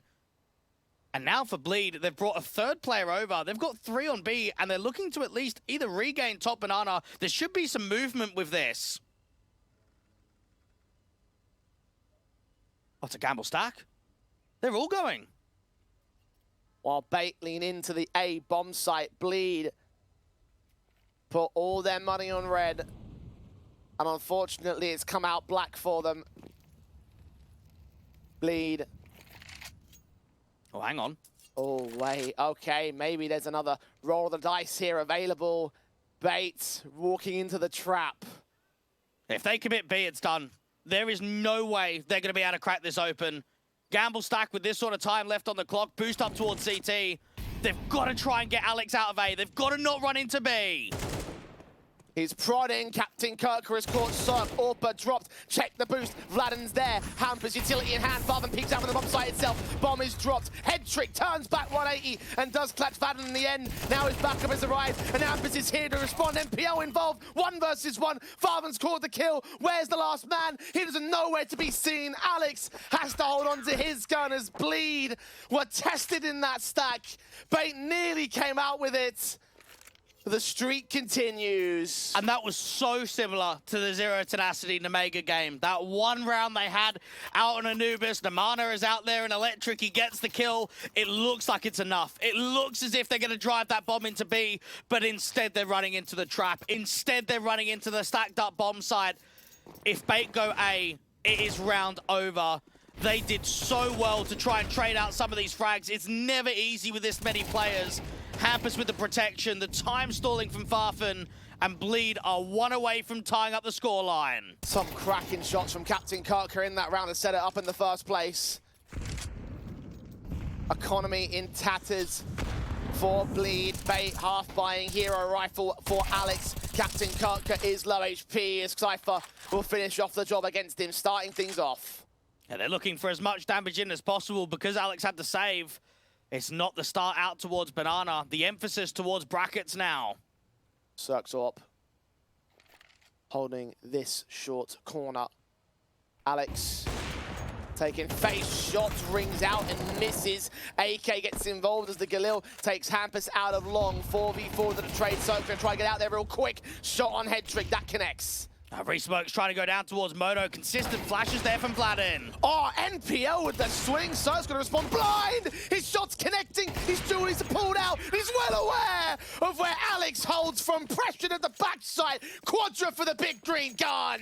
Oh, now we're talking. Now Cirque's starting to get involved. Beautiful utility usage there from Vladden to set up the AWP for that first encounter. Out from Moto and towards long, but back into the bomb site. He's worried about everywhere. Apartment, short, long, and he deals with the whole damn round. Crispy flicks, watch him again. Beauty.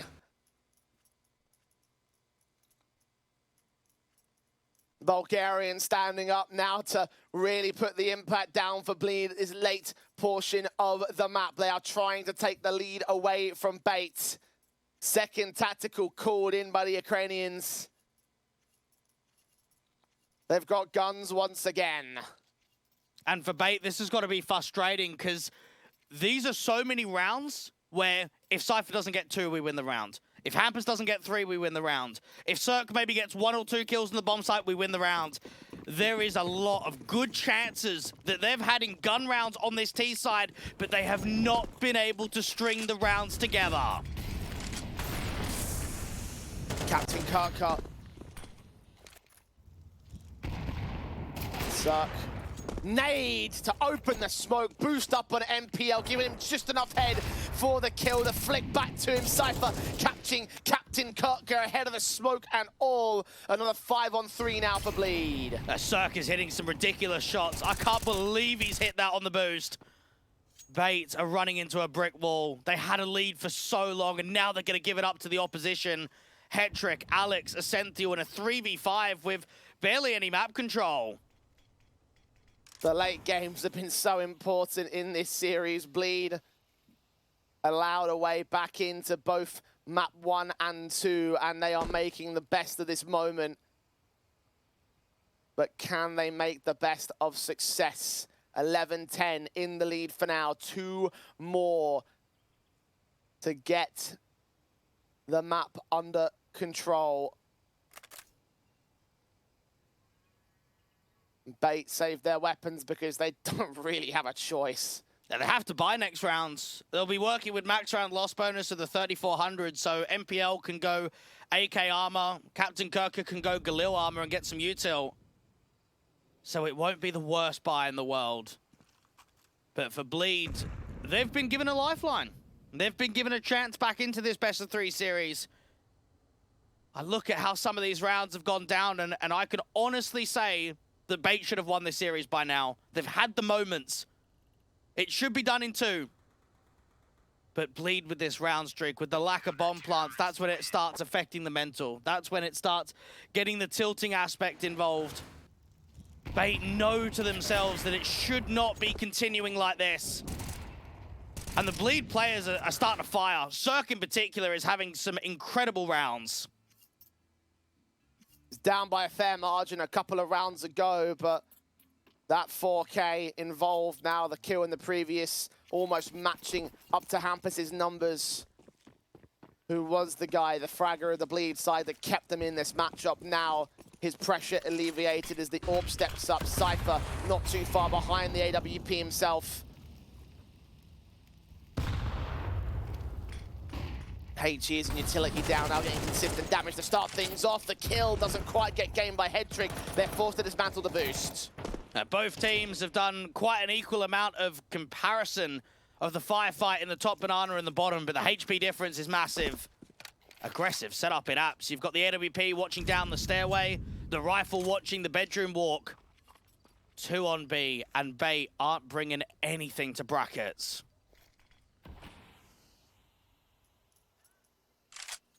Smoke's on. Suppression towards Banana. 2 players on the crossfire. Cypher. Second smoke comes down as the first one starts to fade, responding to the initial smoke of the Coffin's control for the T-side line. The spray's done damage. Captain Kirker tagged up, swinging forward. Cypher with a kill farther, forced to respond back, seeing where MPL is. His Galil gets involved. Hampus now alone. MPL gonna rush straight through, jump face. Kill not going to get gained. Hampus is waiting for a whole lot more out of this head trick. Oh my lord. This is perfect. This is so wonderful. He's done it for a second time. His patience and silence is going to pay off in troves. 1 frag, 2 frags. Triple not gained, but I don't think it matters. Alex has got to get another kill, and it doesn't happen onto Cirque. This is twice in the very same map that we have seen incredible trigger discipline backstab attempts there from Hampus. That could not be played any better. Bait, their time is done. Their time is going to a 3rd map of Ancient. Unbelievable scenes. Hampus continuing to top frag because he just held his nerve. And for Bleed, it sets them up on map point. On their map pick was a battle, was a very shaky start to the series, but Bait have been unable to capitalize upon their opportunities. Yes, they've had plenty of them. Yes, they've been overwhelming, but if 13 is hit by Bleed, it doesn't matter any of those details. 2 map points to take it. Headtrick's AK about to insert on Cirque. He is so hungry for this opener.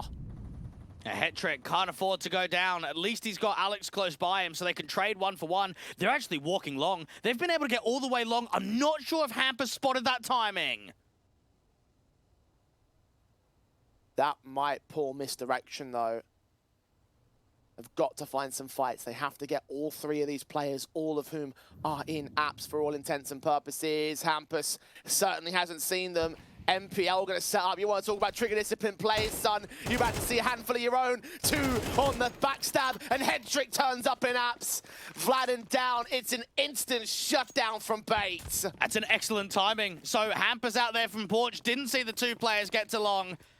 Good communication. Strike at the same time. And if you're Vladen, you are so scared in that scenario. Where are you getting peeked from? Apartments, T-stairs, out in Boiler. You don't know where to look. Well, that's got to be one of the best rounds we've seen from Bait all maps so far.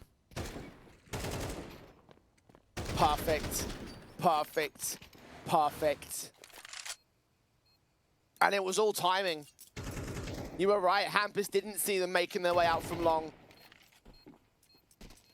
That assumption, everything to the Bait side, because it's a mistake that costs Bleed, and we play out round 24 for the second time in this best-of-3. Bait going all the way. And unfortunately, they win a round where, because the round streak has been so strong and because mass players have been staying alive, they can't strengthen the buy to a really awkward estate. I think we've seen sometimes, right, where you go to round 24s and the CT side might have the odd FAMAS, the MP9, a pistol. This time around, you're looking at a big green and M4s for everyone, full util, full kits.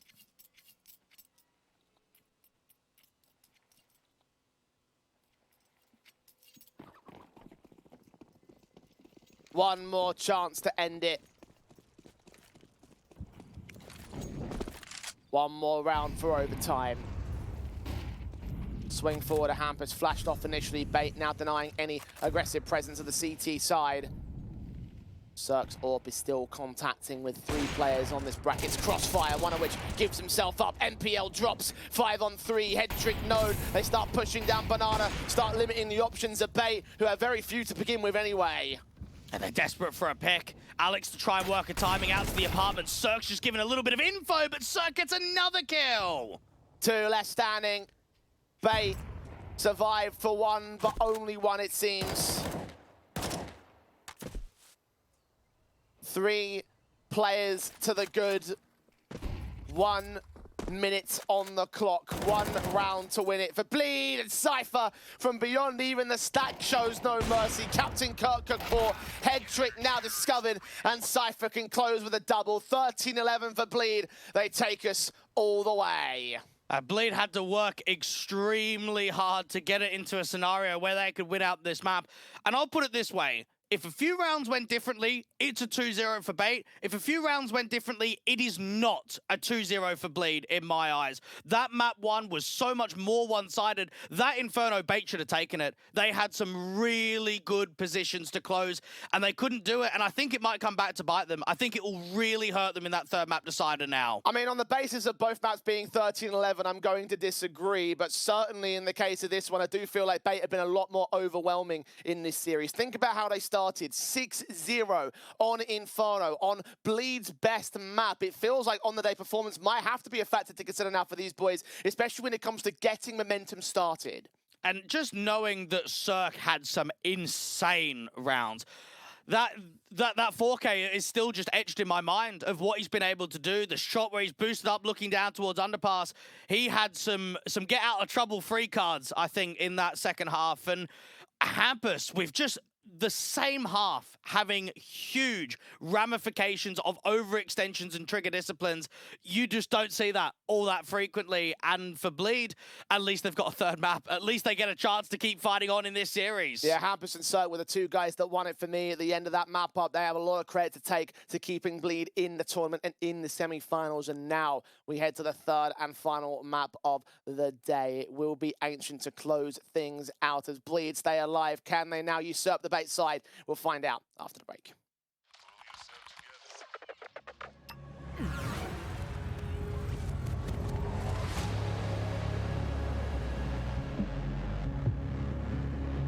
The world is changing quickly. To clear. Copy.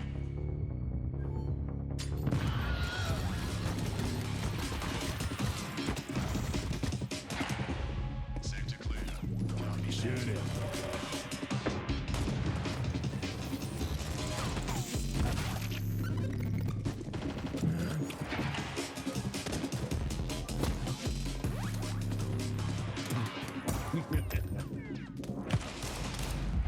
The world is changing, but one thing remains the same. Victories with 1xBet.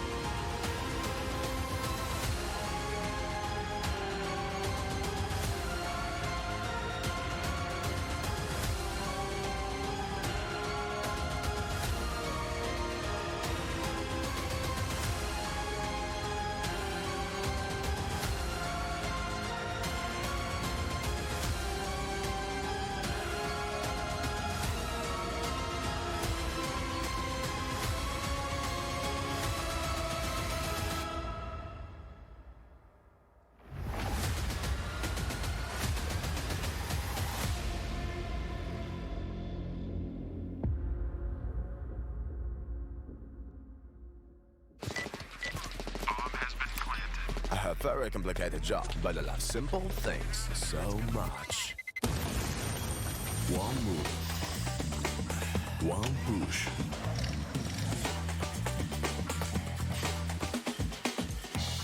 One touch.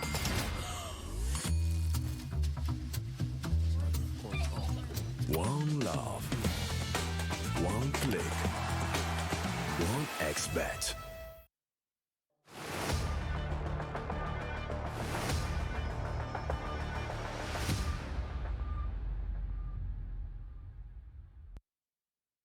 Battles left, right, and centre in today's semi-final matchup between Bleed and Bait. 13-11s going either direction on Anubis and Inferno, and Ancient will be the final battleground to determine who is taking on Omega in tomorrow's grand final proceeding. Dwayne, we walked into this one saying that Bleed should have had it 2-0. They've been the most confident they've ever been in their history, right? They've walked in this tournament. They've had some great performances from Cirque. Campus has been doing great things as a captain as well. But up against Bait, something seems to be missing today, mate. I think like on the day performance is something to seriously consider, especially when it comes to those early streaks that allowed them to get as much as they did on the first two maps.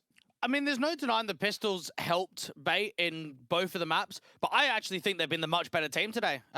Even though you can look at the scorelines and say, it's 13-11 either way, it's quite close. I don't think that at all. I think Bait have been the far superior team in this best of three. I think they were quite unlucky in some of the gun round opportunities there to close out in two, and I haven't seen Bleed look this pressured in quite some time. I have to agree. I mean, again, I've got some serious concerns for them. I will admit that the tail end of that Inferno looked far better than the entire series that we've seen out of Bleed by comparison. Cirque turned it up. Hampus had some massive, massive rounds with a push forward towards apartments, the weight towards coffins. We're highlighting those key moments as times where tide did shift, where we did see that skillful nature of Bleed. Now they're going to take that potential, spread it across the entire team, and get it started. The 0-4 down enabled Bait to get things under control on Anubis. The 0-6 start enabled Bait to take the half to an even stance, and eventually the advantage that Bleed had to recover from. All those advantages that Bleed had to play against gone the way of Bait because the early games were so proficient for them. It's not just the pistol and the conversions. It is more so about those rifles that they were converting at the same time. A lot of things going well for Bait. Bleed needs some confidence here and now. And just knowing that for Bleed that they were on a 6-game winning streak, that got ended today. Could we start to see the start of a losing streak? Could that theoretically be on the cards? Bait have to look at this opportunity and say, with the result that we had against Passion on Ancient yesterday, with the result against Perivision the day before, this is on. This is our series to win. Well, Bleed will start things off on CT side for our final map of the day. The jewelry set on Hampus and Vladen, as these two teams do battle for one spot in the grand finals. Cirque set to mid-control. 2-1-2 splits of the CT side. There's a lot of aggression in from lane and from Cheetah from both sides. So there could be a lot of contact here. Julies of Hampus Court. First Cypher dead to right. Bait going to start things off surely. Captain Kirker with some of these entries was pivotal in the first couple of maps of the series. Cirque flashing himself out towards long, deals to the captain and falls down quickly. 5-on-2 situation, no trades even for Bleed. And the pistol start will once again favour Bait, as it has done throughout this entire series so far. 3-for-3 in the first half, pistols. And in fact, 5-for-5, in fact, at this point, in this, all 5 pistols have gone their way. Bleed, nothing they can do about it. And you mentioned the starts that we've been able to see from Bait. Obviously, with a 5-5 in pistol record, you know you're going to be able to be extended. For Bleed, though, they're on the CT side, and that means that you can strike a bit earlier, whether it comes to the anti-force buy, whether it comes to the opening gun round. Bait could have some struggles on their T basis, but this team is cooked in the playoffs. And when I reflect back on the group stage games, the absolute slapping that they had against Zero Tenacity, where they couldn't even hold weight, with losing a map to Harvu, with losing a map to Perivision, the way that they've conducted themselves in the Passion UA game yesterday and now against Bleed, they've definitely upped their game. They've played so much stronger in the playoffs than the groups. Even considering the idea of how they were able to get out of the groups against Perivision, Ancient was played. It was 13-7. Bait yet to lose this map in this tournament. If they do so now, it'll lead to their demise. The 1xBet odds have things at fairly even, giving Bleed the edge because of their recent successes, only by a small margin though. This early into the game, it is anyone's game. MPL taking a lot of space away from Cave. Information should be the B lane. Bleeds. Be surprising if they get anything out of this round.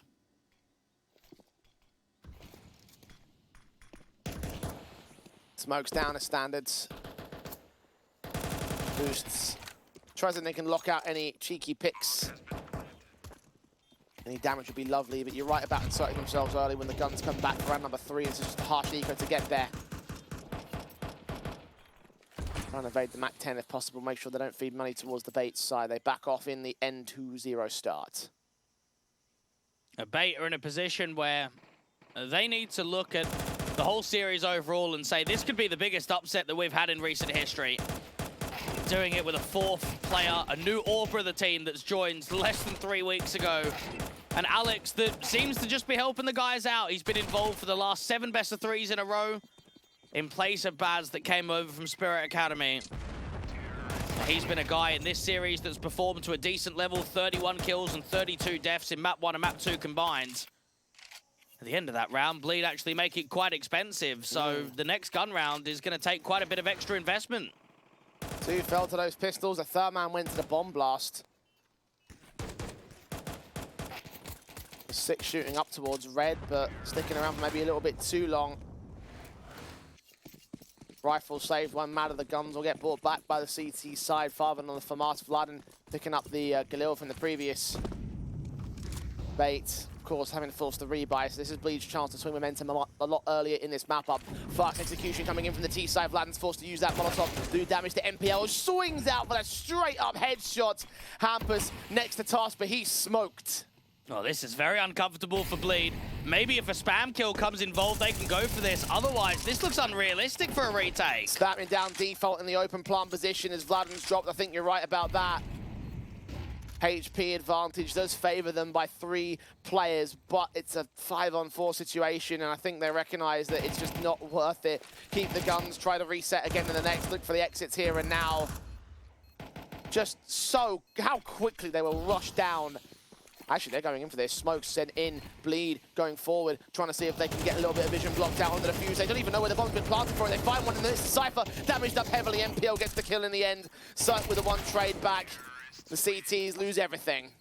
And I look at individual performances and say from an anchor perspective, Vladen may be one of the best anchors that we've got in Tier 2 right now. He's very good at repositioning, very good at utility usage.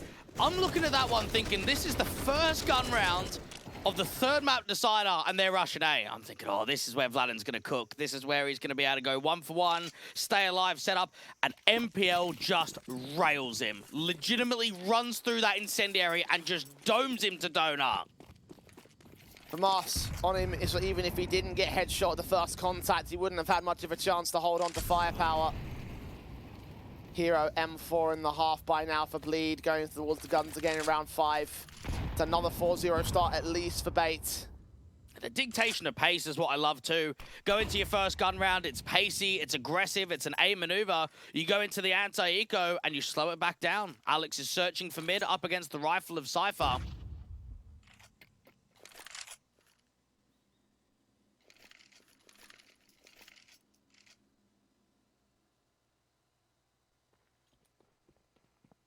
They're just waiting this one out. Bait.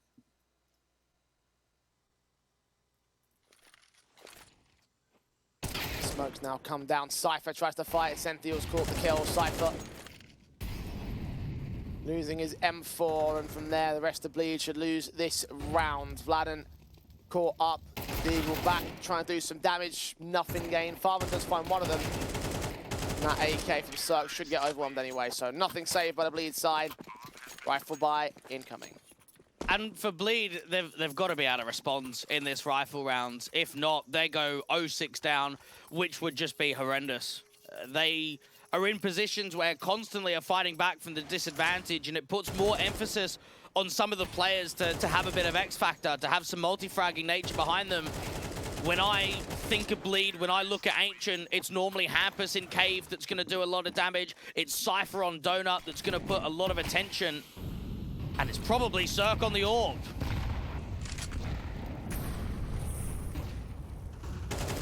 Flashes forward, spray through from NPL, unable to catch. Damage done to 51. Above and down to 47. AWP of Cirque peeking, prodding, doesn't see where Captain Kirker is at. Cypher will watch Captain dead to rights, advantage for Bleed. At least Captain Kirker can relay info that Cirque is low. They know that AWP is vulnerable in the late round. 3 on B, and Cirque possibly in rotating positions. This seems to be a good read from Bleed. Head trick, Shadow seen, but he gets the angle on Farben first. Cypher now peeking in, his SMG drawing attention away from Long, which is where Hampus can strike alongside Cirque, rotated his AWP towards short and got his piece of the pie. 2K for him in this round, 2K for his captain. Another multiple frag impact round from his M4. Made that a triple, in fact, for Hampus. And the start for Bleed. And even reflecting back on Inferno, we can look at some of the situations and say we encountered some really big multi-frag rounds from Cypher, Cirque, and Hampus. What about that gamble stack? Like, I'm still thinking about that one. Legitimately, everyone just left the A-bomb site. They'll be in positions of a lot of what-ifs in this scenario, and they have to try and reflect off of that and bring that to Ancient, where they know they've been the better team in this best of 3.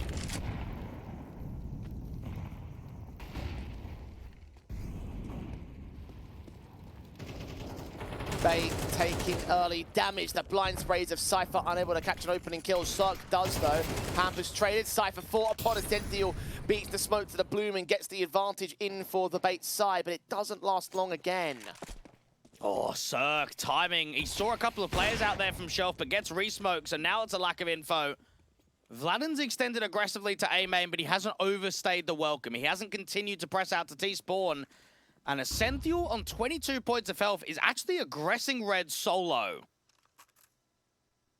They're extremely low HP here on bait. Cirque is trying to prod to get a good shot. If he catches the bomb carrier, that would be pivotal. Sees the quick shoulder bait. The backstab of Ascenthial, though, okay. About to come up with a Hampus-like play, but he's unaware of the second man in at cave. He doesn't hold his trigger position. Farthen. Kill found a 2 versus 2, smokes down, rotations will get called. He's going to have to fight on MPL, the high HP element of the T side, and he gets that kill in easy. Vladden in a 1 versus 2. And Vladden's presented some very good clutches. I remember that 1v2 out on Anubis. 1v2 on Ancient, though. In from ramp, time is starting to tick. He's walking, the smoke will fade at ramp. He's got a HE. If he places that right, Alex will be a goner. Checking that wood corner. MPL hidden. Alex watching. Footsteps to be heard. Caught off. Back turns. And Beta back on track. Oh, this is concerning once more. Yep. This is Bleed getting their first round and then just instantly getting responded. Money is decent for a buy here, but there's going to start to get limitations. Bates. That walk forward from Ascenthial. And once more, Jay, I don't think we've seen the best from him in not only this best of 3, but just since he's joined the team. And I'm not sure where the expectations would lie. He's young. This is his first pro team. He's so new to this level of competition, but some of the plays that he's making on Ancient are making the difference. Captain Kirker running out from mids. Didn't need to be shot with a Mac 10. 1 for 1 is at least responded to by Bleed here. They back away from that mid-aggression. 2 players break away from the B bomb site. Cypher is the only man to hold over it. Cheetah, expect that bomb might be on its way towards the A site, and they'd be correct. And Vladden needs to get both of these kills. I actually think a 1 for 1's not going to be enough in this position. MPL walking. Alex caught dead to rights. Advantage now, MPL's revealed. Vladden keeping his nerve held together, just drawing attention away from the actual site itself, and he even finds that secondary pick. Now the T start to act out of main, and Farben is here in support. A couple of AKs, and now with the AWP rotating slowly, Ascenthial is seen. He can smoke that position, the bomb can get planted. They want to wait for a moment. They want to try and see if they can work a fight, but Cirque in CT is going to drop the AWP. So quick to return him, Ascenthial, all that's left. Bomb can get recovered. It's right at his feet. But the concern now is on the clutch. Isolating each of these fights will not be an easy task. Cirque, especially Orb close. Does miss his shot at last, but his teammates have come in from the back lines. The Orb can just be thrown out of the map by Ascended. Probably the best thing you can do given the circumstances. 20 seconds on the clock. He's not winning this. No, not at all. I may have actually been able to hold that AWP and save it into the next round. A backstab on the B side. Vladin might actually drop him after time. Seems likely now with the footsteps being heard. Vladin waiting. There he goes. Quadra in the round. What's a round from Vladin individually? And that round is another one where Bleed rely on X Factor. They rely on individuals to get themselves out of trouble. Vladin has a lot of time stalling in there at Donut. It's probably the best position for that kind of weapon. MP9, you can play the close range angles. And he's just wasted so much against MPL. Setting up the rest of his team. Bleeds. When do they start getting rounds in a row?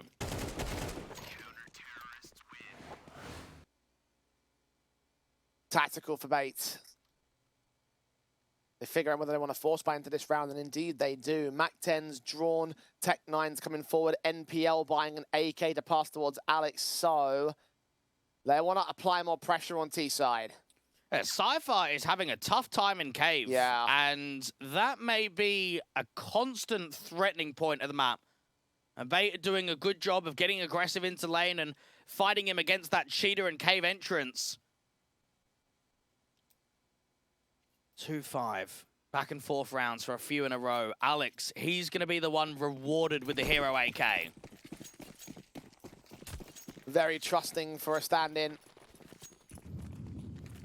He's been performing well over the course of this tournament. He isn't quite the top fragger of Bait, but I don't think that'll matter when the rifle's in his hands. Cypher press towards that cheater position to try and get the opening. Picks the AKFR and that holds down the back sight, getting a sentinel. Flashes will keep both players blinded, but Cirque comes up with a collateral flick, and that shuts down all the rush. Cirque had some immense rounds on that second map of Inferno to get it over the line. And we're starting to see that vibe again. We're starting to see the impact from the big AWP up. Bait kind of got into a position there where they tried to set up the util. The anti-rush util caught them for a moment, and then Farfan just starts striking out from long, and they have to commit. As Cirque finishes the round with 3, and that force buy is very much unsuccessful.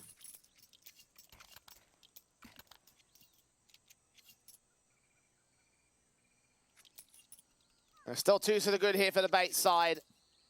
But that should start to close the gap. The loss bonus does not equate to a buy. This was a force up in the previous, so eco, harsh, Glocks only for them. And Bleed, once again, keeping all 5 alive, allowed to build their economy state from here. AK still want to take aggressive fights, though. Bleed need to maintain as many of these AKs as possible. Hampus is going to get swarmed out from elbow, but he's got a lot of teammates there on the crossfire. Cirque and Cypher help him out.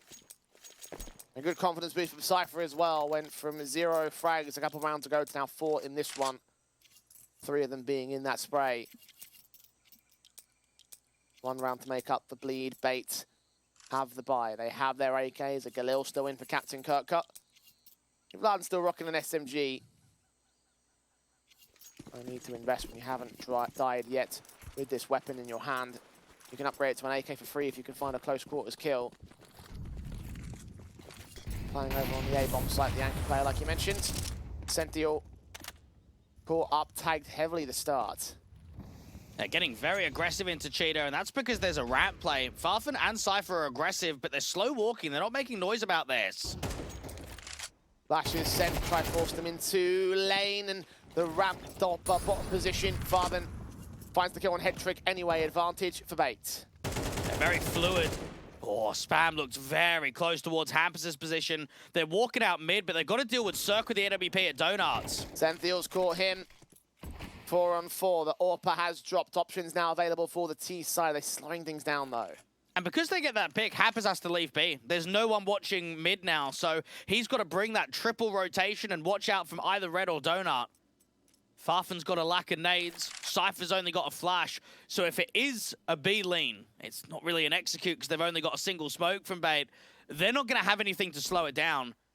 But Hampus is coming back over, and he's read this CT side nicely. They've had a lot of stacks involved. 35 seconds, smokes come back. Alex is hunting the Farvan. They're so close to contact. Hampus blind sprays. Farvan turns up his double. And even a triple swing back towards Cave. He is on fire. A quadra in this round. MPL might even feed him the ace. Farfan out there towards Cheetah does get denied. But MPL just has to hold on to the AK. And I genuinely believe, Jay, that Bait have been the better team and should have 2-0'd. But out here on the third map, I think Bleed have been the better team.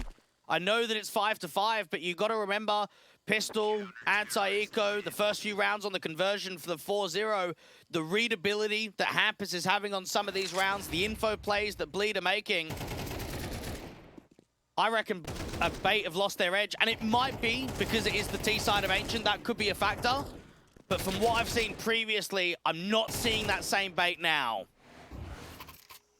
Well, based on how close the first two maps have gone, I'm going to hold judgment until we get at least the halfway through the second half.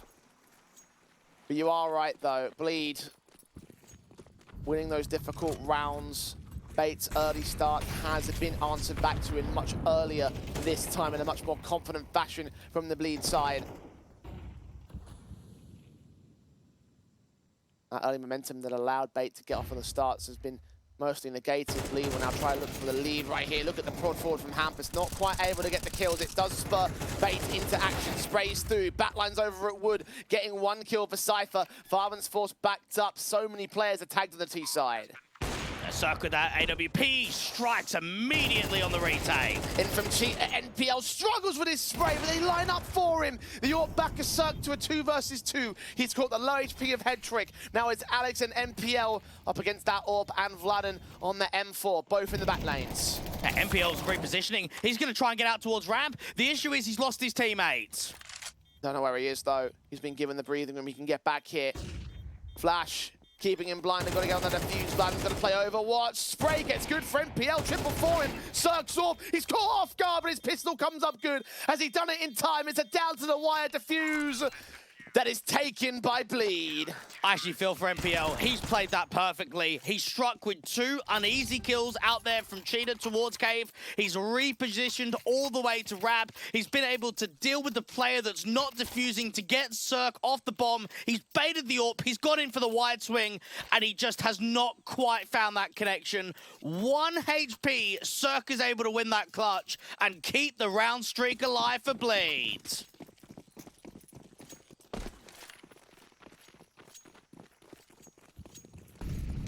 Half advantage taken for them. Well, even stance more specifically. This is the first time that they haven't lost the opening half in this series. Can they win it? Vladen up at tree, Orpa Cirque for first contact. It's Hampus with the kill to start off on the other side of the map, and the kill from Cirque draws attention away from Vladen's angle. Instant 5v2. And surely not much more from here. Cirque just needs to not overpeak here. He's got riflers all the way around. Headtrick just about catches him, but look how many more on A. Vladen with a crossfire locked alongside Farvan, who closes out with his own pick of the round. 7-5 indeed favors Bleed. Cirque is in some serious form. These last handful of weeks have been looking extremely impressive. And I wonder, is it a translation of the team doing well to now him doing well? I think when we first looked at Bleed in the first few tournaments, there was some uneasy best of threes. There was an exit in the group stage of the European Pro League Season 13 event. And I wonder, now that they've been getting deeper, now that they've been getting into grand finals, they're getting more comfortable with one another. Is that why we're seeing an uptake in form from Cirque? A lot of speculation to those specific reasons, but it is a good theory. 14-7, top of the board, top of the server as per usual, and as a result of his efforts, the 1xBet odds have shifted heavily to the favor of Bleed. Now they go in fast to the pistol round. Bait have not lost one so far in this series, and Hampus will try and change that. Cypher is caught back. Cirque converging. Alex and Headtrick have got those trades together. Cirque with a double up. He's taking the advantage for Bleed. Now, Cirque needs to try and establish a bit of a crossfire, and he gets out along so he can protect himself. Both players walking up towards long. Farven's hearing them. Vladen taking contact. Cirque and Farven on the crossfire. They face together. They go one for one of those trade counts, and Farven can double up in the end. Bleed, their first pistol of the matchup, has now put them on a serious front foot. And it's quite easy to say that Cirque was the only reason they won that pistol. Yeah. That aggressive advance into long, they started losing fights quite quickly. Alex and Hetrick worked together, and then Cirque gets 2 very quick kills. They faced him, they fell. And Bait, similar strategy to what Bleed had at the start of the match. They were on CT side, lose the pistol, go to the eco, hard stack B, and hope for the best. And we spoke about it in the Passion UA and Bait series, where Passion UA lost their advantage. They lost their chance when they couldn't close 12-9 up on Mirage. And it's a similar counterpoint here for Bait. They could have closed this in 2. They had very good chances to do so, and now it's gone to the 3rd map decider. Bleed are fighting back, and Bleed are putting themselves in a position where it doesn't look like they're going to lose this best of 3. It looks like they're going to advance into the grand final. Ampus, they're going to try to take these players down. It's not really going to work out for him, though. 1 rifle lost, only a Galil. Hopefully no one else will drop, because that will be expense for the next round. Captain Kirker will not face any further resistance. 4-on-2 now. The AKs look to get involved. Cypher's Mac 10. Laden's Mac 10 closing in the pincers against this CT side. Some bonus cash would go a long way for Bleed here, especially as the Sentinel's low HP. Dead to right, Cypher creeps closer. The scoreline will still read 9-5, and Bait will still have a gun by here. Cypher catches the last, ensuring that no guns stay. And that best of 3 that Bleed played against Sashi this afternoon, Ancient was the map pick for the international squad, and they actually went 8-4 in the first half on their T side. It was the struggles on the CT bases to close out that map. So looking at where the scoreline lies, looking at the position they found themselves in, they can bring this home. And honestly, I'm kind of thinking about, who would Nemega rather face? Would you rather go up against Bleed, who brought their way back into a series and a high-end team in Tier 2? Or would you rather play a CIS derby? I don't know, to be honest. We've seen how wild CIS matches can get here. Straight face, and then PL shut down by Cypher. Farven follows suit on Captain Kirker. And if this is the Bleed you're playing now, then you do not want to face them. Unrelenting in their opening picks, now leaning into the A-bomb site where only Alex is to hold. Spotted by Vladen, who put that Molotov down to cover off his angle of attack. The bomb will commit, the site is secured, the round is basically over. A Bleed, there is no denying that this 3rd map performance is the best performance that we've seen for them all series so far. Yes. This is more like what we've seen in the previous playoff games, in the group stage games. This is what I was more so expecting on map 1 and on map 2 and didn't see it. They've looked comfortable, they've looked strong, and they have won 10 out of the past 11 rounds. They'll put them up 10-5 on the board. A lot of pressure must have eased off these boys at this point, especially with the fact that there's no money available for Bait. Sentinel may even get caught. The hunt is on for the T's. If they take these rifles out, then Bait have got nothing to contest the next round with. HE's come down to try and clear up vision as Sentinel's tagged. Hampus does get caught off guard with this. The M4 Cirque wins that fight. Sentinel in the corner does get Cypher. Will he get faced on? Blind sprays a Farven, connect him.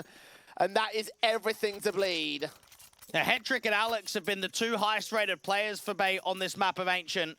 They've been the guys that have been putting in the good performances. They've been the guys that have been edging this map into some victories. But these 2 in the 3rd map decider have not shown up to the same extent. This was an easy gun round. The opening couple of picks just swiftly coming out from elbow and under heaven. Bleeds. 9 rounds in a row for them. Projected to close this game out. Half by forcing forward. Hampus has walked past 1 CT. I think he's heard those footsteps though.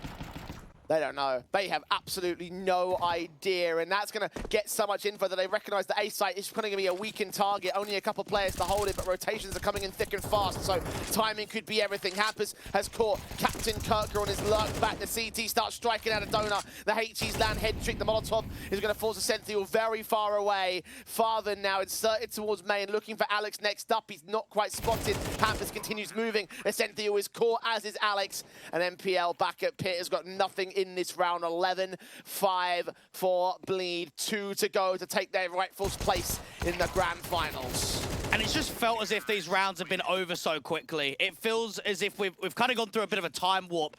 When I reflect on Anubis, it was quite slow. Inferno T side wasn't that pacey. We've come out onto Ancient, and not to say that it's been a really aggressive game, but it's just kills have been exchanged so much earlier in some of these rounds. I remember a couple of gun rounds on Inferno. We wouldn't see an opening man advantage until a good minute, maybe 50-second marker on the clock. We're seeing it this time around within the first 15, 20-odd seconds. Bleed have truly come into their own. And at this point, I'm only asking the question, where was this on Anubis and Inferno, specifically the start of Inferno? Well, they're lucky about Inferno, right? I mean, when it goes down into that sort of order, they can probably look back at this series and say, do you know what? We might not have even played on Ancient. We might not have even had a chance to send it to a third map decider. At 2:13:11s, you're damn right. One round was all bait needed to take Inferno. Bleed.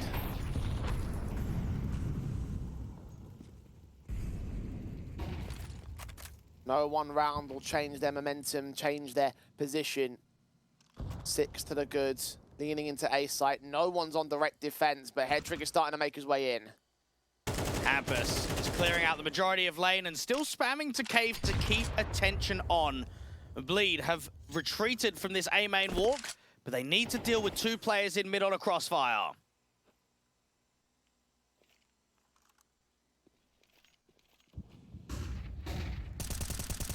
Flash is up mid, Captain Kirker panicking a bit, but re-smokes come down, the T's are suppressed. And this is the first time in a while that we've actually seen Bait take serious map control away. They don't have lane, but the T's don't have lane. They have all of mids, and Ascenthial is now clearing out lane. Now they're actually taking more territory. 45 seconds. MPL strikes as Captain Kirker takes his opening circ, and Varva try to trade back, but MPL is not done. Hampers in a 1-on-3. He's caught that first and dropped in that second. Now where's Headtrick? Gonna pull out that AK. Half HP versus the 100. AK gonna have to jump face. M4's revealed himself. Hampers now knows what he's got to do. Take that headshot angle. Headtrick, 20 seconds to stall against this Hampers, creeping closer. Oh, he's taking it in all. Map, match, and semi-final point for Bleed. Oh, man, there it is again. We saw so many clutches out there on Anubis. We didn't see many out on Inferno, but Hampus strikes with maybe the biggest one of the best of 3. The jump spot out there from heaven just catches the slight amount of info and the 1-bullet connection to the headshot. That is ridiculous. GG, lads. Thanks for coming, Bates. The end is nigh, surely soon enough. NPL continues to fight. Efforts in vain towards A main. Now Cypher starts walking up to B, and he's caught timing. Ascenthial flicked upon. Cypher may have had an awkward CT side, still only 8 kills deep in this map up. He's allowed Hampus to make his way up to the bomb site. Bomb is on the way. The engagement actually gets caught with U2 in hand. Cypher, wallbang responsive, aware there's a second man out there, and Captain Kirker on his way to the rotates here. Ascenthial out from cave has no help. Absolutely no assistance. He might get mollied. He'll have to fight. I think Circle, head trick. Now Cypher does fight. Ascenthial leaving it to Captain Kirker and Headtrick. 2 versus 2 on an important retake. Headtrick spotted Cypher, doesn't connect the kill, but he knows that Captain Kirker, where he is as well. All the info to play with for Bleed now as they face. Circ gets caught. Cypher to a 1 versus 1. Hearing Headtrick, he's got a HE. The smoke onto the bomb. Tapped once. both of the division. Tap as well for Cypher. Gets the headshot for 13-5. Dominant to close the series for Bleed. Shaky throughout map 1 and 2, but it doesn't matter. They're in the grand finals of the West European Series. 12 rounds in a row to close out Ancient. That's unheard of. This was a tremendous performance, and you bang on. Map number 1 and map number 2, that was incredibly shaky. That was not the Bleed that we remember in the group stage, not the Bleed that we remember in that playoff game against Sangle. But that third map decider, mate, it always comes home in the end. Indeed it does. And I'm just, again, asking the question of where that Bleed was in map 1 and map 2, because that was the better team right there in that particular map. 100%. That was the squad that we thought we were going to see throughout the course of the rest of this bracket, and that's not what we saw throughout Anubis. That's not what we saw throughout Inferno, but come Ancient times, man, Bleed came into their own. Perhaps something to work on the back lines, because today certainly was rough when you consider the overall circumstances and the overall results that they had in their best of threes across all tournaments. It definitely shows that the Titans can fall. This was quite an easy series for Bait in certain moments to close into. I reflect back on map number 1, it was 8-4, it was 9-4. If they win that anti-force buy in the second or third round, we could be looking at a 10-5, 11-5 sort of scoreline. And then if you're using that hypothesis, they'll close down Anubis a lot earlier. You look at some of those rounds out in Inferno, and MPL knows, Captain Kirker knows, if Hampus didn't get those back-to-back triple sort of trigger discipline plays, we win it in 2. But unfortunately for Bait, I just didn't see them in the third map. And it is such a shame, because they gave us such a good performance. They gave the favorites a massive run for their money.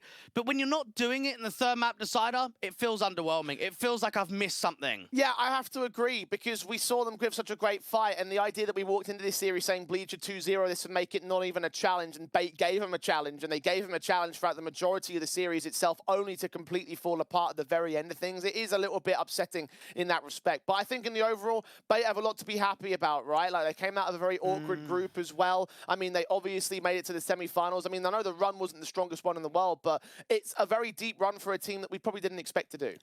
That's true. I would say it's going to be tough to keep this consistent, though. I mean, without really knowing what's happening with this roster, with losing Wrinkle to NIP, with having Baz but not playing with him, I actually think this run could be a bit of a one-time hit.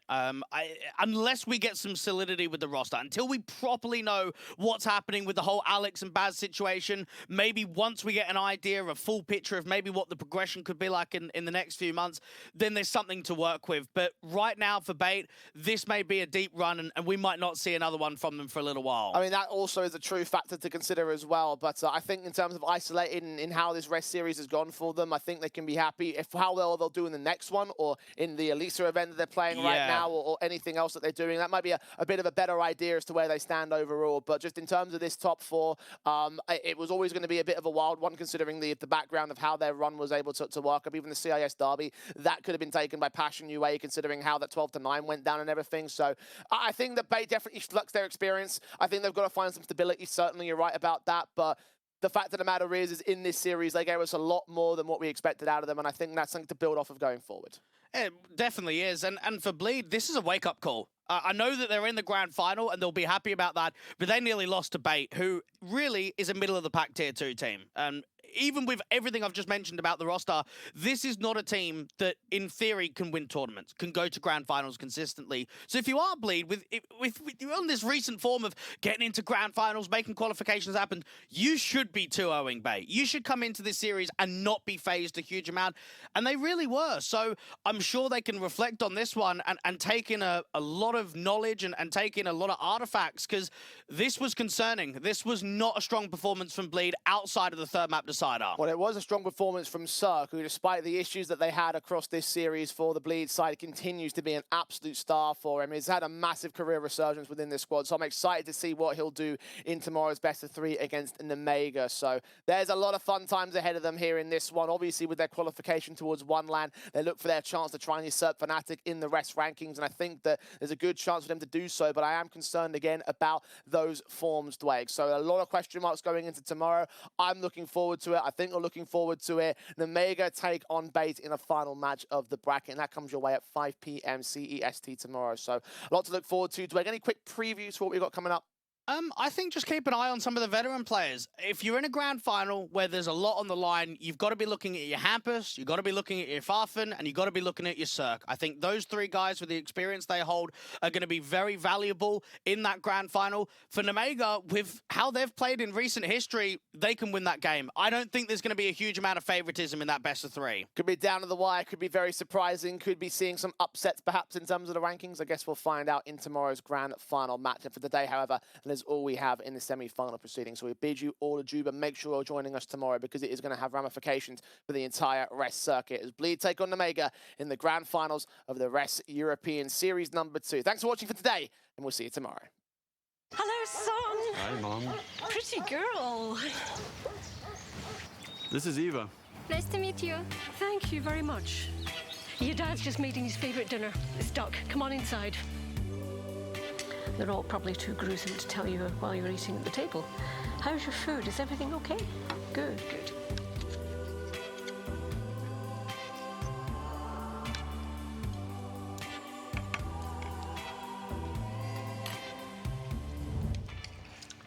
You seem to know each other.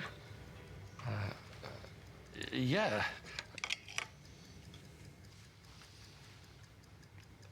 This is the new ambassador for 1xBet. Oh, I see.